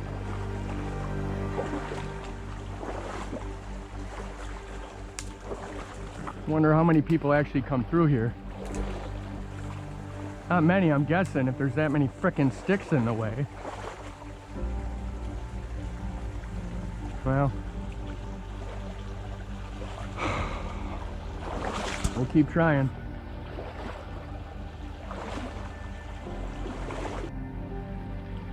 Holy cow, this isn't what I needed at the last minute. How the heck can anybody say this is paddleable or lined?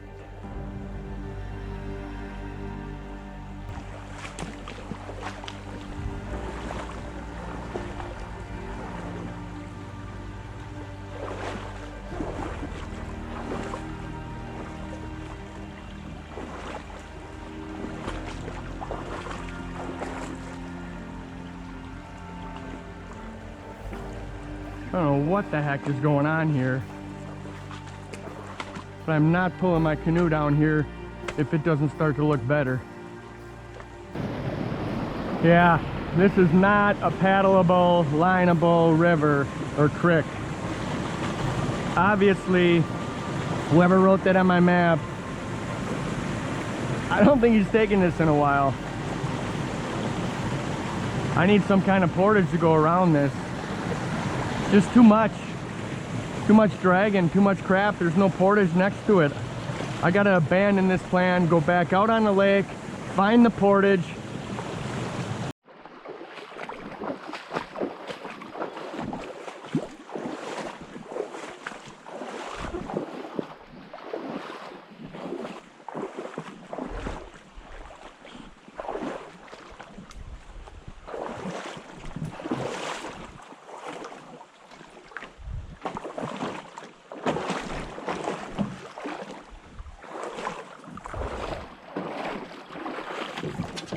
Okay, so here's the decision I made. Instead of looking for 2 portages that way that are That would take 2 hours each to do. They're like 70, 80. I'm gonna have to backtrack on this entire lake. It's about an hour paddle.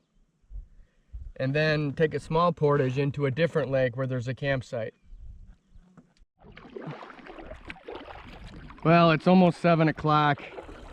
I was gonna paddle down to the end of the lake and do a small portage. That's another 45-minute paddle and then portage. It'd put me right around 8:30, 9. I don't want to rush. This is supposed to be a campsite. I'm gonna go check it out. I don't know if it's a campsite. I'm staying here. Well, we're walking on land. Found a campsite. Not the one I was expecting, but a decent landing and a short little hike up to the spot. It's just a one-person site, one tent, cozy little spot right here. Right underneath these trees.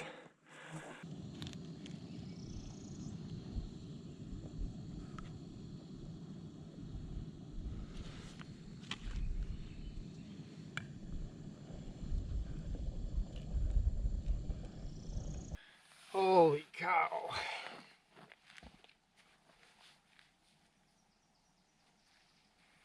I'm not gonna lie to you, today was frickin' brutal. And you only saw part of it. Unbelievable. To have the day end like this, I was hoping to get a little further, but I'm kind of trapped on this lake right now. I gotta find a way out of it. I'm hoping the portages are good coming out of it, because the creek didn't work out. So I think there will be no more fishing on this trip unless I need it for food. I'm running low on food, but that's the only way I'm probably gonna break out fishing rods again, is if I need it to eat. So I'm gonna eat this Lipton rice sides, set up the tent, relax, watch the sunset, go to bed right after the sun sets, get a fairly early start tomorrow, probably 6 a.m. And I got the clothes drying out.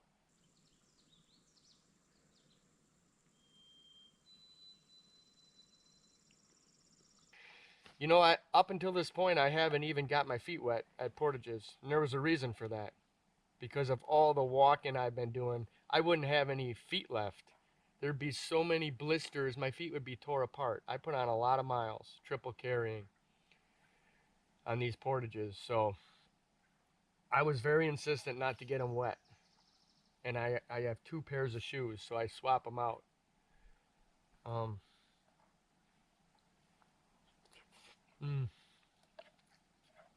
So that's the only thing. That's huge, having dry feet. I don't have any blisters yet. So that's a scoop. So good. That was a lot of portages today, and those things were hellacious. Just hellacious. Who does that? I don't think many people can handle what I did today.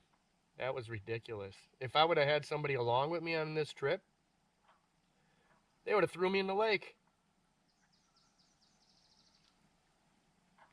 Crazy.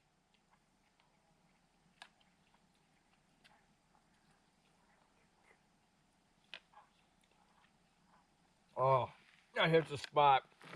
I need nutrients. I didn't eat any meals all day, just snacking on snack food and stuff. I got a hell of a view, you gotta admit that. That's one side of the lake there. It's a long, skinny lake. It's a nice little cozy campsite. Glad I stayed here rather than the other ones I saw. Oh, I'm down to the last of the M&Ms. I've saved them for a special night. I think that this evening's a special evening. I think I earned these M&Ms. Almond. I only got a few, but they sure are going to be good for dessert. Wow. Wow. These are a must on a trip. You gotta have at least one bag of M&Ms. I'm gonna drink half of these electrolytes tonight again, and the other half tomorrow morning for breakfast.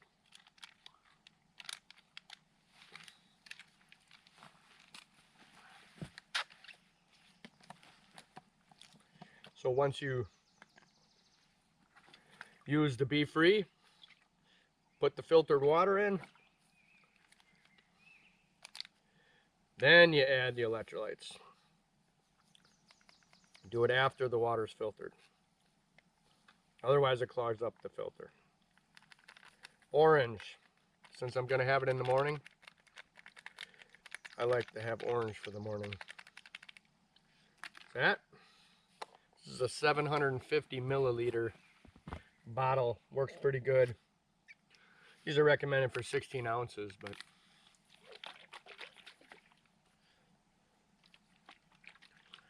and there you go. Good to go. Get some electrolytes back in me.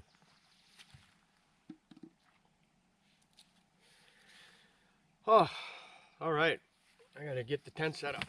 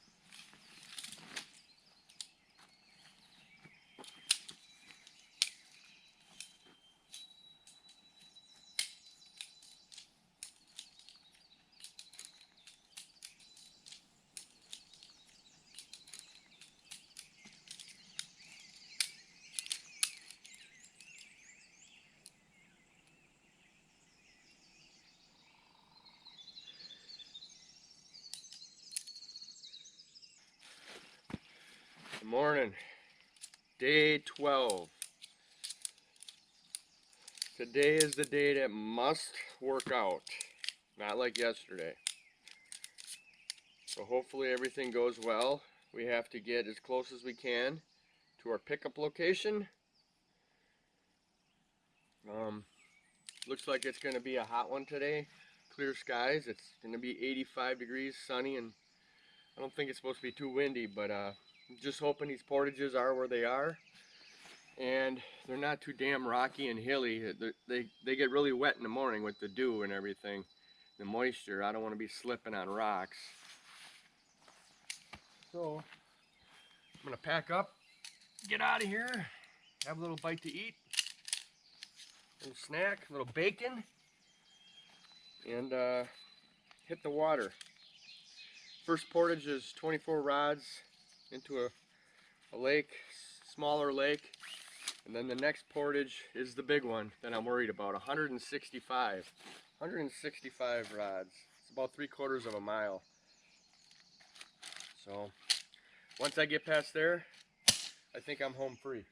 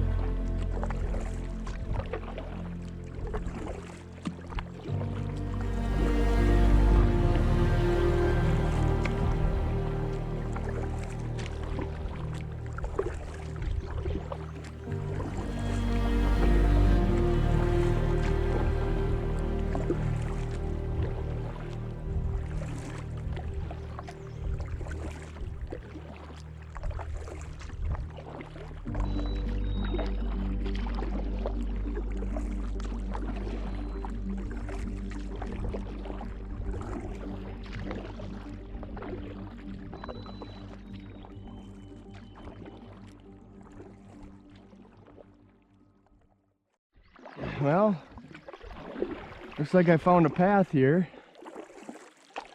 We'll see if it's the portage. It's gotta be. It's just gotta be. It's worn down. There's a little bit of a path there. I'm thinking, yes, we found it. Oh, can't get my feet wet because I got a huge portage next. Well, that was interesting. That 24 rod portage turned into be about a 60 because of a frickin' beaver dam. Had to go around it some more, and it was all wet. It was all grasses. And check, so much for keeping the feet dry. My boots are about 75% wet. My socks, I can't feel it yet, but hopefully they're fine for the next big portage. Oh man, one more trip on that and they would have been soaked. So we got a smaller lake to paddle across, probably a half-hour paddle at best, and then to the big portage. Take this time to dry off and cool off a little bit. Sweaty and icky from all the bugs and the dew on the grasses and the trees, and I'm soaked. It's like I took a shower. All right,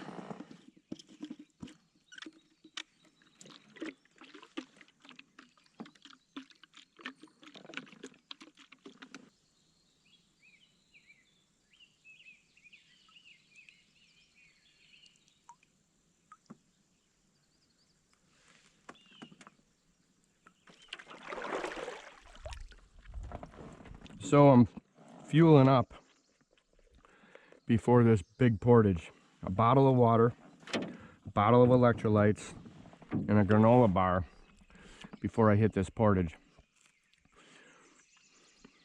I gotta have all the energy I can get for this 3/4 of a mile portage, so that's the plan before every portage. That's big. Get what you need in your body.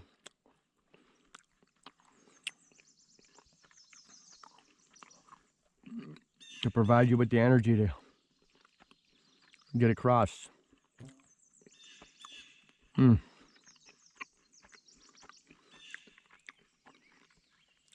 Hopefully this will do the trick.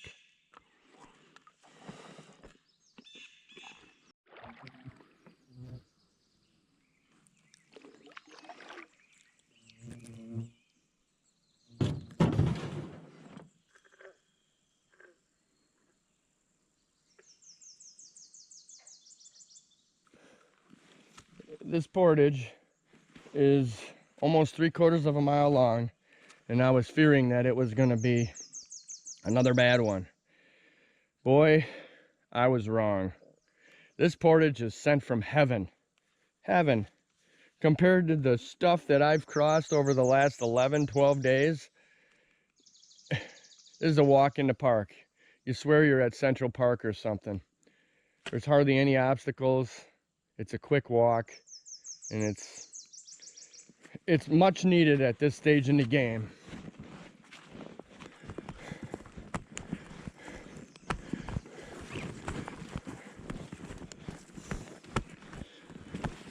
So, is it portage or portage? That's the question. If you're United States, if you're from the States, I think you call it portage. If you're French Canadian, you call it portage. I think that's how you define it. I'm not Canadian, so I have no right to call it portage. But I am in Canada. I should be calling it portage. Still in Canada. So along this path also there's a lot of moose tracks. This is a moose highway. Just a frickin' moose highway. They're using this like crazy. I'm sure bear are too. In fact, there's some bear poop up ahead. I'll show you later. Yeah.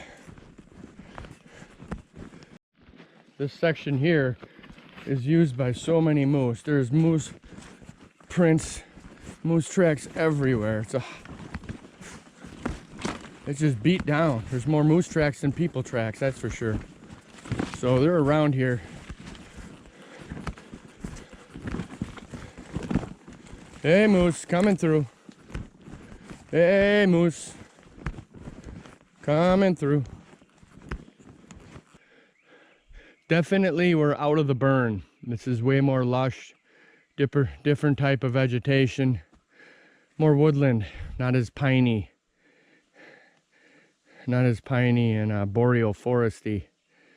It's all woodlands mixed in with rocks and stuff, but yeah. Quite the nature trail. So, I'm just taking a break right now. Just carrying some packs here. So all in all, when you triple carry a portage, that means you made 5 trips across it. And this portage is almost 3/4 of a mile. So back and forth would be 1.5 miles. So I did that, back and forth, 1.5 miles, back and forth again, 1.5 miles, and another 3/4 of a mile. So that would be 3.75 miles for this one portage. So that's how much you gotta walk just to get to the other side with all your gear. It's not easy. Not easy. But if you don't do it, nobody else is gonna do it for you. Okay, let's get rolling again. It's getting so frickin' hot and humid out. And there's no clouds in the sky yet. Not over me anyhow. Oh, it's gonna be a scorcher out on the lake. I am just absolutely dripping from sweat right now. We're almost there. A few more hills to climb. A few more.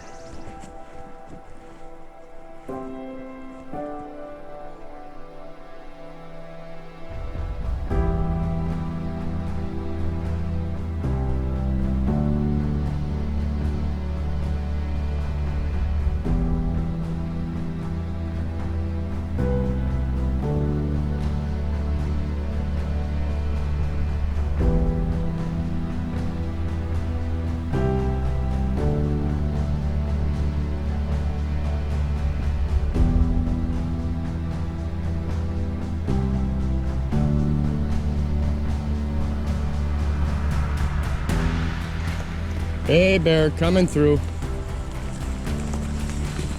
If you know what's best for you, you best stay away. You don't want to mess with this guy. No way. You don't want to mess with this guy.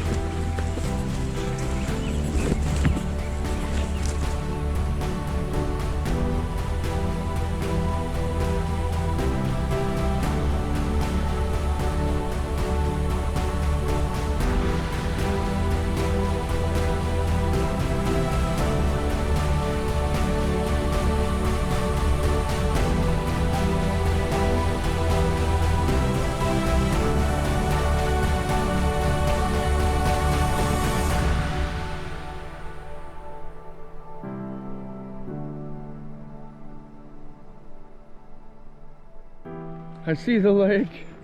I see the lake. Finally. Finally.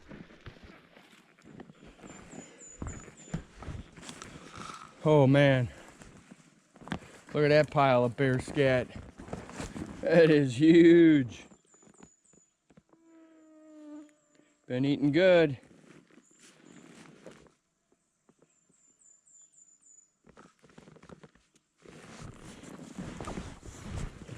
Oh,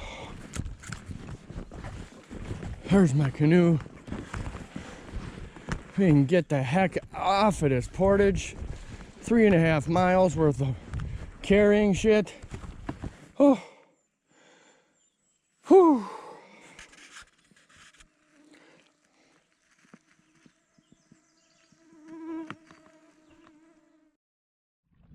Oh man, does that breeze feel good. After the long, sweaty portage, what a reward.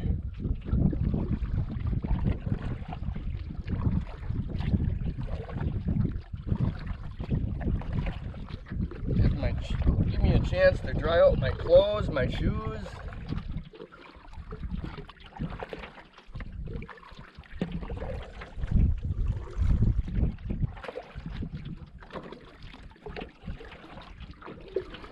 Almost time to put the sunscreen on.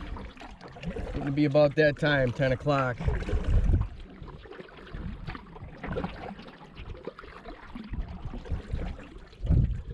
think I'll wait until after these next couple little portages I gotta do. Coming up ahead here in about 10 minutes.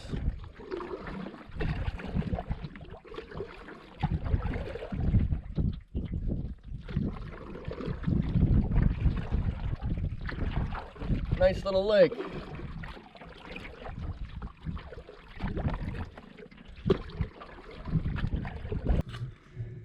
So my buddy Eric Swanson was kind enough to lend me a canoe yoke.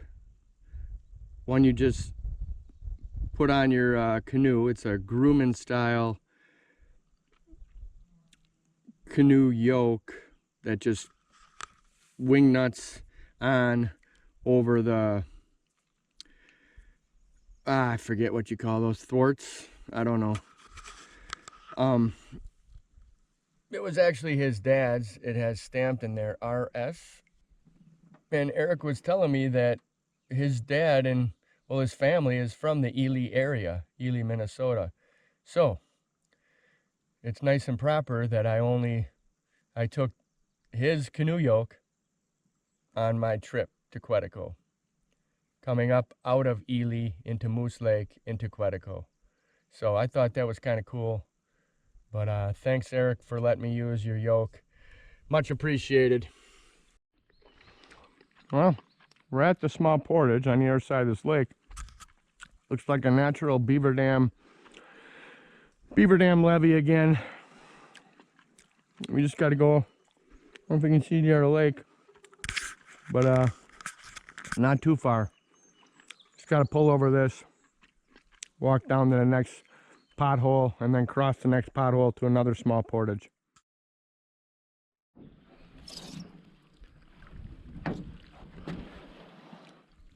So when you get out of a canoe with a kayak paddle, it's real simple. In order to not get your feet wet, you just put the kayak paddle on one side, you push against it,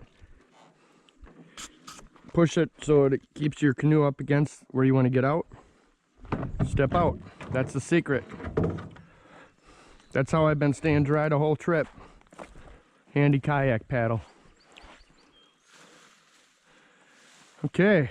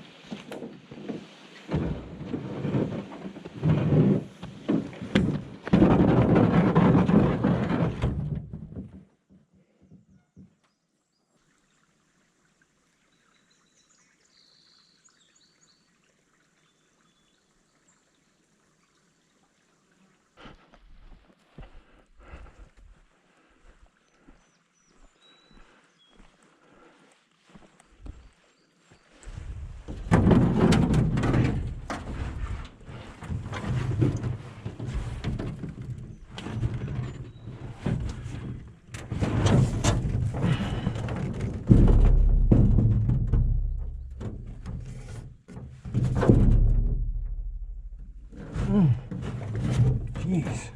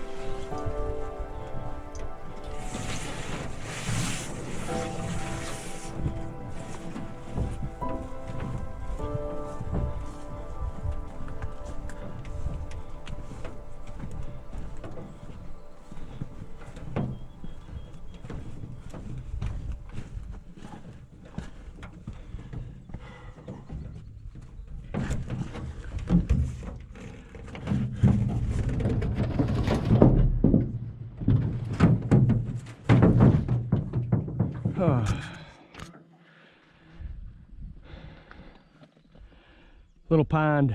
I don't think I'll be getting my drinking water from this one. Have to go to the end of this little pond, and there's another small portage into Basswood Lake. We'll be back into Basswood.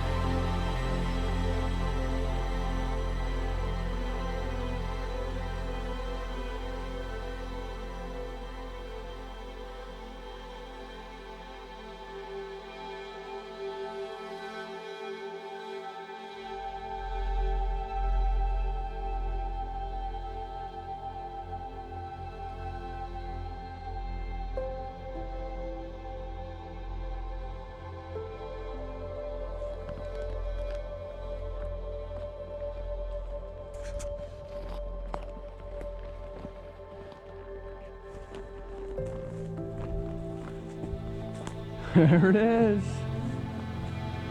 There it is. Yeah. Basswood Lake. Back in Basswood.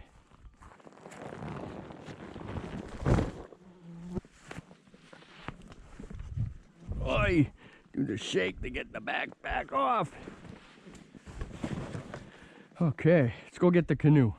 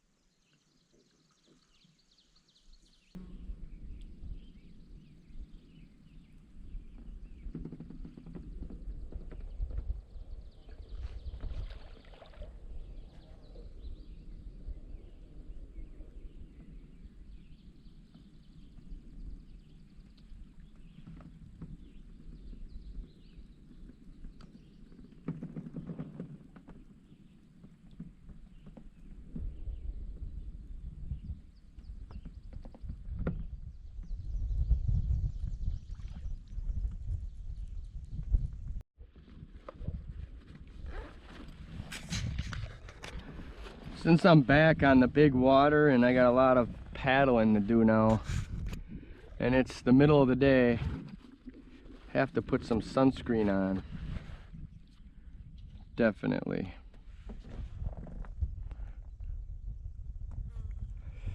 Definitely.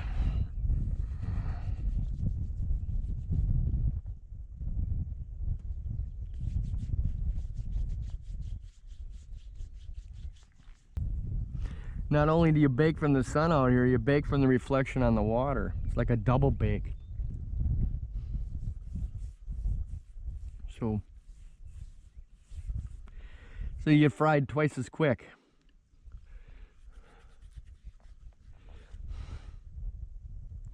Even though you think you're under a hat, doesn't matter. It'll still reflect off the water and hit you in the face. And you'll still get burned. So, hat or no hat.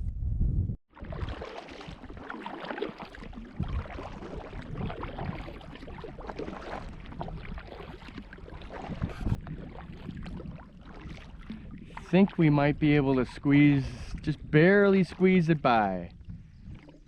Oh boy. The last complication. I keep saying that, but this is it. We're gonna get there. We're gonna get it. Hit. Only with a canoe. You ain't taking a boat through here. Beaver tried to dam it up.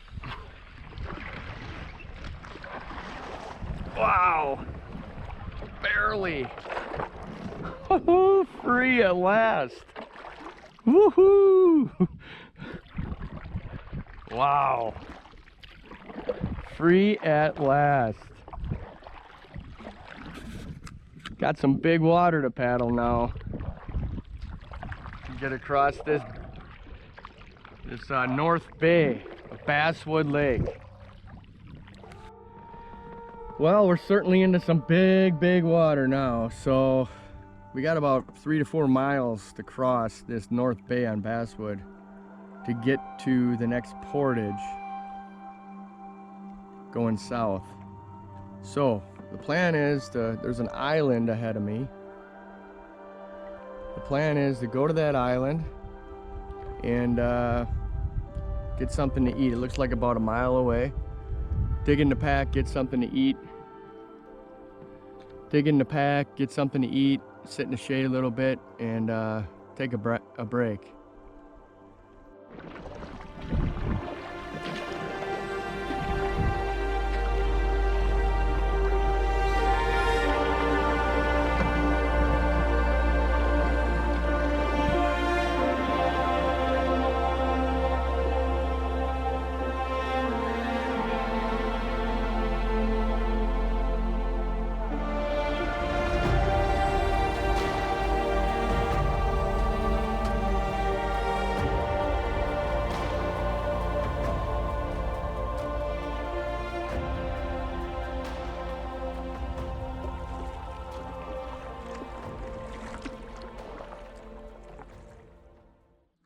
I made it to the tip of the island.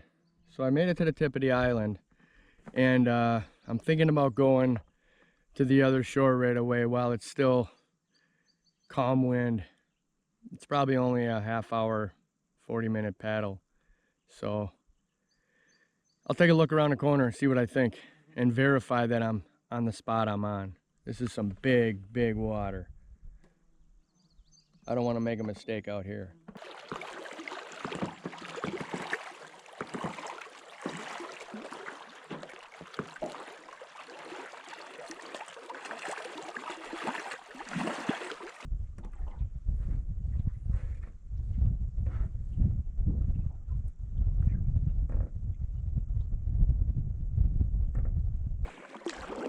Still calm out, relatively calm. Got to take advantage of these big lakes when they're calm. So I'm going straight ahead of the canoe, back in those little bays. There should be a couple small portages going south. That's what we're looking for. I'll probably catch a snack and rest there for sure. It's about noon right now. Been paddling for 6 hours and portaging. So I need a break. This is a rocky little portage, about 30 rods, but super rocky. I mean, it's bad. Every step of the way is rocks. So, because it's next to a rapids. So, see you on the other side for a lunch break. Oh, a much needed break. One more portage today. That is it. One more. Short little bugger. Maybe a couple of liftovers in the water, but that'd be it. Just ran into my second group of people since the trip on this portage. Nice people from Colorado, a grandfather, his son, and the daughter and the grandkids, boy and a girl. They were on their way into the park for a week trip. That's pretty cool. Taking the kids out. Still a fire ban. That's the information I got from them. Still cannot have a fire in Quetico. That sucks. I was really hoping that they lifted the ban. But, oh well, what do you do?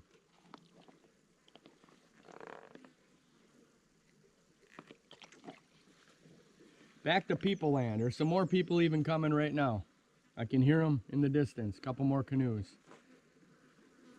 So, I better get rolling here pretty quick. I've been hanging out, chatting with the people from Colorado.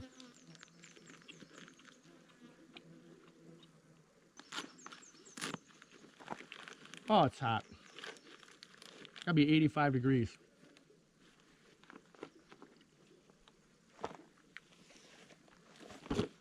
Almost there. Almost there.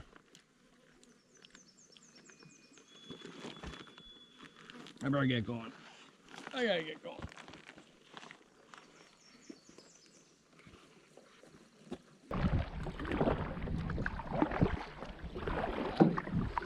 Howdy, how's it going? Good luck.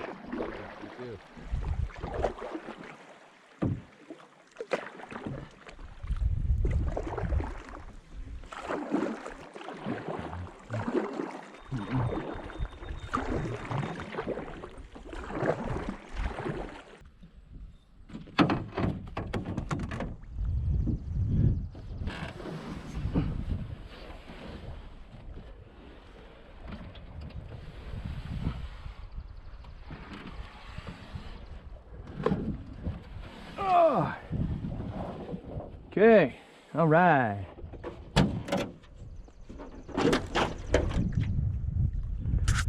Not so bad, was it? If every portage was like that, I'd love it.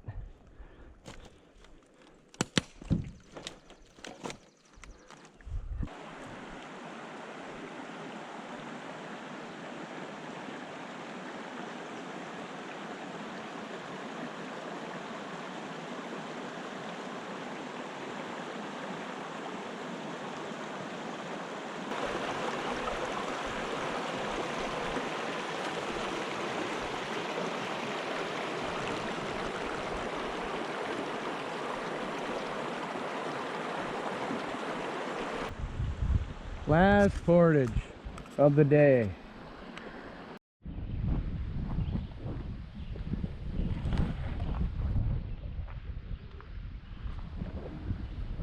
Oh, we're gonna make us work for this one, huh? Into the wind the whole way. It's alright. This is the lake we're camping on tonight, way on the south end. That's where we're going, way on the south end. Probably a 2.5 mile paddle, maybe 3. Let's go get the canoe.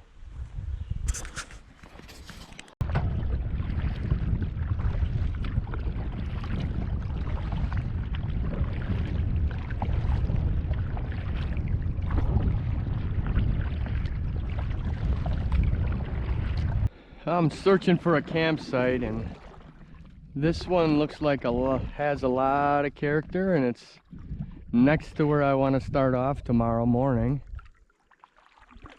Quiet little cove area, disconnected a little bit from the main lake.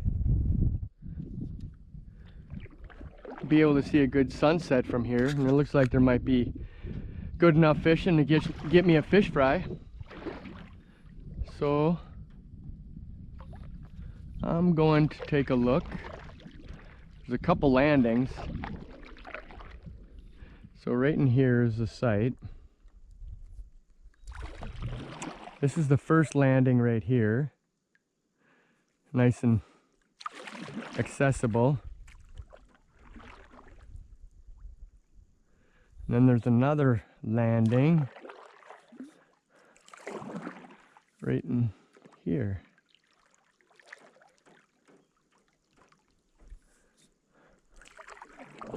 Protected. Cool little area.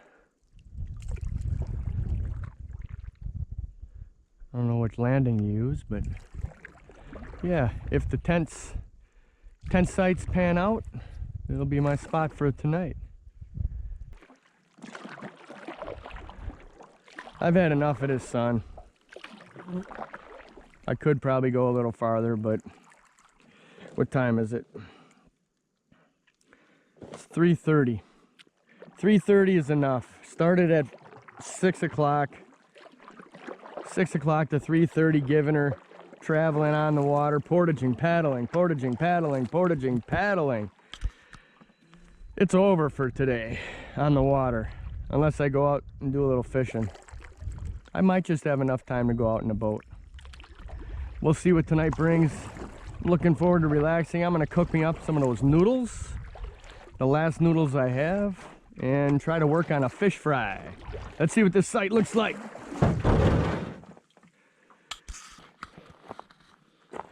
Here we got the fire area. Very cool. Plenty good there. Nice seating around it.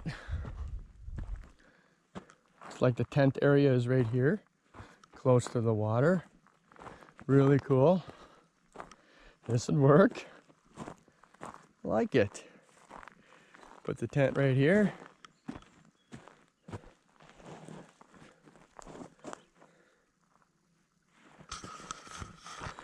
I only need one spot.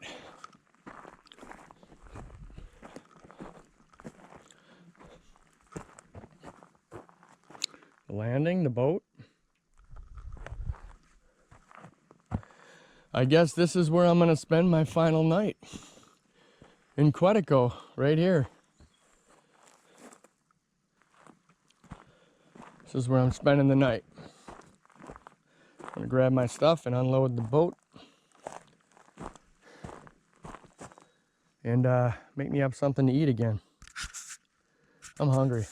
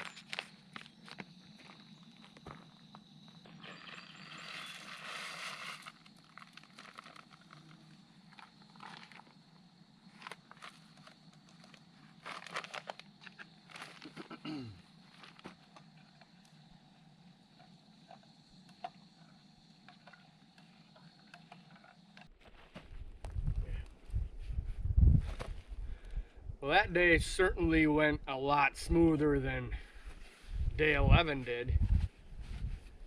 Yeah, a few tricky spots, but overall it was a smooth day. I needed that. Put on a lot of miles on the water and on portaging.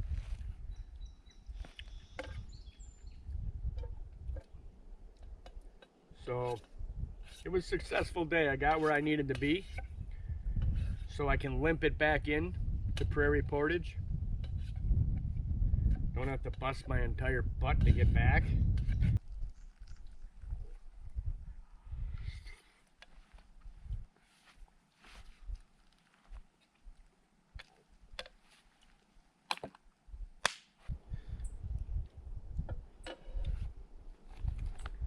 Yeah, it'll be interesting when I tally up all the portages, all the miles, see what it comes out to be. It's a lot. It's pretty much what I planned. 80 miles that I had to do, 20 miles with the tow in, so 100 miles total. Probably 30 to 40, 35 portages, triple carry. I'm over 100 trips on portages. It's a lot of work. I'm thankful I didn't get injured yet.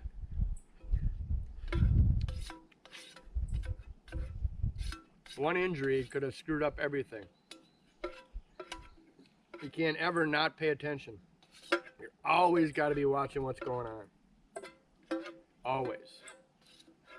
It's fun stuff, hard stuff. I didn't get to fish nearly as much as I wanted, but we'll see if we can get one more fish fry if I have that energy.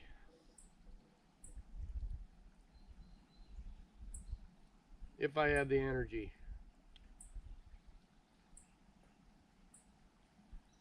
I'm definitely out of gas. I'm running out of gas. At least for today. Tomorrow I'll be nice and spry and ready to go. Today that sun really took it out of me. A lot of sun.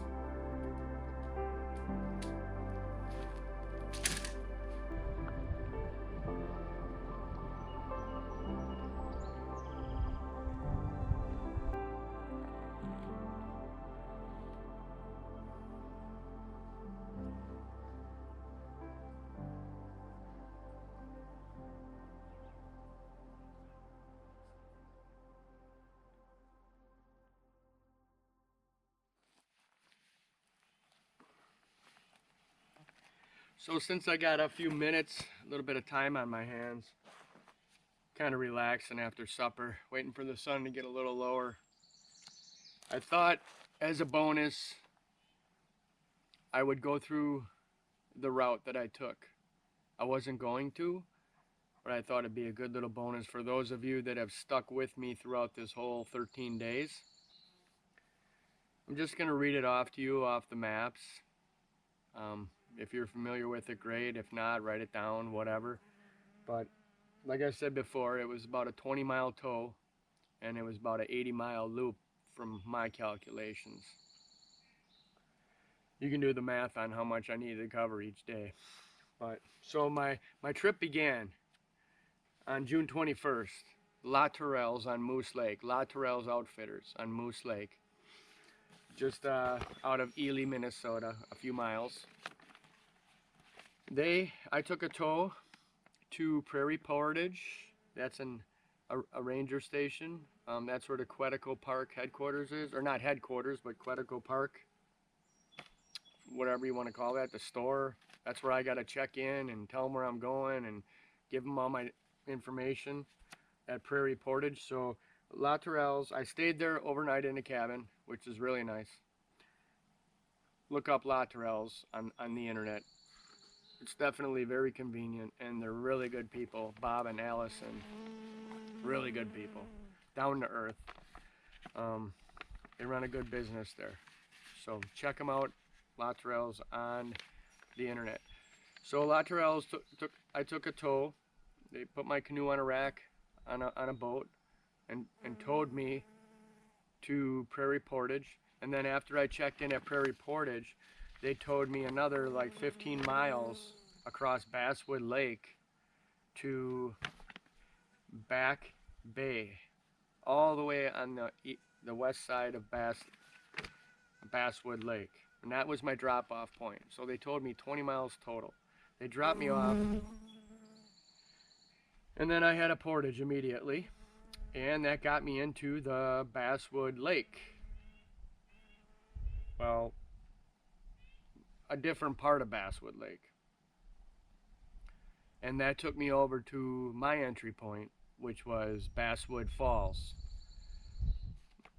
And if you remember, that's when I pretty much had heat exhaustion that day doing those 7.5 miles. So that got me into the Basswood River.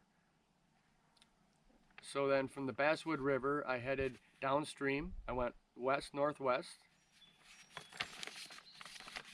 all the way into Crooked Lake.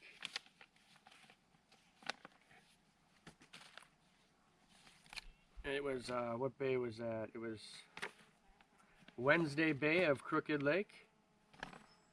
I went all the way to Wednesday Bay on Crooked Lake from the Basswood River. And then from there, I went up through Gardner Bay on Crooked Lake and headed north even further to Elk Lake, up north even more to Cone Lake, and then I went up to Brent Lake, and I'm still going north. Then I went to Conmee Lake, and that is where you saw me see the moose, the bull moose, swim across when I was taking down camp. That was awesome, by the way. And then from Conmee, I dropped down. That was the tip of my northward journey. It was Conmee Lake. And Conmee and Brent, those were in the burn, big time burn. They were burned 60% probably. There wasn't many campsites around, but I was lucky enough to find good campsites along the way. And then from Conmee Lake, I dropped down into Susanette Lake. Very pretty lake. From Susanette Lake, I went back into Brent Lake in order to get to McIntyre Lake. And McIntyre Lake was that lake where you saw me up high on the point, overlooking the whole lake. A lot of good views and a lot of good pictures and videos from there. And then from McIntyre Lake, I kept going south. I'm on my return. I went down into Sarah Lake, and then out of Sarah Lake, and that is where I entered Hell's Canyon. That's what I termed it anyhow. I put on here Hell's Canyon, stay out. It's too rocky and there's no camps. And that includes from Sarah Lake, I went into Side Lake and then like 4 other unnamed lakes that were just in gorges and canyons. And there really wasn't any campsites. And you saw it on the video, it was horrible. And then I went into Isabella Lake after that. And I thought I was kind of home free. But then that river that I was supposed to be lining or paddling down, it didn't turn out to be such a hot lead. So I abandoned that idea, spent the night on Isabella, and then I headed southwest, an alternate route to get around that screwed up creek with all the beaver, the wood down. And so I took an alternate route. I headed southwest to Point Lake, beautiful lake. And then I went into Nest Lake. That's another nice lake. And then I went back down into North Bay of Basswood Lake. And then from the North Bay of Basswood Lake, I went into this lake, Burke Lake. And then tomorrow, I'm gonna leave Burke Lake and I'm going back into Bailey Bay of Basswood Lake and crossing a portion of that into Inlet Bay, down to Prairie Portage Ranger Station, and La Tourelles will once again come and pick me up from the Prairie Portage Ranger Station and bring me back across Moose Lake to their outfitting place on Moose Lake, back to La Tourelles. And that's where my truck is parked, and that's where I gotta get debriefed from coming out of the woods for a while.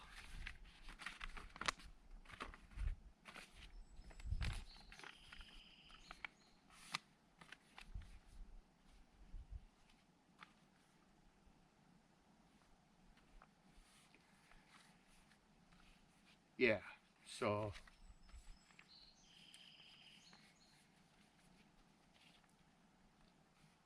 all in all, it was a good trip.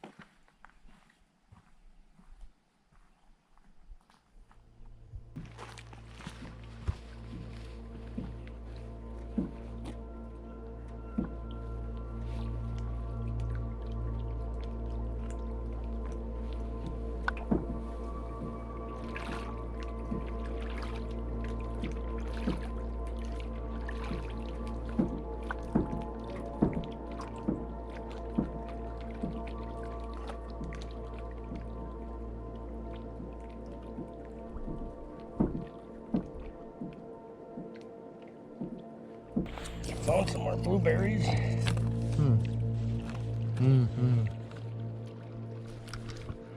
Oh, they're good. Little snack before bed. There's a lot of food. Don't look like fish is gonna provide for me.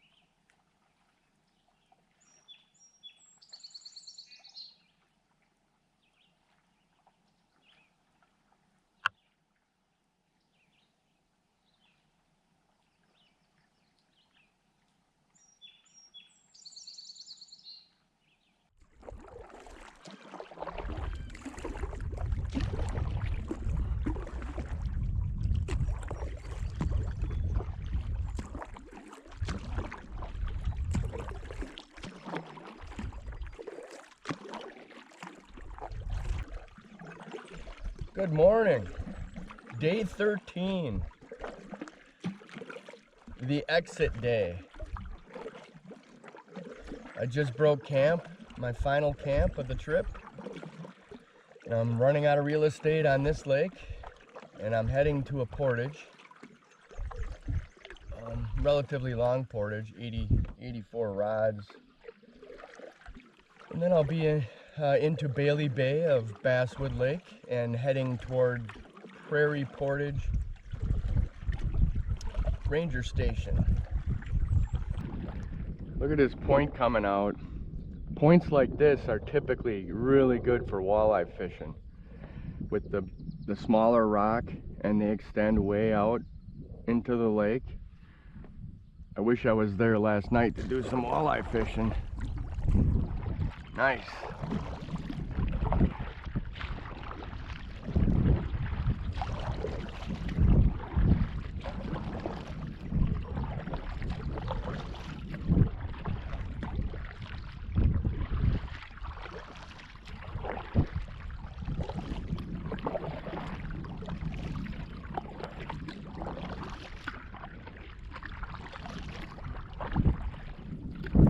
Yeah.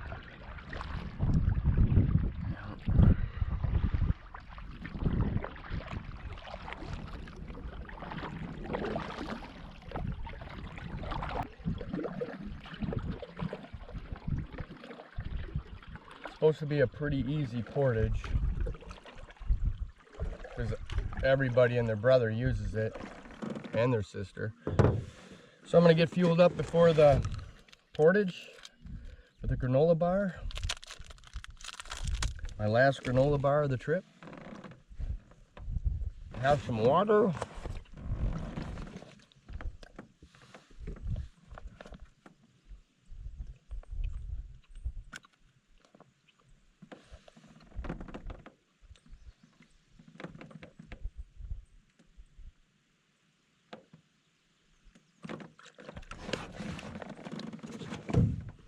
Because I'll be spending about an hour and 15 minutes, hour and a half on this portage with all the triple carrying. So when I get to the other side, I'll probably reward myself with the last beef stick and cheese. And then I'm out of food completely, which ain't a big deal. I only have about an hour and a half paddle to the ranger station, Prairie Portage. So, that's the deal. I'll see you on the other side. Maybe you want to do this portage for me.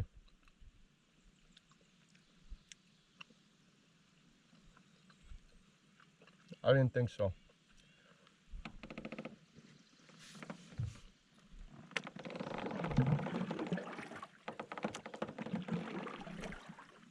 Last portage of the trip that I have to do. Then the boats take me. Last portage of the trip.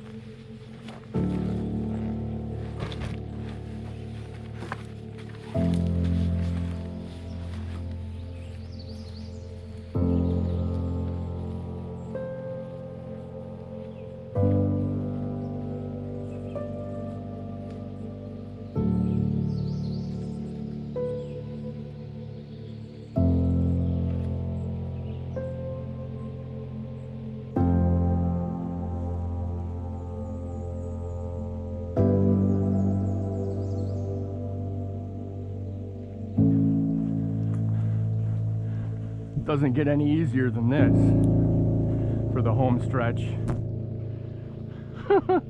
This will mislead people on their first portage into the park. Wow. Pretty easy walking, I would say. Here we are. That wasn't so bad. Pretty damn easy. Woo! Big beach. Big beach. Into the wind. Big time into the wind. Hope it doesn't pick up much more. Probably will. Alright.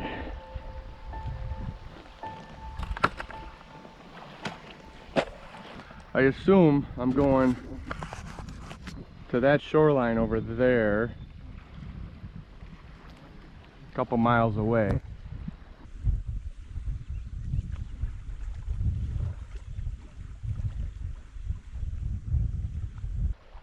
So now that I've completed my final portage in Quetico, let's see what 13 days of Quetico looks like.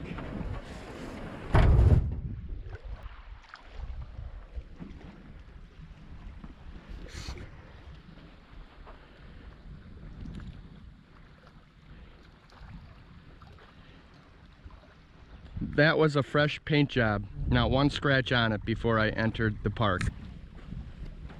Oh yeah, I remember that one. And I remember that one. Oh, and who could forget these right here? Every scratch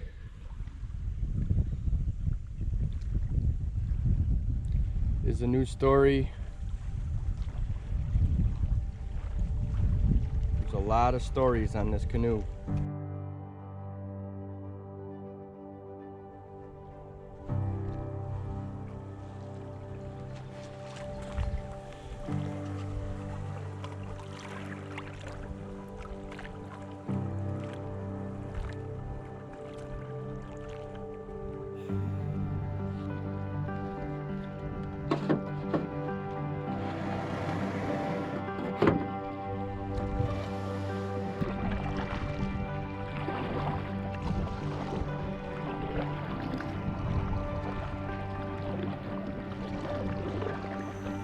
So right now we're here.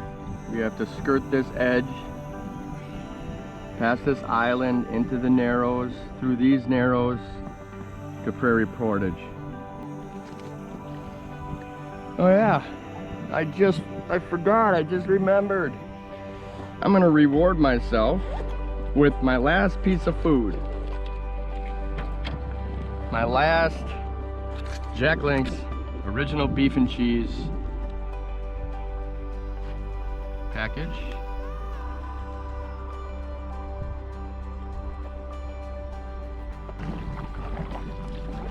Prairie Portage, here we come.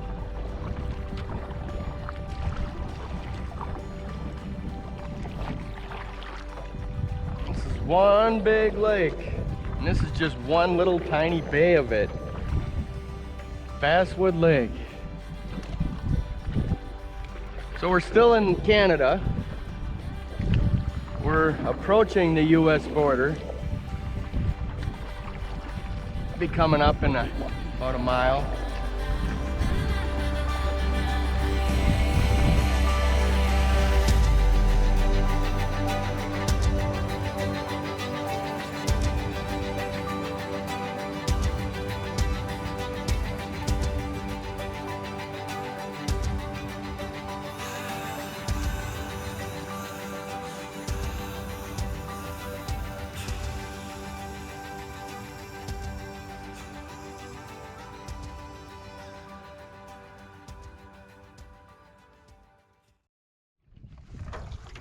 Here we have some waves from the towboats.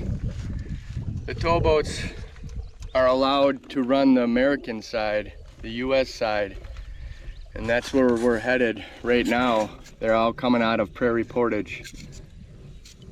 Right now we are paddling on the border, US and Canada border, all the way back to Prairie Portage here. We'll be riding the border, half in and half out of the USA.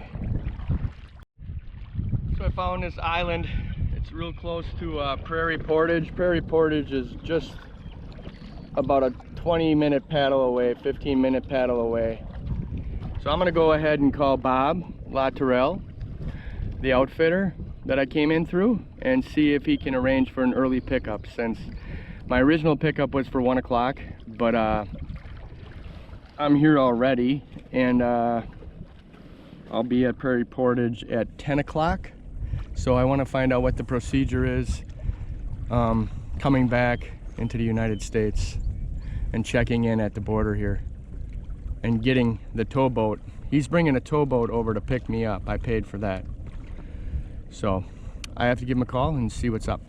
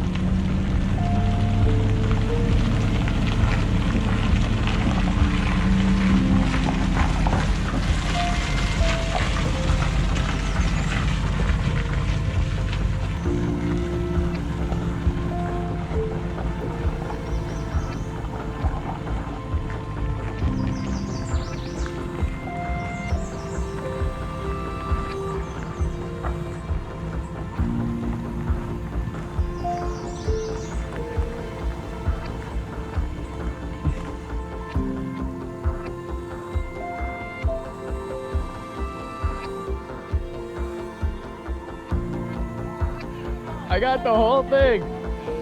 I wouldn't have seen this flag otherwise. Oh, you pop out right here? Yeah. There you go. Where did you go on your trip? All the way up to Conme. I went from Basswood.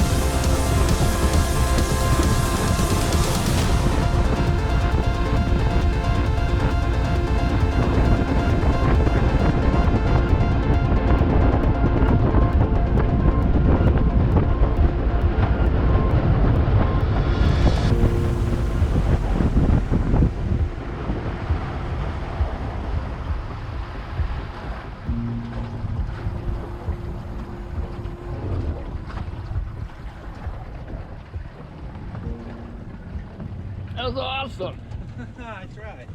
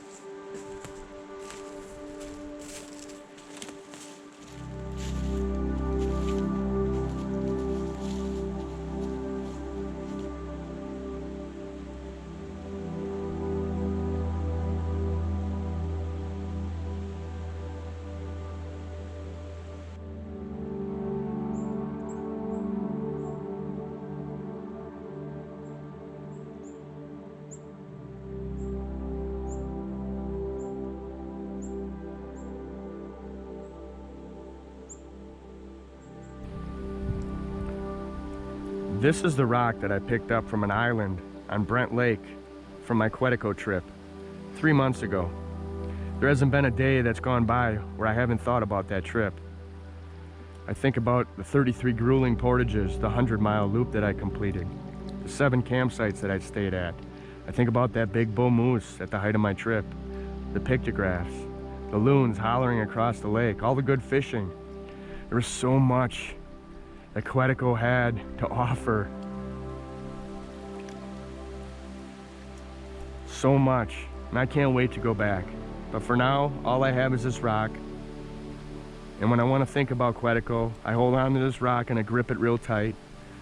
And it brings me back momentarily. It's all I have for now, until I return.